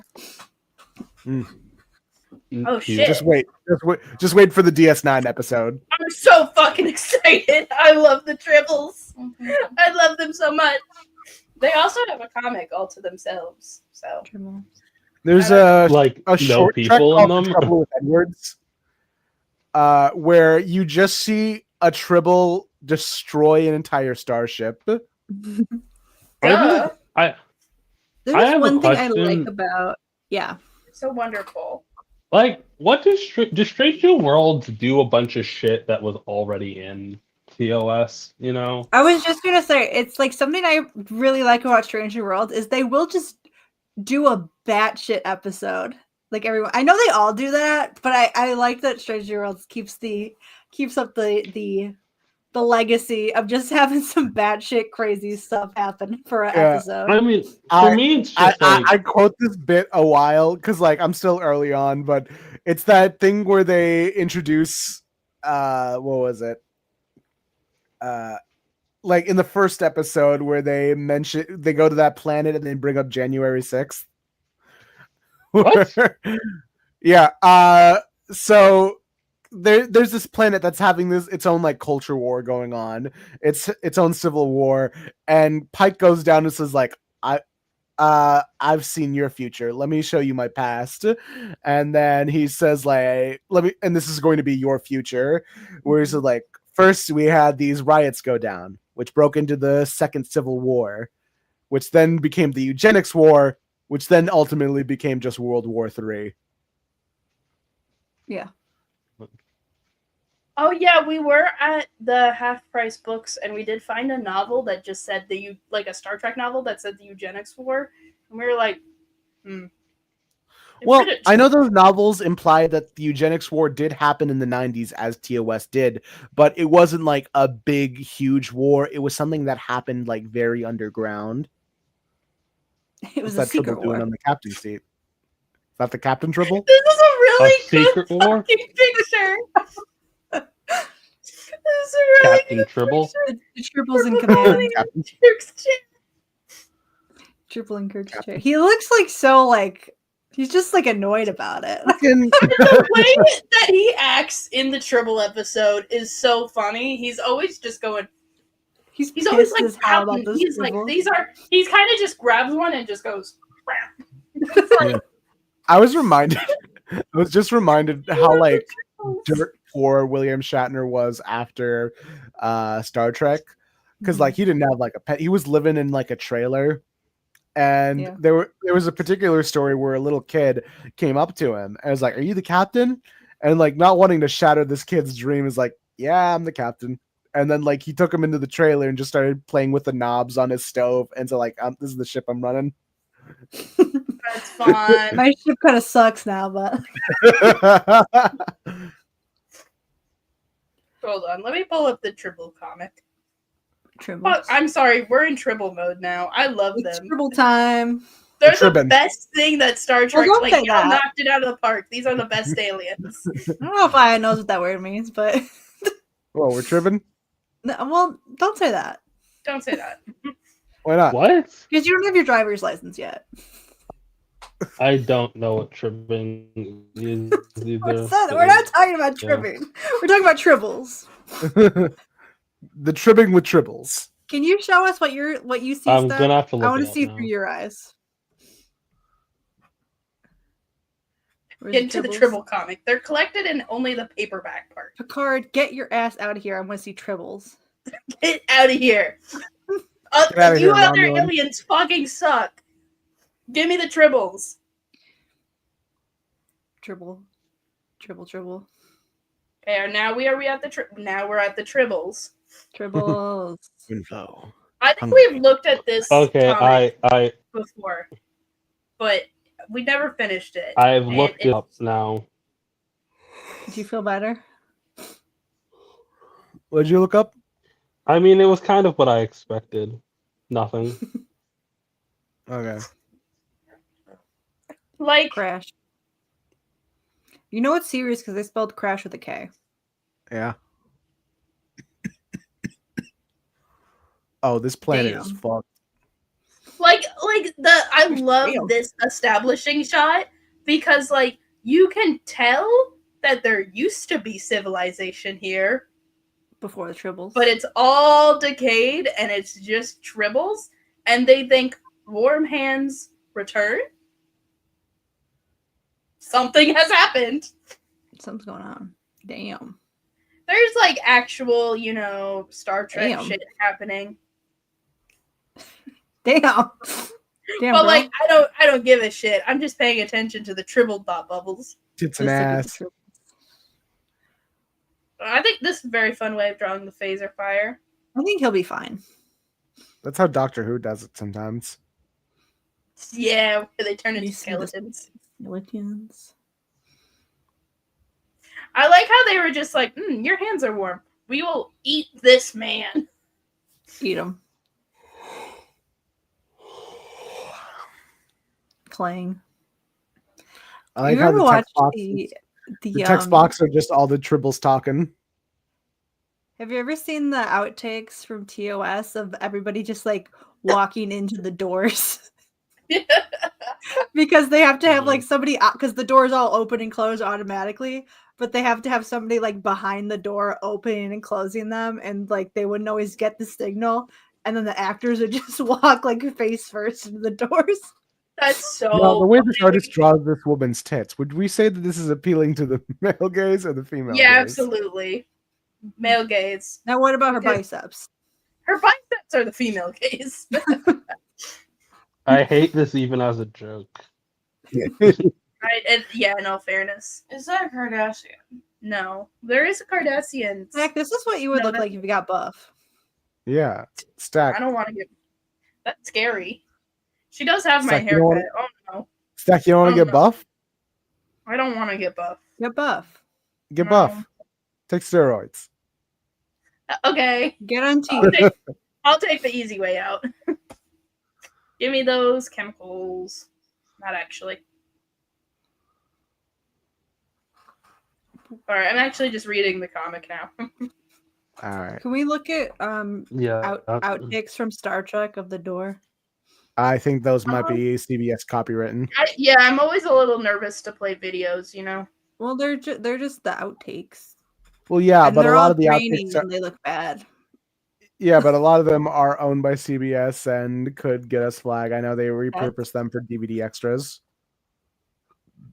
But I'll take a look at and see what I can find on YouTube, and we'll make a guess based off of. What was that? There was that one TNG blooper where like the line was supposed to be Picard mentions playing with ships and bottles as a boy, and then he's like, "By God, hasn't everyone here ever played with ships and bottles?" And then like, what was the war flub? I don't know. I've never played with boys. Oh, I think I have seen that one. Okay, this one's so grainy. We're not going to watch it all. We're going to watch 30 seconds. We're just going to see if the first 30 seconds are funny. See what happens. Horse. This is seeing Stack and Ash like this is so cute. Shut up. We're not cute. Star Trek. All right, fine. It's adorbs. Booples. Let's see if it's going to play sound.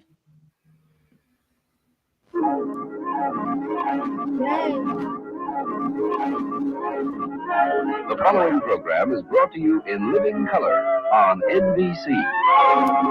These colors are not very alive to me. Oh, I was going to say, like, oh my gosh, this is so cool. It's like, this is something that someone has clearly ripped from, like, a VHS recording. Like, this is straight from the TV. Mm-hmm. Because you got the blooper, the bumper in front of it.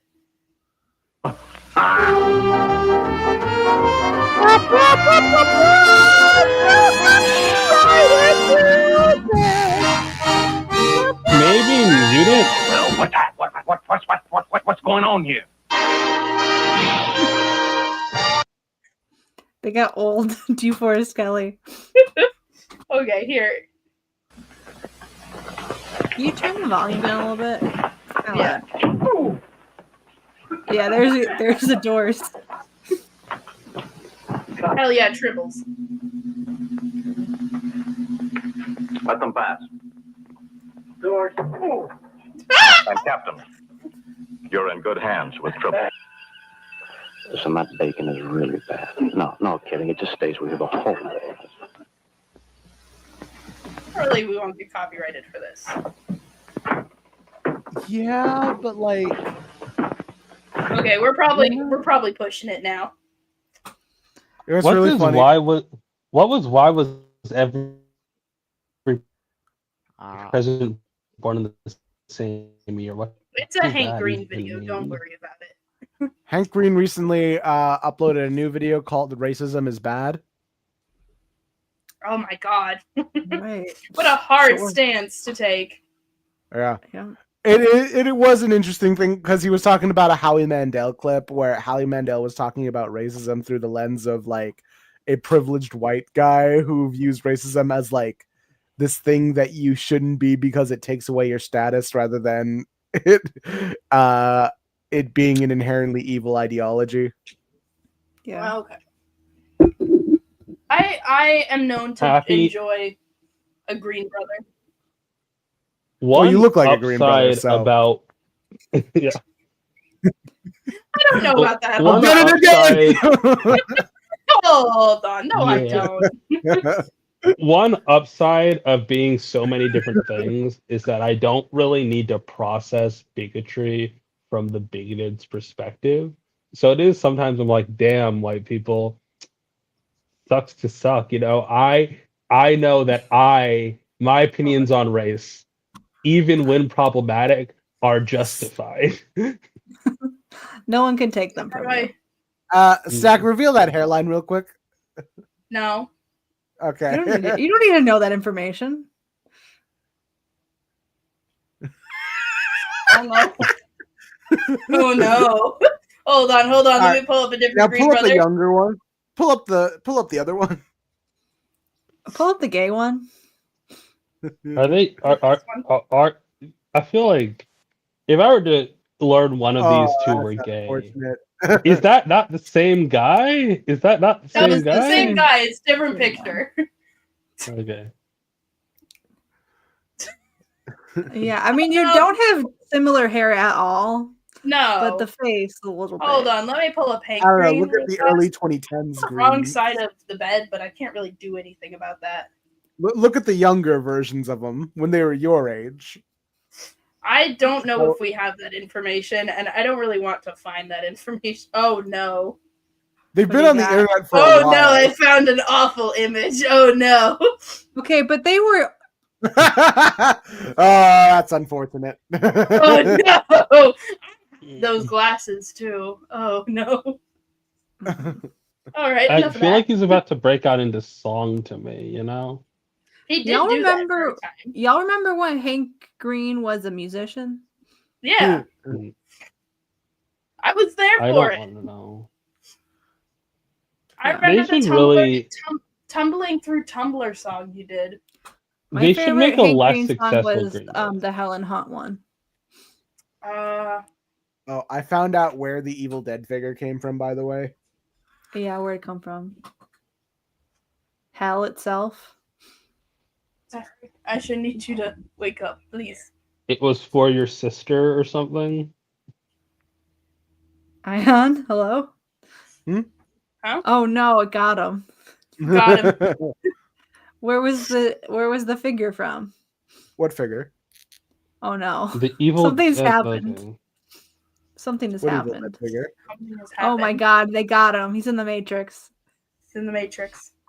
I'm done. I'm good. They Matrix got is him. good. They fucking got him.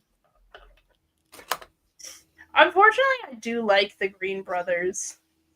And like Mhm.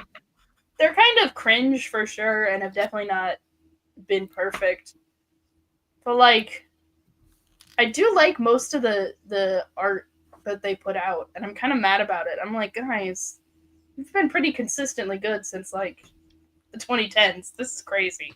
It's not loud. Okay, but their biggest contribution is bullying Hank Green off of Tumblr got them to change the site. So This is You true. see- After John Green got bullied off of Tumblr, John we Green. weren't able to edit the post anymore. Yeah, it's Which really is funny. crazy. It's really funny. Like every kid I knew had beef with John Green because of those like crash courses.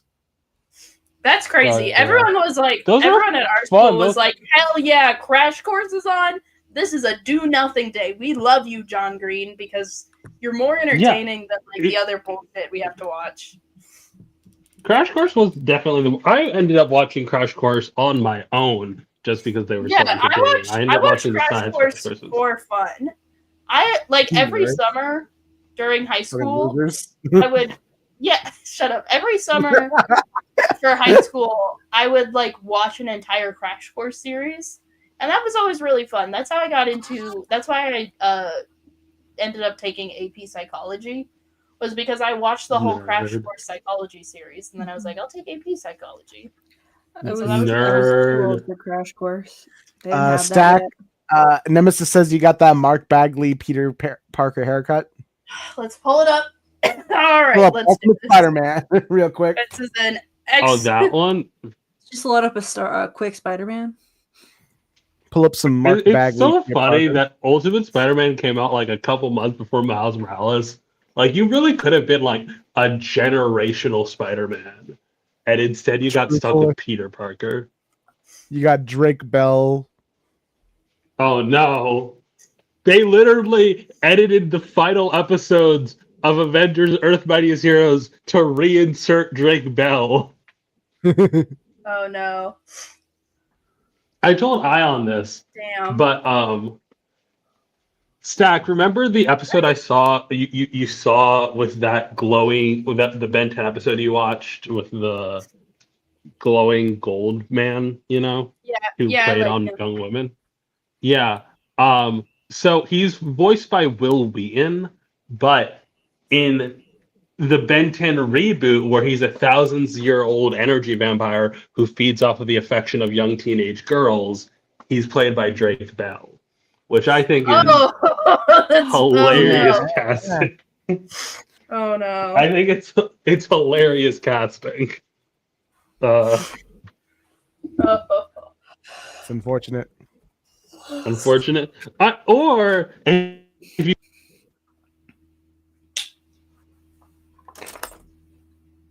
Hello? Rena, Rena got you too mega elated. cut out. Rena got too elated that Why we were is talking your- about Ben 10. Why is your water bottle a lesbian? Oh, do you want to look at? Guess who's on the lesbian flag on Ash's water bottle? Oh my god. I can't Oh see my what. god. It's No! Wyatt Wingfoot. Can you hear me? We can hear you, but we can't see you. Yeah. You cut out a little bit. Yeah. I Hold on, it's like the my fucking thing's picture coming of the back. girl that has the Stan Marsh room. That's gonna be Ash's room at some point, unless you do something, Stack. You might That's be gonna right. be, You that's might gonna be be your marital bed, covered in Wyatt Wingfoot's. Yeah, this question was posited to me on These Thanksgiving. sheets are Blue Beetle. These are Blue Beetle sheets. This was a question posited to me to Thanksgiving. If I take a girl up to her room and she's got the Randy Marsh bed, pull up the Randy Marsh bed image real quick. The Randy dropped Marsh my bedroom.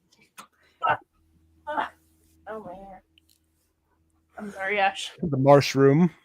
Mm-hmm. All right. I know it was in Discord, but I'm gonna. It's always so hard. You can just. It's gonna be on the internet. She went viral for sure. Well, she was taking it down.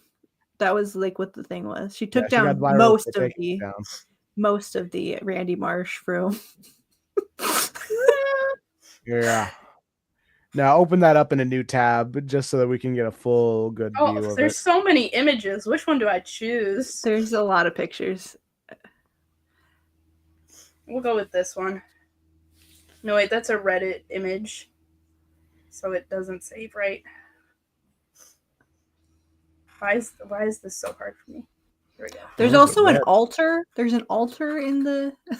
I just don't like.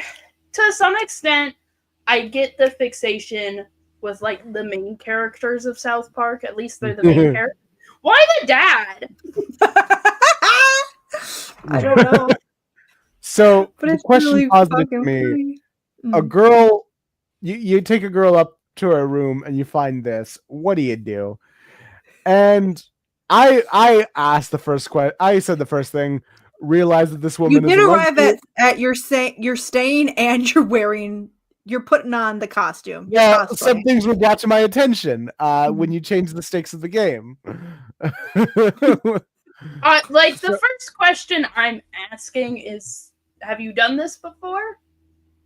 The answer is no. If it's the obvious answer of no, then you know. I don't know. I am going to first take thing I say is question or realize that she's a lesbian and wonder which one of us was confused here in this situation during the process of this date. Daystar told me to ignore lesbians, so yeah. Don't worry about lesbians. That's none of your business. Yeah. Imagine either she's bisexual in this situation, or that you are a lesbian in this situation. Or she just believes that Randy Marsh is a lesbian. This is also an option. Right. Anyway. That's such a funny concept to me. People are always like, oh yeah, my comfort character is my sexuality. And they either mean it seriously or joking. But I love the idea of someone being like, this is my comfort character. I think he's bisexual. I think he's a lesbian, but I'm bisexual. I do think it's very funny that you're like, they either mean it seriously or joking. I'm like, yeah, Stack, those are the two things you can mean at what I think. I'm being dead serious when I say Batman's a lesbian, by the way. A little bit selfishly, next question for me. How hot is this girl? And Daystar said a 10. That's a fair question to ask, because like that's why my question was like, is this your first time? Like, is this going to be worth the psychic damage of making eye contact with a South Park character while all of this happens? Well, you can close your eyes. Yeah, the parameters of the game. That's like the game where it's just like, oh, he's a 10, but he likes feet. What is he? And I was like, okay, she's a 10, but her whole room is Randy Marsh. What is she? The rules of the game were changed. Where the 10 in my eyes was 90s Jerry Ryan. In that case, I'm doing it with the Randy Marsh mask on. There's several levels of hotness you could get from this. Either like, oh, like, and this is not bullying this person, this girl person. I don't know. This is not bullying this specific bedroom owner. There are other people who have this bedroom set up for different. I know some Instagram accounts that dedicated their entire room to Stan Smith from American Dad. Sure, why not? This is a very. I will say, I appreciate how funny this bit is. This is a very. This is a really funny fucking bit to do. I think the lesbian flag makes it. Yeah, it really does. I really like the nun Randy Marsh at the altar. I really like. Hold on, I'm gonna zoom in a little bit, and I might get yelled at. Computer enhance. The body pillow is my favorite part. There's a couple body pillows around. Don't look too close at the other pictures. But like, why Randy Marsh? This is the question. Look, the South Park fandom is an enigma to me. Why is Luffy there? There's one Luffy. Is this Luffy or is this Randy as Luffy? I think it's Randy as Luffy. Yeah, when you get into like the South Park fandom is an enigma, but it's a predictable enigma. They usually are obsessed with the boys, not with the like adults. I know a lot of them really like the parents sometimes. I know a lot of people who simp for Cartman's mom. There's like three situations that this can go if you're having relations with a person with this kind of bedroom. Either they're like, hey, this is completely ironic. I just do it to post videos in. I'm doing a bit. And you're like, okay, fine, whatever. I respect a bit. But if they're completely serious, either they want you to be that character, which either can be fun or scary. Yeah. Or it's like, okay, I'm just going to ignore everything that's happening. Or you're like, this is a fucking deal breaker. Which is the way that most things can go. You're like, there's a massive competition that I have, and it's Randy Marsh from South Park. Listen, I love Ash so dearly and deeply. I routinely am scared that they will leave me for Riot Wingfoot. There's gonna be like some kind of shift in the cosmos that's gonna make Wyatt Wingfoot a real man, and it's over. And then I'm screwed. What do I do? Yeah, you can't compete with that. That's like a 6 foot something. Like he's big, like 6'5", beautiful country built, nice and polite. Like, what do I do? Good thing he's fictional. Good thing he's fictional. Good thing he's fictional. You got that over him. So yeah, afterwards, when I'm done with like 90s Jerry Ryan, Randy Marsh fan, I would then inquire, so what is up with the lesbian flag? What do you think she'd say? If there's a few things that would happen. If she says like, well, I'm a lesbian, I would be like, well, what did we just do? What just happened? What am I? Yeah, what are you? I'm Randy Marsh now, I guess. I feel like you got to ask yourself some questions. If she would just say like, well, it was just like a joke or something, I'd be like, oh, okay, all right. Oh, so you think lesbians are a joke, huh? Huh? Wow, well, it wasn't me. That was 90s Jerry Ryan who said this.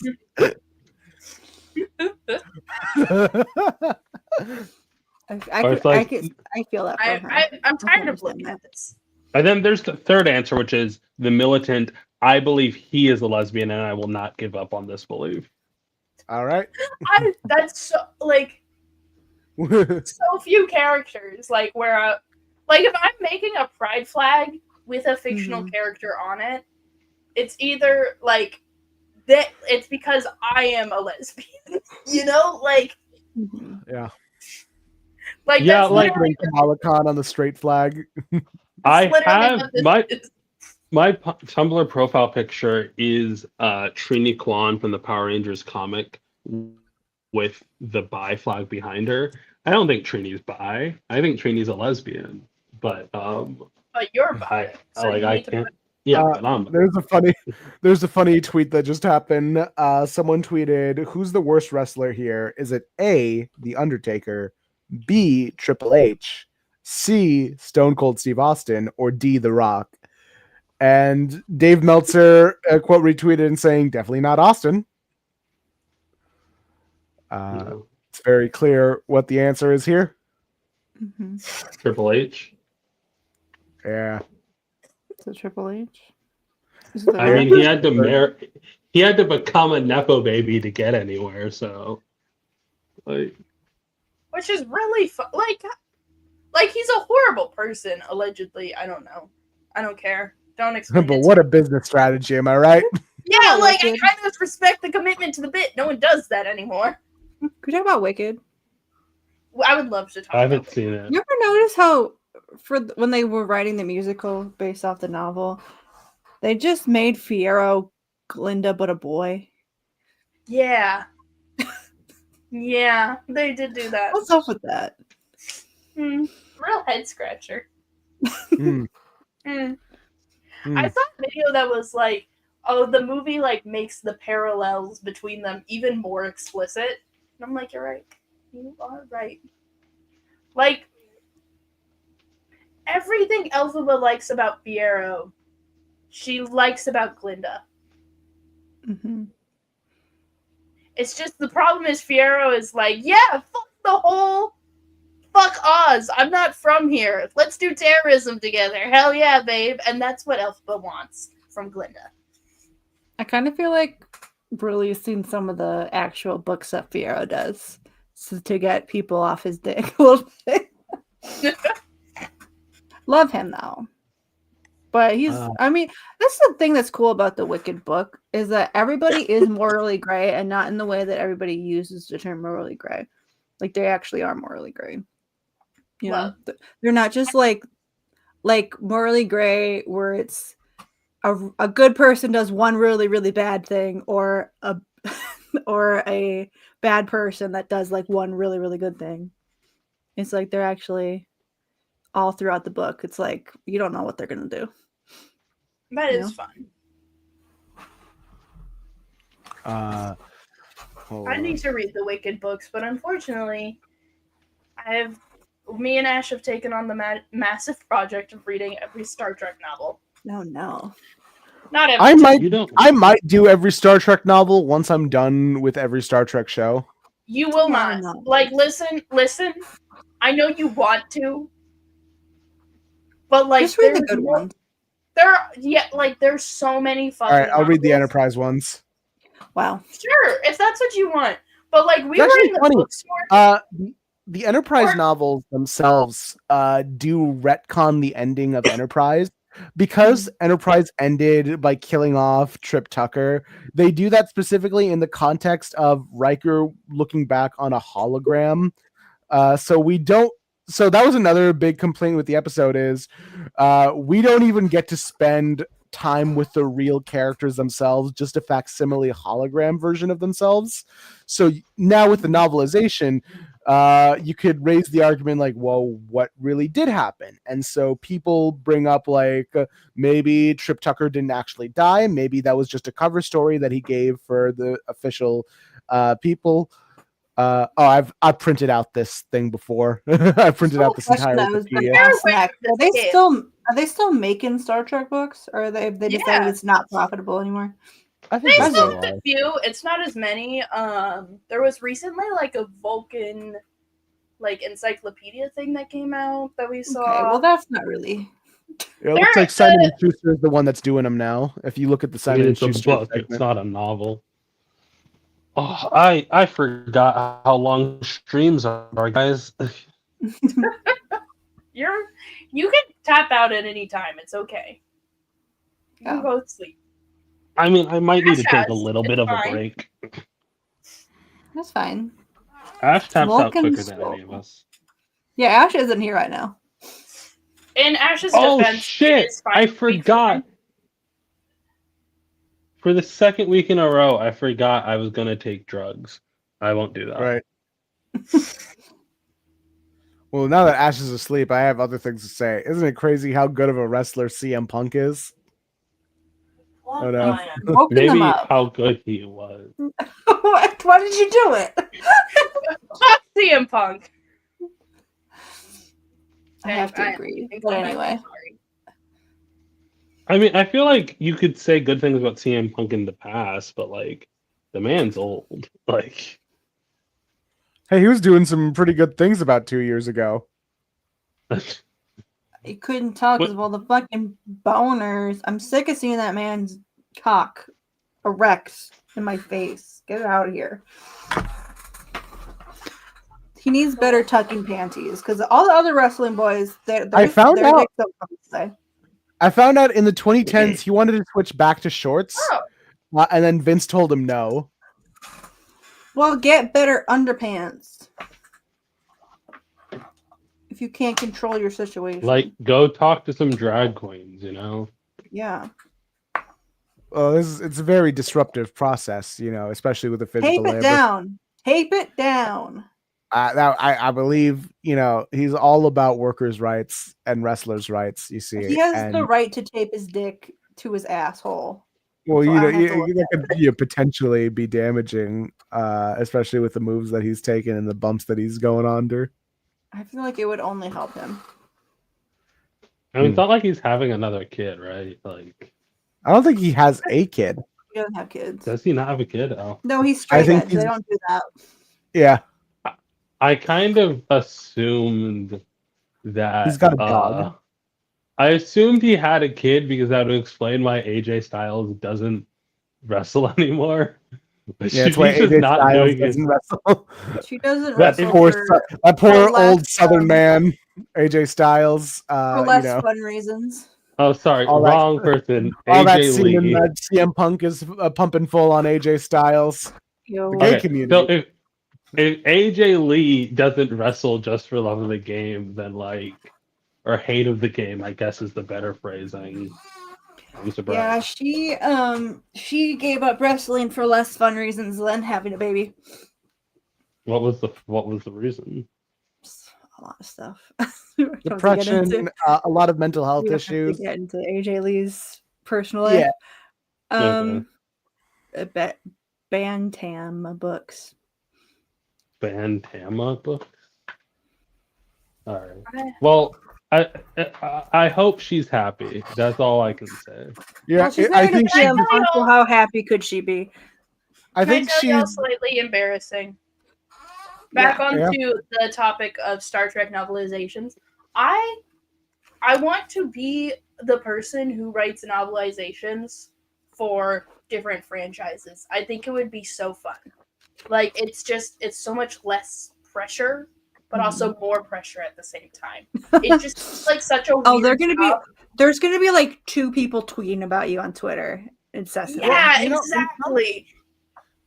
in some cases, novelization helps breed a better fan or like a better engagement with the story itself. Like, I know that for a lot of fans of the prequels, a lot of their love for the prequels, at least from the story perspective, comes specifically from the novelization of Episode 3, because it delves a lot into more the psychological aspect of the story. Like there's so many iconic things that come out of the novelization. Like the first one that springs to mind is like that like line that gets screenshotted and thrown around where it's like Vulcans do not lie, Spock lied, and it's just it's so funny. It's so funny. I listened to an interview with like someone who wrote like a bunch of like Stranger Things novels, and I was like, this seems like such a weird and fun job to have. Because you're not a ghostwriter, but also you don't own what you write. It's so interesting. It's like comics. Also, I want to be a ghostwriter. That would be really fun. I don't know how you become a ghostwriter, but it seems interesting. That'd be cool. It's really funny that there. I think I mentioned this before, but there's 2 Star Trek wikis. There's Memory Alpha and Memory Beta. Memory Alpha is where like Gene Roddenberry's vision, everything that's on screen in live action is the true canon. Memory Beta is all the like maybe the animated series, although that's been like reappropriated back into main canon in Memory Alpha. But like novelizations and comics kind of gets shuttled into Memory Beta. Mm-hmm. Okay. So like you can have a Wikipedia article for William or Thomas Riker, the clone of Will Riker, and it'll just end at the DS9 episode. But in the Memory Beta article, it will pick up on like a comic or a novelization that says like, also he freed himself from a Cardassian internment camp during the Dominion War and started doing cool Dominion War shit. What the hell's? I don't want to know what the Dominion War is. Squonk. What? Yeah. Oh, Squid! Yeah, I don't know. Oh, Squid. Squid's here. Hi, Are Squid. you waking up for Squid? Yeah. No, you're Okay, Squid's gone. Bye, Squid. not. Squid. Get some sleep. What do you think about Wait, is this? Squid going to sleep? Do you want this? Squid's feeling a little sick. Hell yeah. Sirach Soul. I didn't It's even. about Did Squid? Vulcan Wait, Moses. did Squid Yeah, say anything? Are we just? In Enterprise, they decided to put Vulcan Jesus inside of Archer's head. Spock? No. All right, Sirach fine. is- Vulcan Moses. Spock was conceived without fucking. Oh, Squid's back. Vulcan you think- Jesus Do is. you think Sarek and Amanda fucked? They I would they, think Vulcan. feel Amanda's like they're Vulcan pretty Jesus. No, hey, Is Squid. good. Hi, Yes. Squid. Oh, up you're with your- No, go to Squid. bed now. What's up with your lack of face? I'm on my iPad. Oh Oh, my no. god, you sound awful, Can you do the Squid. cane Girl, sucker? go to bed. Oh my god, you so Wait, hold on. Go sleep. Can you do the Kane's first words bit while your voice is like this? Oh my god. Suck it. You're torturing Squid for what? Your Squid, did you amusement. enjoy that? Oh, no. Sheldon's asleep and can't make me tea right now, and I can't get up. Oh Oh no. no. We wanna... Do you have honey? Did you take some honey? It was in the tea. You could just do like spoonfuls of Stop honey. That making- always stop helps when I making have a Squid sore talk. throat. Like just straight up a whole spoonful of sugar of honey. Why? It can soothe I your didn't throat a feel right lot. to say it in chat. I came to say happy birthday, Ash. Oh, that's sweet. Ash, Squid says happy birthday. Happy Okay. birthday. I think you should go back. Yeah, go back to sleep. Good night. Go back I'm to sorry sleep, that you please. don't feel well. I forgot to eat my cake, but I'm sleepy. What kind of cake did you get? I'm pretty happy that Squid got to do the second bit. Forgot to eat. Yeah. Has she forsaken the teachings of Sirach? Why are you trying to wake back up? Go back to bed. No, because of the lie. Is this why is it written like your name insert fic? You are alone in the dark reaches of space, surrounded by aliens who don't understand who you are and what you are, and who will not accept your beliefs. Under such circumstances, an emotional human would feel lost, cut off, adrift. But Subcommander T'Pol is a Vulcan, and Vulcans control their emotions. So it's not quite. They're just saying I'm different than her. She built different.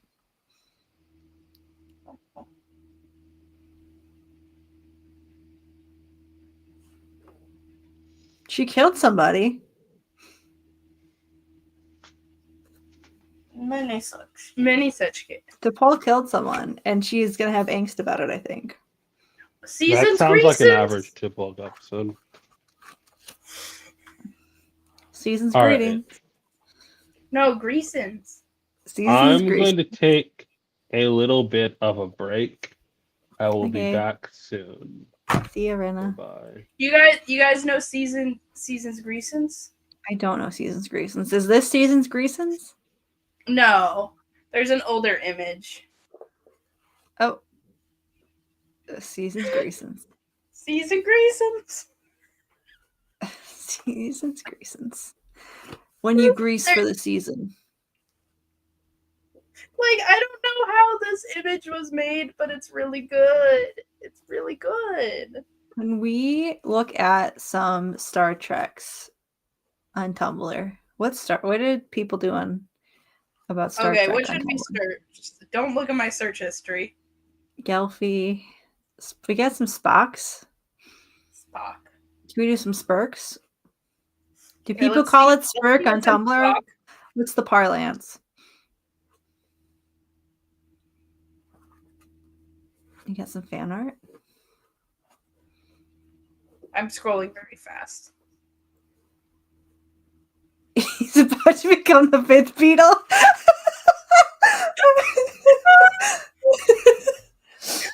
I think he'd be into that, actually. This is I actually feel- really. Hold on, let I me feel like reblog Spock's that. the That's good Beetle head. content. That's excellent content. Thank you. Okay, Can let's look at all the Spocks and say if he's a beetle or not. I think this one, not a beetle.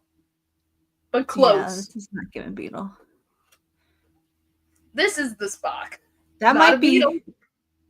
Oh, he's a baby. I have arrived. Ambassador. Do you think Amanda made Do you think Amanda made him wear a Spock or not? Yeah, absolutely. She's Oh, where'd like, you Ayaan need to go? bond with Did your Ayaan son. also leave? Oh my god. Excellent. Cock. Not what we're called. Squid's back. Squid's back? Maybe Squid just wants to watch. Hi, Squid. Squid, you want to watch us look at Spurk? Oh, hell yeah, women. Yeah, nice. Ooh. Oh, This one's pretty.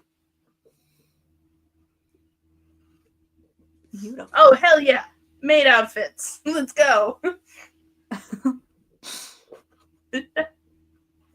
Kirk's getting flirty with it. Yeah. Spock's being demure. Spock every day. Squid is back Spock. again. Squid, what's going on? Squid? Sorry, my iPad is very not good. Okay. I needed to say I was present for the creation of Seasons Greasons. Hell yeah. So the art is from a speculative science fiction novel of alternate human evolution. And originally it was just one that said Seasons Greetings. And then on like a group call, I said Seasons Greasons. And then a friend edited the image. Oh my god! So you were part of the inner circle. There for it. Oh my god! Just like Shaggy Coon. Oh my god. It was that, and there's like a couple other ones. There's like a couple because there's a bunch of the Yeti things fighting. Like they're the most common thing in them. There was one I really liked where it was this weird ape thing and then a weird like seal human thing. And we put SpaghettiOs in the image, and it was captioned, "Don't let the feminists take your SpaghettiOs." and I They're liked always it a trying. lot because I They're don't always know trying who to the take my feminist is SpaghettiOs. in that context. like is it the seal or is it the ape creature? It's got to be the seal. If you could get any of these images to us, that would be fantastic. But I also understand it was a long time ago. I'll try to find it. I still have the person who did the Photoshop work on Discord. Hell yeah. It's time for a gym ship post. So why is he purple? He's tanning. Okay. He's having his red light therapy. Don't bother him. Yes, he is getting his pussy ate. Yep. That's where it is, in his knees. His knees. Oh, they're being cute. They're dancing. Oh, they're being cowboys. Ooh. That was the last episode of Strange New Worlds I was watching, where Spock had one of his friends teaching him how to dance, and he was not doing good. Yeah, you shared that image or the video on Discord, and I was like, hell. I was like, okay, okay, this is He's happening. trying to. He has a human girlfriend, so he's trying to explore his human side, and everyone's very creeped out about it. I just don't think Spock should have a human girlfriend. Yeah, it's not working out. It's not working out. At I all. know that's the point, but I just like you can't have the guy who's like, oh, when I feel friendship for you, I feel shame, and then you're like, but earlier he was getting down and nasty with a human woman. Yeah, You know, I think that I don't like how there's one episode in particular where I was kind of like, I don't like how they've framed this. But I think there's no point where they in their relationship get along at all, which is weird. Like the only time we ever see them interact while they're together is them fighting. Like, what's the logic in them being in a relationship from like Spock's perspective? It doesn't like. I think I would have more grace and interest in Strange New Worlds if they just didn't do any romance stuff with Spock. Yeah, like, I feel like I think the romance in general in the show is like the weakest part of it because it's all kind of like none of the like official couples even like each other in a weird way. Like the only time that they get together is for conflict. Like the only time we ever see them interact, and I'm like, you guys should just break up. Like that is just like the problem with prequels, but also I think it's the problem with making Star Trek in like 2025 is like romance is just like it has to be in everything right now versus when you watch like older Trek, like yeah, there's romantic subplots and stuff, but it's never that big of a deal, it feels like. Yeah. It's not something that gets a lot of screen time. Like Chapel has more chemistry with M'Benga than anybody on the show. And it's like there's a scene she gets sucked out of an airlock twice in the show so far. And like the first time she does it with M'Benga, and it's like kind of like, oh damn, like I thought they were gonna start kissing before they did it. Like it was like really intimate and freaky. And then she did it with Spock later, and it was just kind of like awkward. And I was like, do you guys even like each other? Like you're supposed to be dating, you know? That's weird to me. I don't think like with the context of how Spock treats Chapel in the original series, I don't like the idea that they're exes. Like I feel like it kind of almost absolves Spock of the way that she treats her poorly in the original because now it's like you're trying to get us back together when I've expressed I don't want that versus before it was like you have an innocent crush on me and I'm rejecting you way harder than I should.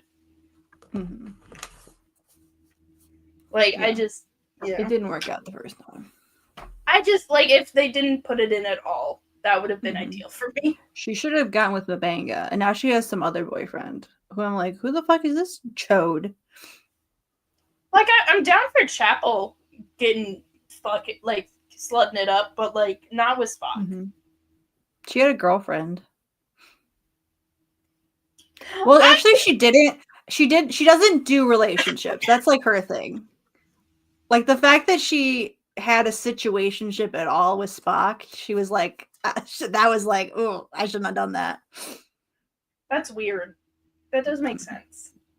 I just don't touch it. Just don't touch it. I hate prequels in general. I'm so picky about them.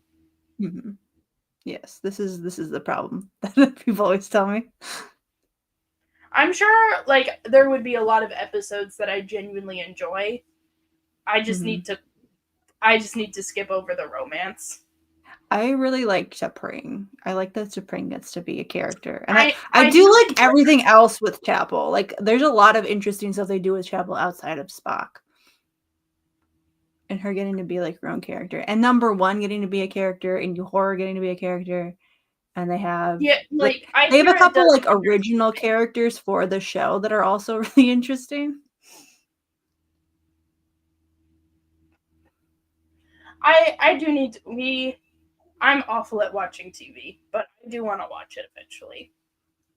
There's a new series, a new Star Trek series coming out soon called The Academy, and I'm interested in watching that because I like things that expand the lore. I am going to be sad if it's another prequel, though. Pelia is fucking great. The diva I've been posting in the server. Is it that like older blonde curly haired woman? She's the head engineer now. Love that. Wait, hold on. And Scotty just showed up, so now she's like, she's giving Scotty a hard time. That's fun. She was a teacher at the academy, so a lot of the people like had her as a teacher. Okay. Yeah, I'll watch this show just for her, actually. I love Pelia. Let's check what Tumblr has to say about Strange New Worlds. Oh no. We're gonna see some bad wigs. Get ready. Oh yeah. This is the first contact. There was a thing that they did where they had. Okay, hold on. Jim having a Vulcan captain. What do you mean? He had a Vulcan captain before he came onto the Enterprise, and he's touching Spock's hand. You fucking skank! Oh my god. Yeah, he's a freak. They had a thing where they had several like false Kirks before the true Kirk showed up. There were other dudes named Kirk. Well, no, like alternate reality or time travel situations where it was like it wasn't quite our Kirk, like it was a different Kirk. They were just teasing him. They're like, yeah, they were teasing Kirk, and now he's shown up where I'm at, Mr. Spock. So their first meeting was very casual. It was just they happened to be in the same bar, and Uhura introduced them. This outfit was so cute. This is adorable. What's the context of this? The context of it is she's trying to fuck one of the OC character whose name is Erica Ortegas. Her brother showed up for an episode and she's trying to fuck. Love.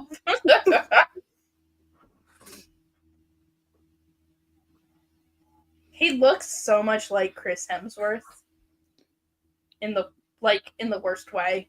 Like I saw his face and I got jump scared. Yeah, like just I don't know. Pictures. I'm not sure how I feel about Skinny Kirk. I don't know if I like him. Yeah, you gotta get a little meat on its bones. Yeah, we gotta fan this Kirk up a bit. TOS Gorn did not wear. Just Stranger wants to say they remind us predators don't wear gurneys. They do some stuff with the Gorn. Hold on. Okay, hold on. We're gonna pull up TOS Gorn. Remember the arena? Yeah. Look at them. They are serving cut. Mm-hmm. What the fuck? They got a lightsaber. Do you want to pull up the Strange New Worlds Gorns? They are just xenomorphs. I'm so scared. If they're ugly, I'm gonna cry. They're xenomorphs. Do you like them? No. But what happened? How did they get from this to this so quickly? They're xenomorphs in this. Well, I think that we don't. Problem with sequels or prequels. In the prequels, we don't have that much information about them. Well, there's really no information about them in Arena either. He's just sort of there. But in Arena they're bipedal and wearing a cunty little outfit. At least guys are bipedal. They have a extreme life series. Pike's girlfriend's a Gorn. Huh? Don't worry about it. Oh my god. Okay, we're going back to Tumblr. Doctor Who, Star Trek. Getting called woke for something they've been doing since the start of the franchise.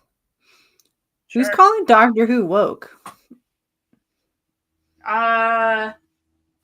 A lot of people were really, I don't know.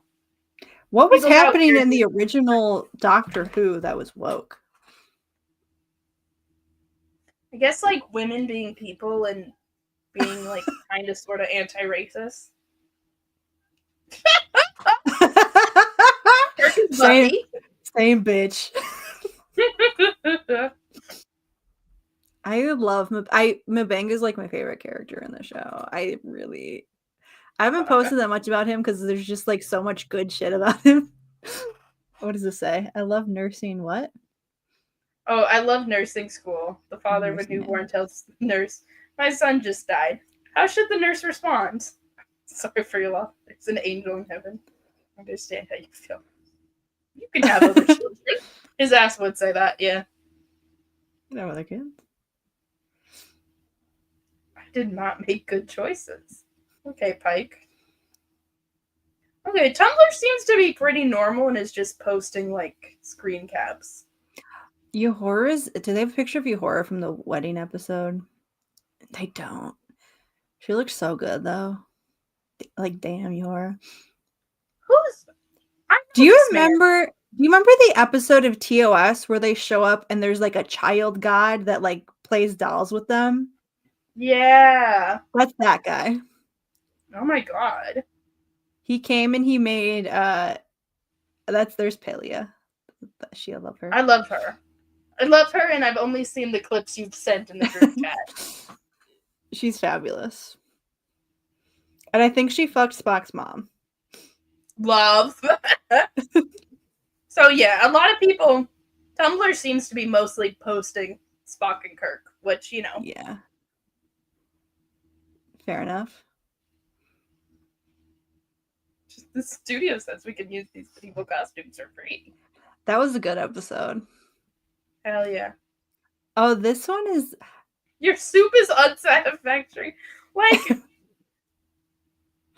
Yeah. I feel like I know they're doing callbacks to appease the fans, but the context of this is Nurse Chapel's being so fucking nice to him, and he's going through a lot, and it's not necessarily his fault, but this is the meanest thing he fucking did.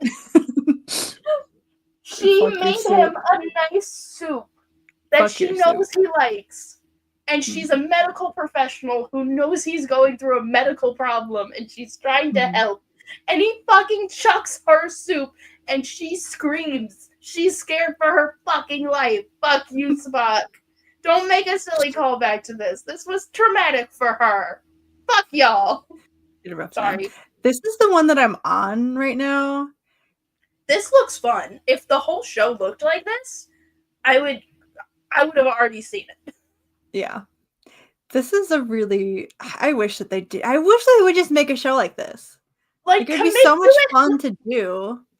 But this is a good episode. This is the episode I'm on right now. I'm like 15 minutes in, but I'm so excited to watch it. Like, just commit to it looking like the original series. Like, even these texts, the premise of the episode is that one of the characters is doing a holodeck situation where she's playing out a murder mystery that takes place like on the set of it's called Last Frontier, but it's the original Star Trek set, basically. It would have been funnier if they were like on the set of Wagon Train to the Stars. Come on, man. It was right there. It's right there. Who's Reese Darby?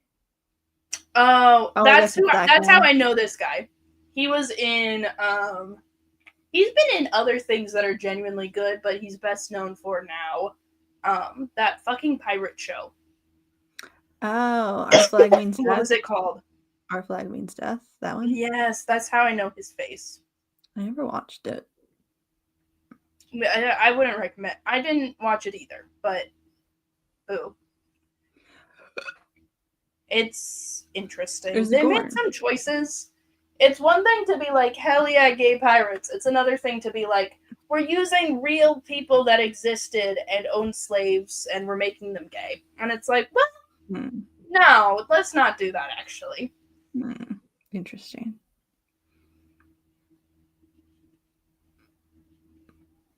Mbanga. Look up Mbanga.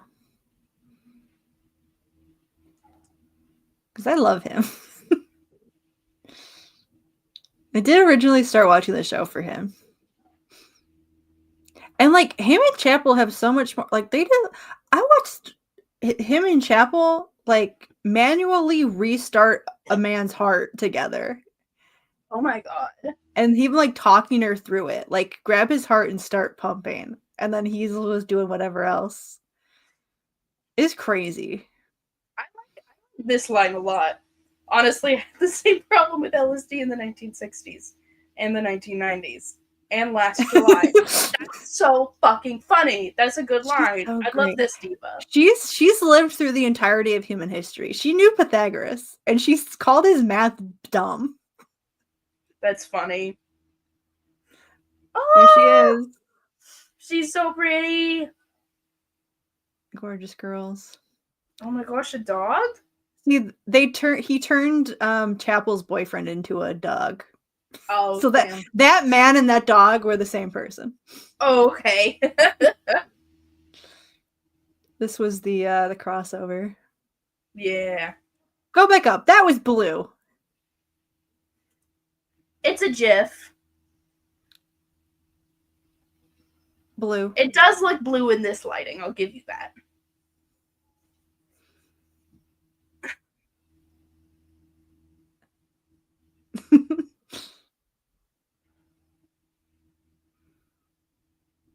She just keeps a phone in her quarters. Love that for her.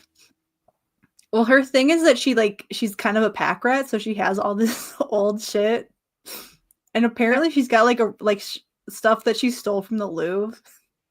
This looks like the fucking the Oz uniforms. The Oz. Oh my god, it does.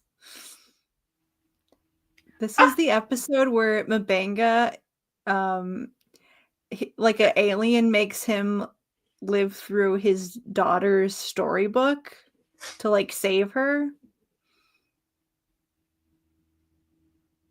That's so fun. He wasn't his outfit was very nice. Mm-hmm. I feel like this is spoilers, so I'm gonna scroll past. Spoiler. The two of them, though. Oh my god.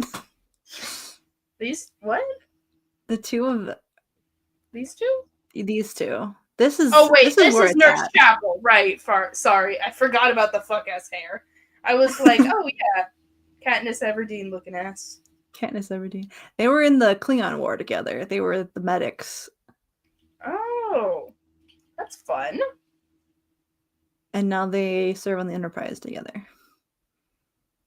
See, and for some reason, she wants to date Spock. Yeah, like sometimes it's like, okay, like I don't know. Sam Kirk's in it, and he's so funny too. Just as an aside, he's here. I just have a lot of complicated feelings about Strange New Worlds because some of it is good, but I don't want it to be so good that it ruins the original series for me. You know, that's the problem with prequels. I don't think that will happen. I do really like Strange New Worlds, but I don't think it's going to touch TOS for me because I love TOS. I know. I'm just worried that what if I'm watching TOS and then I start thinking about Strange New Worlds? What happens? I'll kill myself. Not actually, obviously. That's Amanda. The woman that they got to play Amanda, I was looking at her, I'm like, she looks very young. And then I looked it up and she is 50. And I was like, well. What? A lot of the people in the show don't look their ages. I mean, yeah, everyone is so fucking hot in this show, except for Spock with his fuck ass haircut. Look at that! Look at that! Go back up. Yeah, look at them. Yeah, these two should have been fucking, and then I scroll down and it's this awful bowl cut, and I'm supposed to tune on him. Fuck off. This is what I'm saying.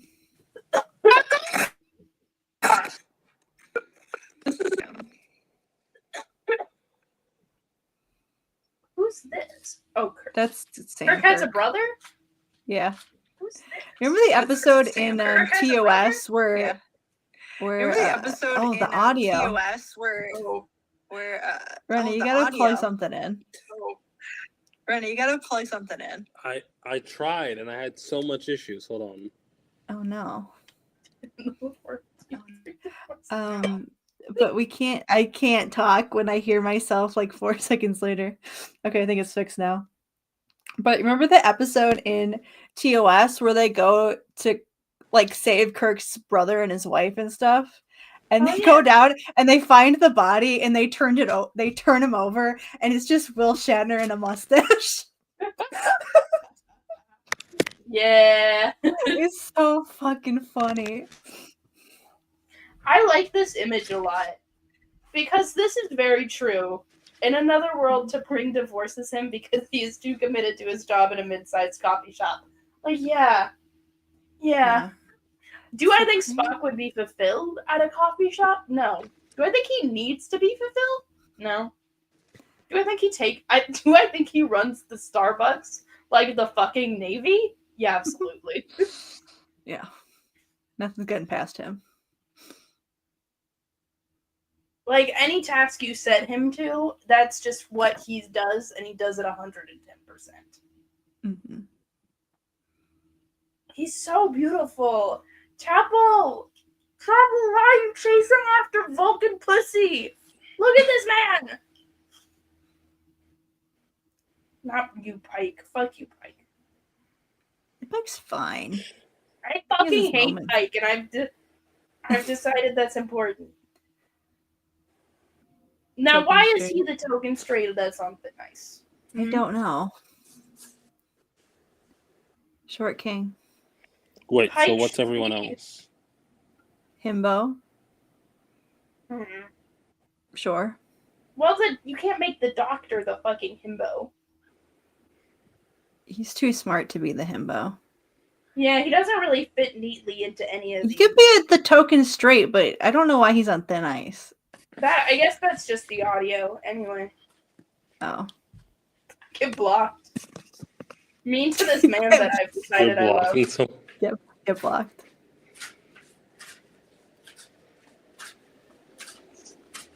Anyway, that's enough of this character. I'm surprised that you looked up Mabenga and they didn't show you a picture of his daughter. Well, she's like a main thing. Maybe if I looked up Are her we name. done with Star Trek for a minute? Okay, we'll just go back to regular Tumblr. Can I tell you?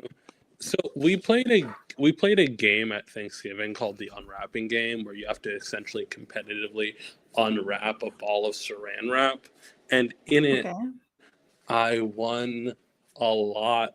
I won $40 worth of gift cards. Okay, Ooh. $40, a lot of money. But one of them was a $5 gift card to a Chick-fil-A. Oh. The nearest Chick-fil-A would cost me nearly $6 to get there and back. I know I there's would spend machines more where you money can trade in gift cards. traveling to the Chick-fil-A than is on the gift card. Mm-hmm. There's ways you can Yeah, but sell you get gift less money. So I'm just Yeah, gonna but have then to you don't find have a to go reason to to be in Chick-fil-A. Midtown. Yep, you can sell gift cards, but okay, their food isn't terrible, and it's not like I'm the one paying for it. So it's really just the transit that I have an issue with. As long as I don't spend more than $5, my conscience is clean. Okay. Do they have anything that's less than $5? Not really. I don't think this is worth it. Yeah, you might as well. I mean, just give it Might to as well somebody sell else it. that lives near the I think Chick-fil-A. so, because I remember you. Inflation has hit them hard. You could just save it until the next time you're near a Chick-fil-A. This is true. I could have done that while I was in New Jersey, but I didn't. So now I just haven't. Well, next time you go to New Jersey. Well, we could check out their menu. Yeah, let's pull up the That's the Chick-fil-A plan. menu real That's the quick. plan. Let's advertise for Chick-fil-A. We're not doing that. I went to a Christmas event and the fucking cow from Chick-fil-A was there. I was getting up in the mouse fell. My tummy. They do a thing at a I can be in Midtown. a mall near me where they have Santa come land like a helicopter, and it was so the freaky. lag-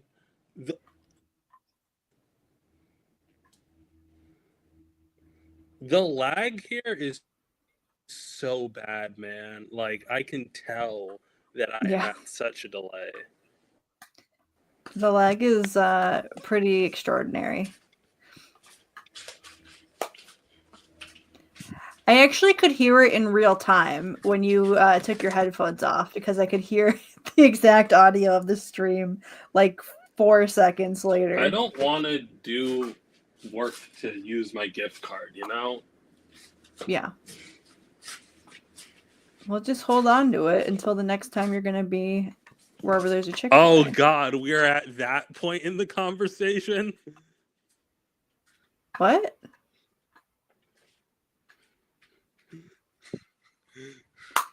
What happened?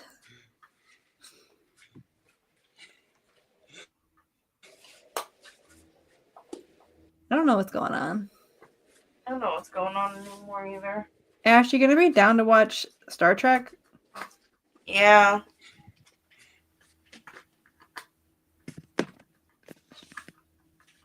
What's your favorite thing from I Chick-fil-A? just got like a sudden wave of sleep. I can tell when you respond to me and at what point in the conversation we're at. And it's astounding. Was it like a full minute?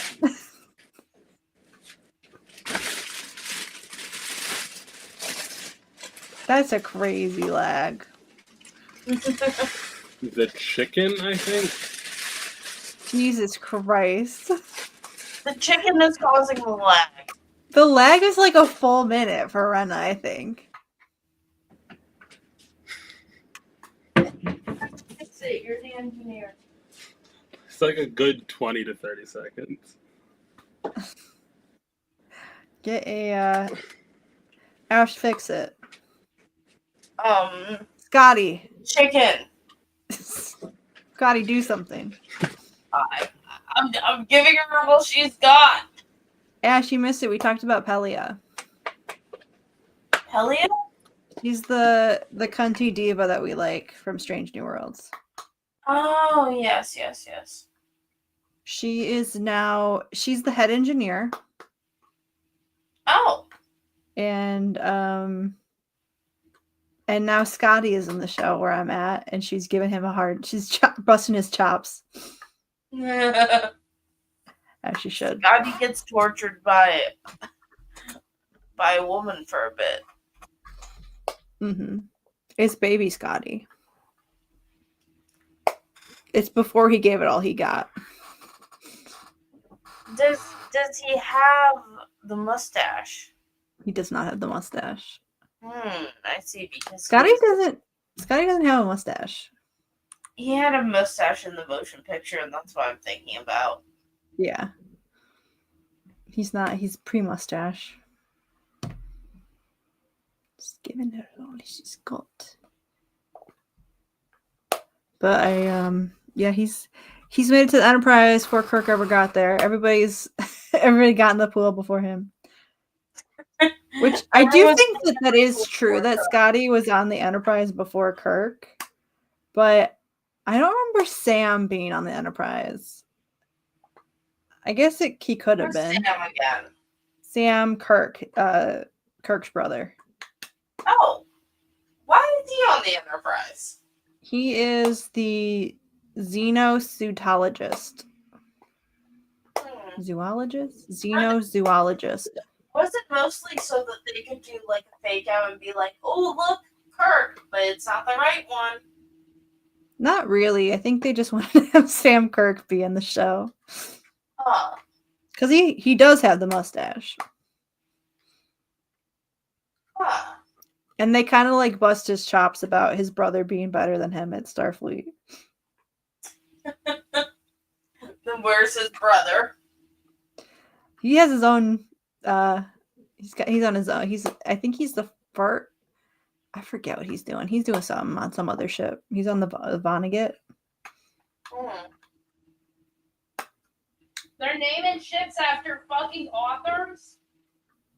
Yeah. No, I'm pretty sure that was in TOS. Yeah. during the measuring because of Menagerie. the menagerie, because unfortunately we had to see that entire episode. Maybe you shouldn't watch Strange Worlds if you hate Pike this much. Look, okay, so, the cage is not good. Hmm. But, like, why did you take the cage and split it up between 2 episodes?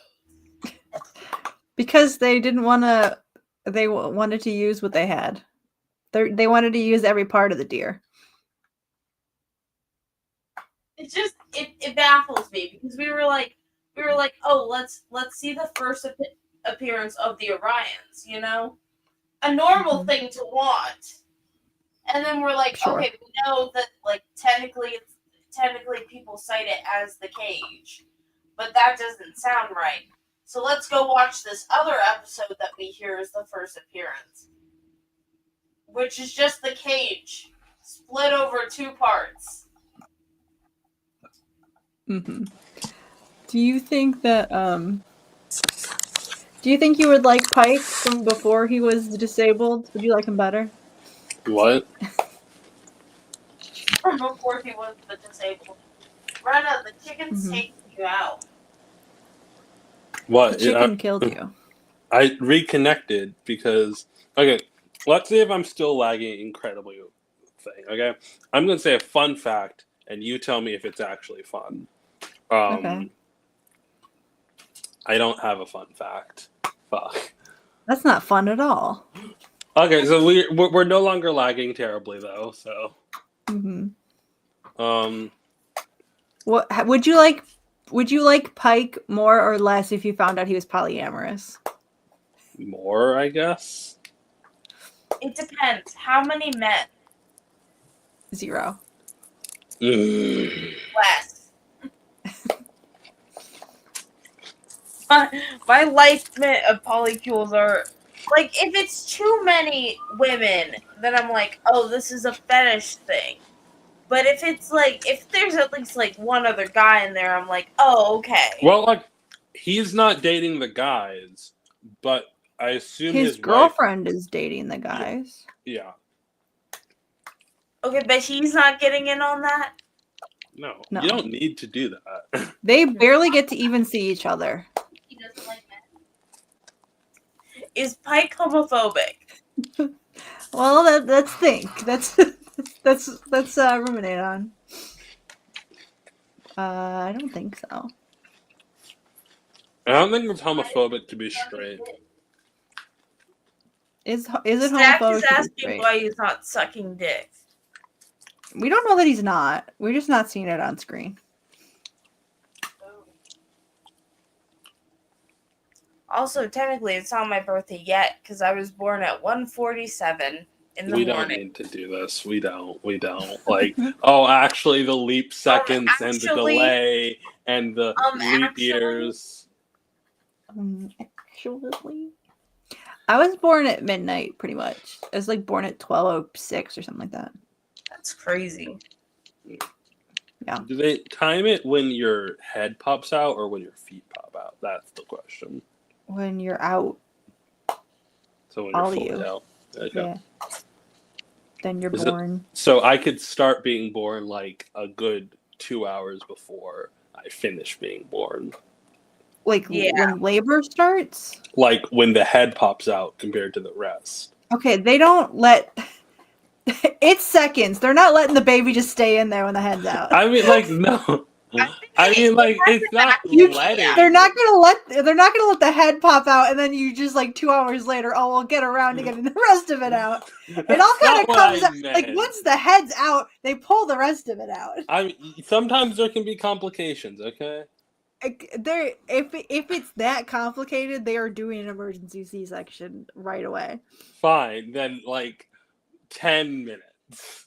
I think that you are in a crazy situation. I don't think we can be. Complications that could happen is like there's twins and baby 1 comes out around like 11 and baby 2 comes out at 12 a.m. the next day. That's not a complication. That's just they have 2 different birth dates. Yeah. This is not a complication. There's just two babies. I mean, that can be a complication if if a twin's taking like another 20 minutes, another like hour more than the next because of issues. Okay, I'm gonna see what happens when I unplug this. Does it lag? It pops. It makes a loud noise.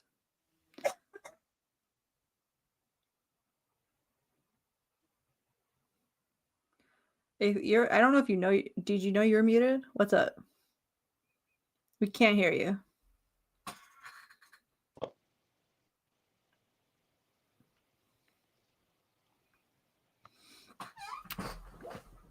All right. I have here's twins that are cousins, and I have another one of my cousins like had twins a couple years ago, and she had them on the same day as our cousins that are twins.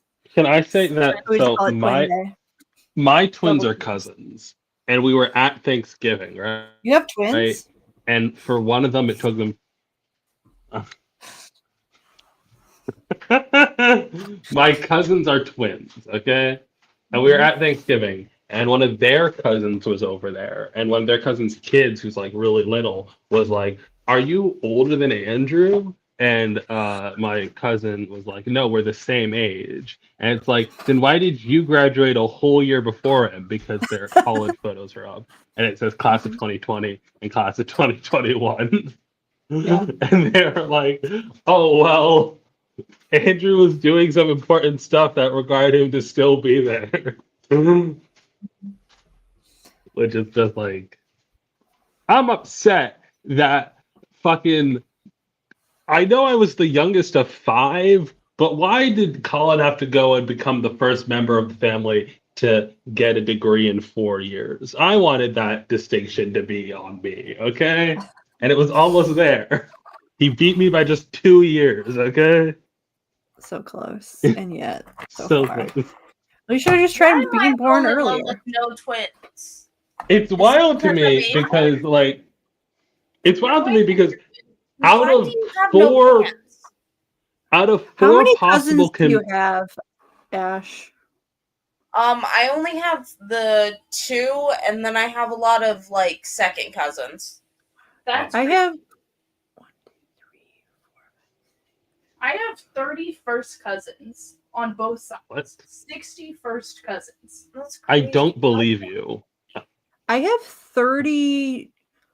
I think I have 32 first cousins. I don't know. I know how many first cousins I have on one side too, and then we just kind of don't count the other side. So there's 27 on. Okay, so there's 6 on one side, 20. Well, to be fair, my parents also don't have friends who have children. What? That doesn't really That's calculate not how how many cousins you have. work. No, you call them your cousins. You can call I them mean, your you cousins. can. I assume we're talking about family, like Yeah. biological family though. Yeah, Or but my parents adopted also family don't or have any whatever. friends. I that have has nothing to do with how many biological cousins you have. Okay, Yeah, it's your brother, Then it gets it's your confusing. parents, brothers and sisters. Their kids are your cousins. Yeah, my uncle's dead. Does he have any kids?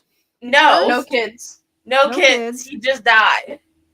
You literally only have like 2 cousins. Because I only have my aunt.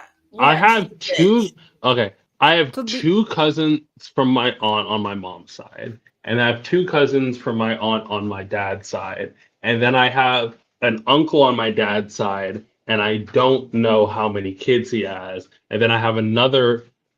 I don't know how many relatives my dad has. Okay, especially because some of them are like cousins that were adopted as children, so now they're like siblings, and like it gets confusing. My mom is one of 7. My dad is one of 6. Each one of their siblings had anywhere between 3 to 7 kids. So I remember. because we're weirdos. I don't believe you. Mine I do is not believe because that. they're Catholic. No, You don't I- believe that? that was I My don't. mom was one of 8, and one of her brothers We had 7 had- kids. One had 4. A couple had 4. We started a family tradition called Cousin Camp, where we'd invite all of the cousins over, and it was literally like a summer camp. We made T-shirts. We mass made T-shirts about it. This is why you live by the Duggars. Yeah, we lived by the Duggars. See, the reason that I have a bunch of cousins, because my mom was born with a bunch of kids, is they would give you, if you went to Catholic school, they would give you free tuition. The more, like, you would pay less in tuition the more kids you had. So, like, once you had the 3rd kid, tuition was free. So they would just keep having kids so they could get free school. Yeah, that definitely makes sense. There's no other cost to taking care of children that would mount. No. And she was one of 8. She was the oldest of 8, and they all lived in one bedroom. All the kids shared one room. Eventually my oldest uncle, he like moved into the basement, so then it was 7 of them in one room. But I remember you mentioning that. But they all it was one fucking room. And not a big Alright, we have either. 26 minutes. Do we have any other bits to do? Or are we just like marching on into infinity? She's grenade shaped. Did she blow up? She is weirdly grenade shaped. Did she blow Hold up? on, let me show you the actual Pokemon model. Yeah, the Pokemon model does not have those bumps like that. It kind of does. They need Well, like she's- a way to show fluff. She's like quilted. Just make it fluffy. I will say, like, the other plushies I have of her do not have this shape, but this one is specifically a Build-A-Bear. You really love Build-A-Bear. We there's like a lot of Pokemon Build-A-Bears, but they're just interesting. Like, I think part of the appeal of Wooloo is how perfectly spherical it is, you know? yeah, but this gives like the illusion of sphericalness. You know, I don't know. Spherical? It's spherical? Remember that bit from Drake and Josh? It's spherical. Yeah, they had the Game Sphere instead of a Game Cube. I remember that. So I always there's- thought it was a reference to the Xbox, but you know. I was have wrong. this card, this card, this card. I do think it's very funny that like in TV all the time they're like, oh, clearly the identifying feature of this piece of technology is the shape. So if we change the shape, then we have our own original thing. And I'm like, but no, that doesn't make any sense. Mm-hmm. Like the reason why they're cubed is because it's a good design, not because like if you made it a star. Do you guys Can I show you guys a picture that I just saw on Twitter? Yes, Sure. of course. I'm gonna dump it in image share. Oh, Okay. Are This we is the sharing it with monster the class? from 2025 Frankenstein. this is kind of funny. They've bimboed. I do like. I understand that this image is a little problematic, but it's kind of funny. It's just a lot. There's a lot to unpack. Share it with the class. I Okay. haven't seen this version of Frankenstein yet, so I'm a Mhm. little lost. But I'm going to admit something that I have not said to many ever. Mm. But when this original de-bimbofication image popped up and like people were making discourse about it, Mhm. I had recognized the artist from their prior transformation content. Uh-huh. It's stinky. And I was Is like, this- oh no. Really stinky. Because like I do think it's like I've said this, I don't know if I've said this on live before, but I do think it's kind of like it was insane that people were making discourse around fetish content because like I don't think people's fetishes are their politics. And you can make discourse about how fetish content is engaged with. But to just like, and especially because like I found this out by looking at the Know Your Meme page, the person found the post like a week or two after it was made, which is like you dug for this. Yeah, Like you were in there. you just found someone's fetish porn and got upset. What are you doing? like, Yeah. like that's very puritanical, and like I don't appreciate it, and I don't know. And like, yeah, has it been co-opted by a lot of unsavory groups? Yes. Yes, I think there are things to be said, but just the act of being like it wasn't like a political comic. Someone wasn't being like, "Oh, bimbos need to read book." They were commissioned to make a piece of fetish content. I don't know what to tell you. I'm sorry. I've cursed myself, and now there is just straight up porn of Victor Frankenstein and the monster on my timeline. I've done this. I'm in a prison of my own making. Yeah. I'm sorry I went on a rant about this single piece of discourse No, you're around a fine. piece of fetish porn. No, I love that kind of internet history stuff. Mm-hmm. Like We were it's talking so about the weird Wonder to me. Bread guy Like earlier. yeah, and it's like people don't post the Wonder Bread and be like, "This is a comment on classism." Like, it's just so whatever. Speaking It's of like fetish content, it's so weird Hello? when stuff. Oh come on. I We're miss in her, it. and we only have like 20 minutes left in the live. The we're answer doing is Thanos. Thanos. Hey, Zach, can you give me a band-aid? Rena! Oh. Wow, It's Thanos not lost. I'm gonna guess the Yeah, pretty what is girl, it? Yeah, it's Anime. Marceline. Marceline. okay. Vampire Queen. Marceline. I'm gonna guess Doki Doki. Yeah. Lancer. It says they're both from Fate?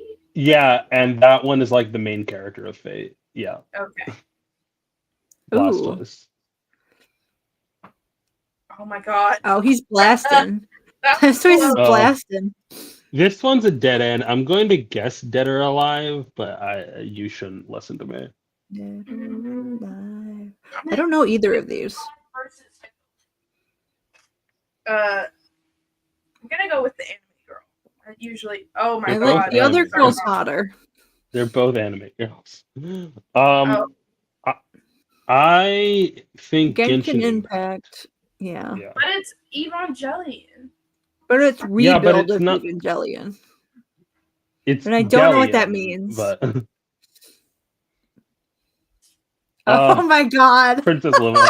Wow, that was Yeah, a it's no You destroy. didn't even have to question it, huh? Pretty anime girl. Damn, you were There right. you go. I'm sorry. Well, we got there. We got that's a passing grade. Okay. You gotta see. Hold on. Where's the? I think there's a link. My life for- as a teenage robot. My life as a teenage robot. Let's do it. Let's do it.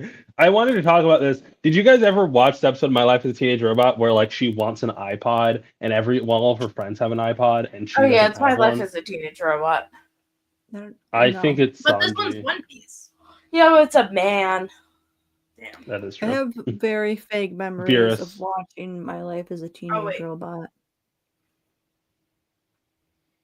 I just kind We of also like gotta do the daily challenge. in of- concept know that I have watched it. That's about as much as I know about My Life as a One thing Teenage I will Who has more Dumbledore. fanfiction, Dumbledore or Hal Jordan? Robot. It's gotta be Dumbledore. Dumbledore. It's Harry Potter. Yeah, Harry Yeah. Potter has massive numbers. Mhm. Okay, this person I don't know from Attack on I Titan. think Chainsaw Man. I This think is it's the I one. think it's the Chainsaw Man. Chainsaw Man. No, it's Oh not. damn, it was close. I'm gonna say Hell of a Boss. Yeah. Yeah. Who? Who is this? Who? Who is that? Who are either of these guys? I know it's been a I'm long thinking time of, since I've seen Stranger Things. Are they just I think putting it's new the guys in it? Oh, just barely. Sean Spencer. I'm kind of curious what's going on with her though. Who was that? It said RPS fandom. I think Red. I think no, it's Castlevania girl. Castlevania girl. Yeah. Okay. Oh, it's the guy Vampire from Vampire Diaries. Diaries. What? Oh no! They were so close. This I'm one gonna say doesn't the have- guy with an image. I think the guy with an image is gonna win. Okay. Sauron. It's gotta be Sauron. I'm gonna Okay, kill myself if it's Sauron. Now I'm curious if people are trying to fuck Sauron on AO3. Probably. We will check after this. Mm-hmm. VS Yeah, current. it's gotta be BTS. Hello? What? Nope. Okay, that's a failing grade, but okay. You flopped. Damn. Who's Okay, trying to let's fuck go to Sauron? AO3 now and check to see what's going on with Sauron. You got me sick. Now my throat hurts. Oh dear. Drink some honey. We don't have Really? any honey. Get some honey. Get your honey up. That is not how you spell Sauron. Help. Oh, honey, honey. I can't help you. Okay, we're just gonna do Lord of the Rings, see what happens. I think SUR.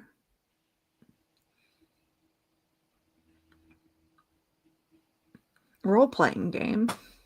I just need Lord of the Rings all media types. I just kind of now works in related fandoms. No, that's not what. There, no, it's the first one. Go back up. Go back up. The first thing is Gadriel / Sauron. Okay, let's see what's going on with Sauron. So most of the fics are rated. Okay. We Pretty got close. quite a few at explicit.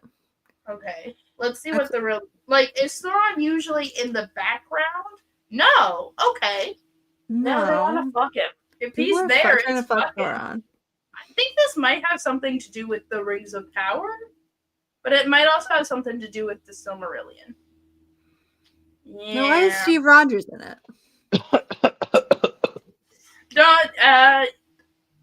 I think like Magic the Gathering. oh, one of the things in the MCU is that in like the Winter Soldier TV show, Falcon Winter Soldier TV show, Sam Wilson is like, like the Hobbit, and he's like, yeah, I was alive when the book was published. Just shut up. And it's like, So now there's a lot of crossover fics between Lord of the Rings and the MCU.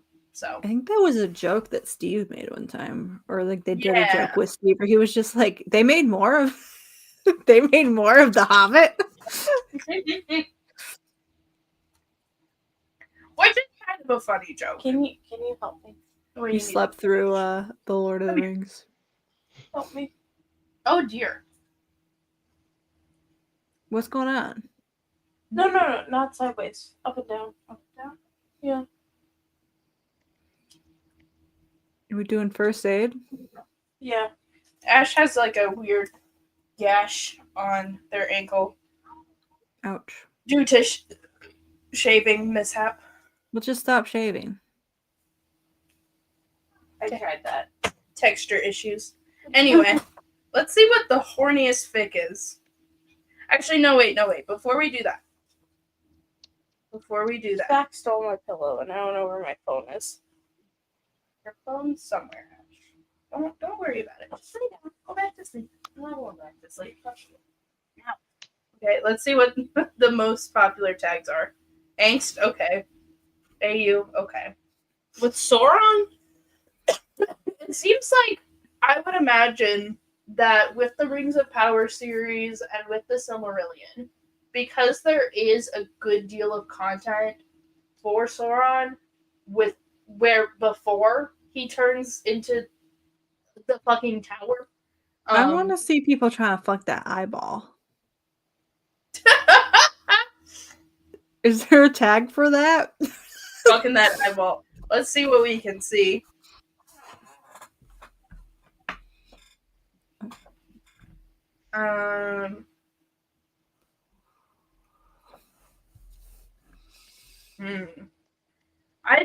I don't even know what I would begin to type in. Eyeball fucking. Eyeball? Eyeball. Eye trauma. Eyeball. Eyeball chambers. Eyeball sex? That's nothing. That's nothing. It's eye fucking, isn't it? Eye fucking? Is that a thing? Yeah. I don't. It's not on AO3. Eye Eye contact. contact? Eye gouging. Eye trauma? Eye sex. sex. Well, that Well, means that's a something. different. Yeah, that's something else. Let's see if anyone's gotten silly with it. Okay. Here we go. Maybe the eye of Sauron is different than Sauron. Yeah, click the eye of Sauron. What's going on with that? Forge sex. Raft sex. I fucking. Knife play. Mind palace. What are you weeping? Oh, I'm sitting on your phone. Eyeball sex. There we go. That's gotta be. Eyeball sex is one of the tags for this one. Well, it's artwork. Let's open it up right now. Let's check it out. No, well, let's wait until after stream, maybe. Just in case. Just open that in a new tab real quick so we can come back to it. Yeah, okay. I'll bring you guys over when we find someone putting their dick in an eyeball. This is gorgeous. Actually, hold on. This is beautiful. Oh. This is like a painting. Oh my god. This is fantastic. This is lovely. I don't want to go check how this many out. how many is it? Is this a fic or is it just art? It's a collection of artworks. Okay. How All right, let's play how a lucky are dangerous we game. feeling? Yeah, how This is okay. lovely. This is beautiful. Okay. Nothing too horny yet. Please don't. Uh-oh. I imagine this is horny. The dialogue we is do going to be We do have the Oh, okay. NSW thing in the chapter title. Halal, That's very nice. Drill. Halal. I don't think This what's is happening halal, is though. this is not halal, I don't think. Oh, This is definitely haram. okay. There's a dick. He's very well endowed. Where's the eyeball Jesus come into Christ. play? Okay, you gotta send the link to this in chat so I can look at it on my own time. Okay, it is het slop. Is it het slop or is it just het? You know? Het slop. I guess that's fair. Het slop. Okay. No, it's no longer new, NSW. I can share again. Like bad description of Strange New Worlds. That's just het slop. Look at they're in the forge together, building Are those they- swords. Based on the tags, I know where this is going. Oh, Oh, not technically NSW. Oh, he's a little kitty cat. Oh, nice. well, they're kissing and stabbing. Sometimes you just gotta stab and kiss a little bit, you know? That's a different guy. Who are these people? I don't He's care. blonde now. I'm Well, nerd, but it's like how remember when Gandalf did that? He dyed his hair and then he was like, "I'm a new guy." He's me. I'm Gandalf the White, and it's like, well, okay, Sure, buddy. sure. Okay, this one is Uh-oh. in it. Let's see how far down. Nope. Oh, you saw? No, we showed Tiff. We gotta go. We gotta get out of here. But I want to know where the eyes come in. Well, let's look at the the chapter index. They're all got titles. Let's see if we can discern. Go up to the chapter index. Okay, chapter index. Predatory. Oh, wait, we're at the end. We missed the eyeball fucking. What? I think it really means The regular Like, version? I'll be- just I'll be intense back. eye contact. No. Oh, Sorry. well. Hold on. It says, what does it say? It says, I fucking. They said eyeball fucking. Like, I think like maybe that can we one report them for false tagging? we wanted to see someone put their dick inside of that eye. That How would that be possible? I don't that big fiery eye. Someone We're get up gonna in put there. this in fanfic Rex for Rena to look at on her own time. Or Daystar.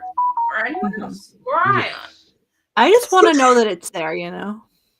Yeah. Sometimes Well, that's all. Okay, hold on. I'll I need wanted to to go to see AS3.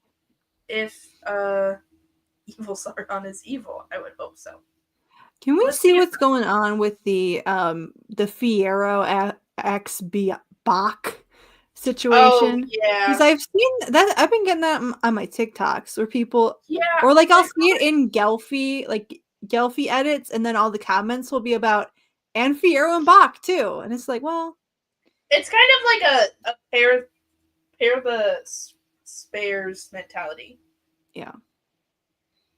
How the fuck do you spell his name? I know there's a Y in there. Who? What? FIYE. ERO. Yeah. I like how Bach doesn't have a last name. You don't need one. You don't need one. Nessa. He Nessa. just say he's Bach of Munchkin Land. So there's 138 works, which tells me this was not a popular ship before the movies. Let's go back and check. 2024. The oldest one is 2018, which means some people were into it, For but the it's musical. specifically tagged as the book series. Oh. So that's different. Wait, what is? Hold on. What's going on with that though? No, because it's like both. It's like. Oh yeah. So I guess this is just improper tagging. We've got another one from 2019. Nessa 2019. Nessa 2019. 2019. Why is there a horse back in there? What happened? Peter, the horse is here. The horsey's going to bite you now. Yeah. But like, this is very clearly, oh, you watched the movie and you're kind of just pairing the spares. Which is it even the spare? Why that's happening to men now? Okay, here's one where it's the first. This one is officially tagged as the movie. Yeah, but it's one where it's not like the background of a Gelfie ship is the two guys get together. It's just about the two guys. Yeah, but it is also Weird. sneak fetish content. Beware. Beware. Really Beware. Fetish content of what? What's the fetish? Sneeze. Sneeze. Beware. Sneeze. Bach That's not really that needs to bad. sneeze, but Biero won't stop. No, yeah, I'm not kink shaming here, but I do think it's really funny. I think it's funny to be like, this is sneeze fetish, beware. Appreciate the warning. Mostly Bach's Hello? POV. What? The description of this is crazy. After Bach's lover, Nessa Rose, tragically passes due to an incurable cancer in her lungs, the young Munchkin boy reflects on the many lives he's lived and the ones he'll begin to live. P.S. Bach and Fierro are canon. I don't give a fuck. Why does Nessa have cancer? I don't know. Okay, so let's look at Elphaba and Glinda, Gelfie. Obviously, so many more works. But if you go back to the end, this shit has been here since the motherfucking beginning. They've been here all along, and people are being like, the only reason you ship it is Ariana Grande, and it's like, kill yourself. I can't believe people say that. There's no way people say that. People are That's like the first thing. What do That's you like mean? the first thing.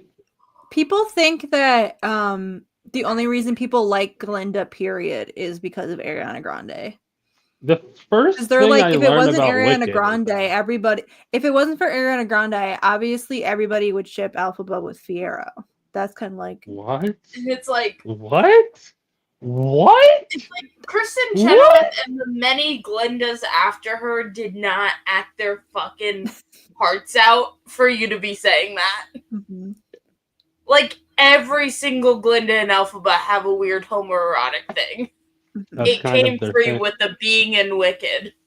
That's like the first thing I learned about Wicked. Yeah. Like that it's gay. Yeah, I it's not learned gay about that anymore. I learned about that before I learned that like she was green. Wow. That's extreme.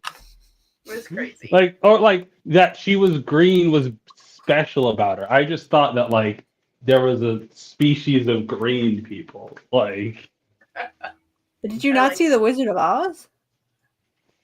well, I had, but like that doesn't really change anything. Like the Wicked changes so much about the story. I get what Rena's saying because like it's not like we see Nessa, you know? Nessa? We don't know what color Nessa is in the original. She's regular. Yeah, that's a good But point. they're also not She's just stripes. Yeah. Yeah, exactly. So I get where she's coming from. Yeah. That would be funny if like her feet they were just green. Like when people said, "Oh, Wicked's about racism," I thought it was like, "Oh, because she's green, right?" Mhm. Like, This is the third most What popular do you tag. think about the fact that in the book Alphaba is allergic to water? I mean, I feel like that makes sense. She's allergic to water in the movie. Is she? Yeah, there's that whole scene where like there's about to be a storm and Maribel's like, "Oh, we wouldn't want you to get wet," and she undoes the storm cloud so that she doesn't get wet. Like, Is that true? I don't remember this. Did you just This call happened? I remember like the whole point of the musical was that it was just like, oh, isn't it so crazy that they said water would melt her? Oh, And then it no, doesn't. in one of the first things in Wicked, like in Wicked Part 1, she goes like storm clouds start forming, and she's like, "Let me get rid of those, Like so you don't get wet." Like well, it's not one of the first things. It's like midway through the movie, but yeah. like I think Wicked changes so many things about the book that it's kind of hard to compare them. But like I don't know, I think the Wicked musical is right to be like people are so empty-headed that they would believe that you're like that's what the Wicked musical is about. They're trying to approach the same thing in a very truncated way. I mean, my thing about the whole You got to water get there in stuff- 2 hours as opposed to a whole full-length novel. My thing about the whole water stuff was like, how'd they know? Like she was like, oh, like I Well, they when I figured was out when she was born. like when I was watching the movie, I saw like her literally do the storm clouds, and it's like I feel like how did that come up if she insta dies when she gets wet? You know, like how Well, did people? In the Wizard of Oz movie, like the 1940s one, the witch is literally on fire, and Dorothy's like, "Oh no, oh no!" and she like grabs a bucket of water and throws it on her, and then she's like, "I'm melting," and Dorothy's like, "Oh no, I didn't know this would happen." Oh fuck! Yeah, I just mean Wicked And then everyone's makes like, "Good job, Dorothy! You killed her." And Dorothy's like, "Oh." I mean, for me, it's just like in the Wicked like movie, they make a cute little reference to that, which implies that Morabelle knows. But if Morabelle knows, Okay, but then is she actually get burned by water in the movie? I don't know. No. I haven't seen the second one. I've not seen this. I don't want to spoil a musical that's been out since 2003. Like in the musical, she's not burned by water. Yeah, I know that. Anyways, Just it's fakes 202. Oh shit! But in the books, she is allergic to water, and so she has to like bathe using oil and stuff. She does die. Reading a fan She fiction dies about that, and I was like, "What? She doesn't die from?" I was like, "That's not how it is." But okay, But she dies when Dorothy throws the water on her in Wicked. She dies. Yeah.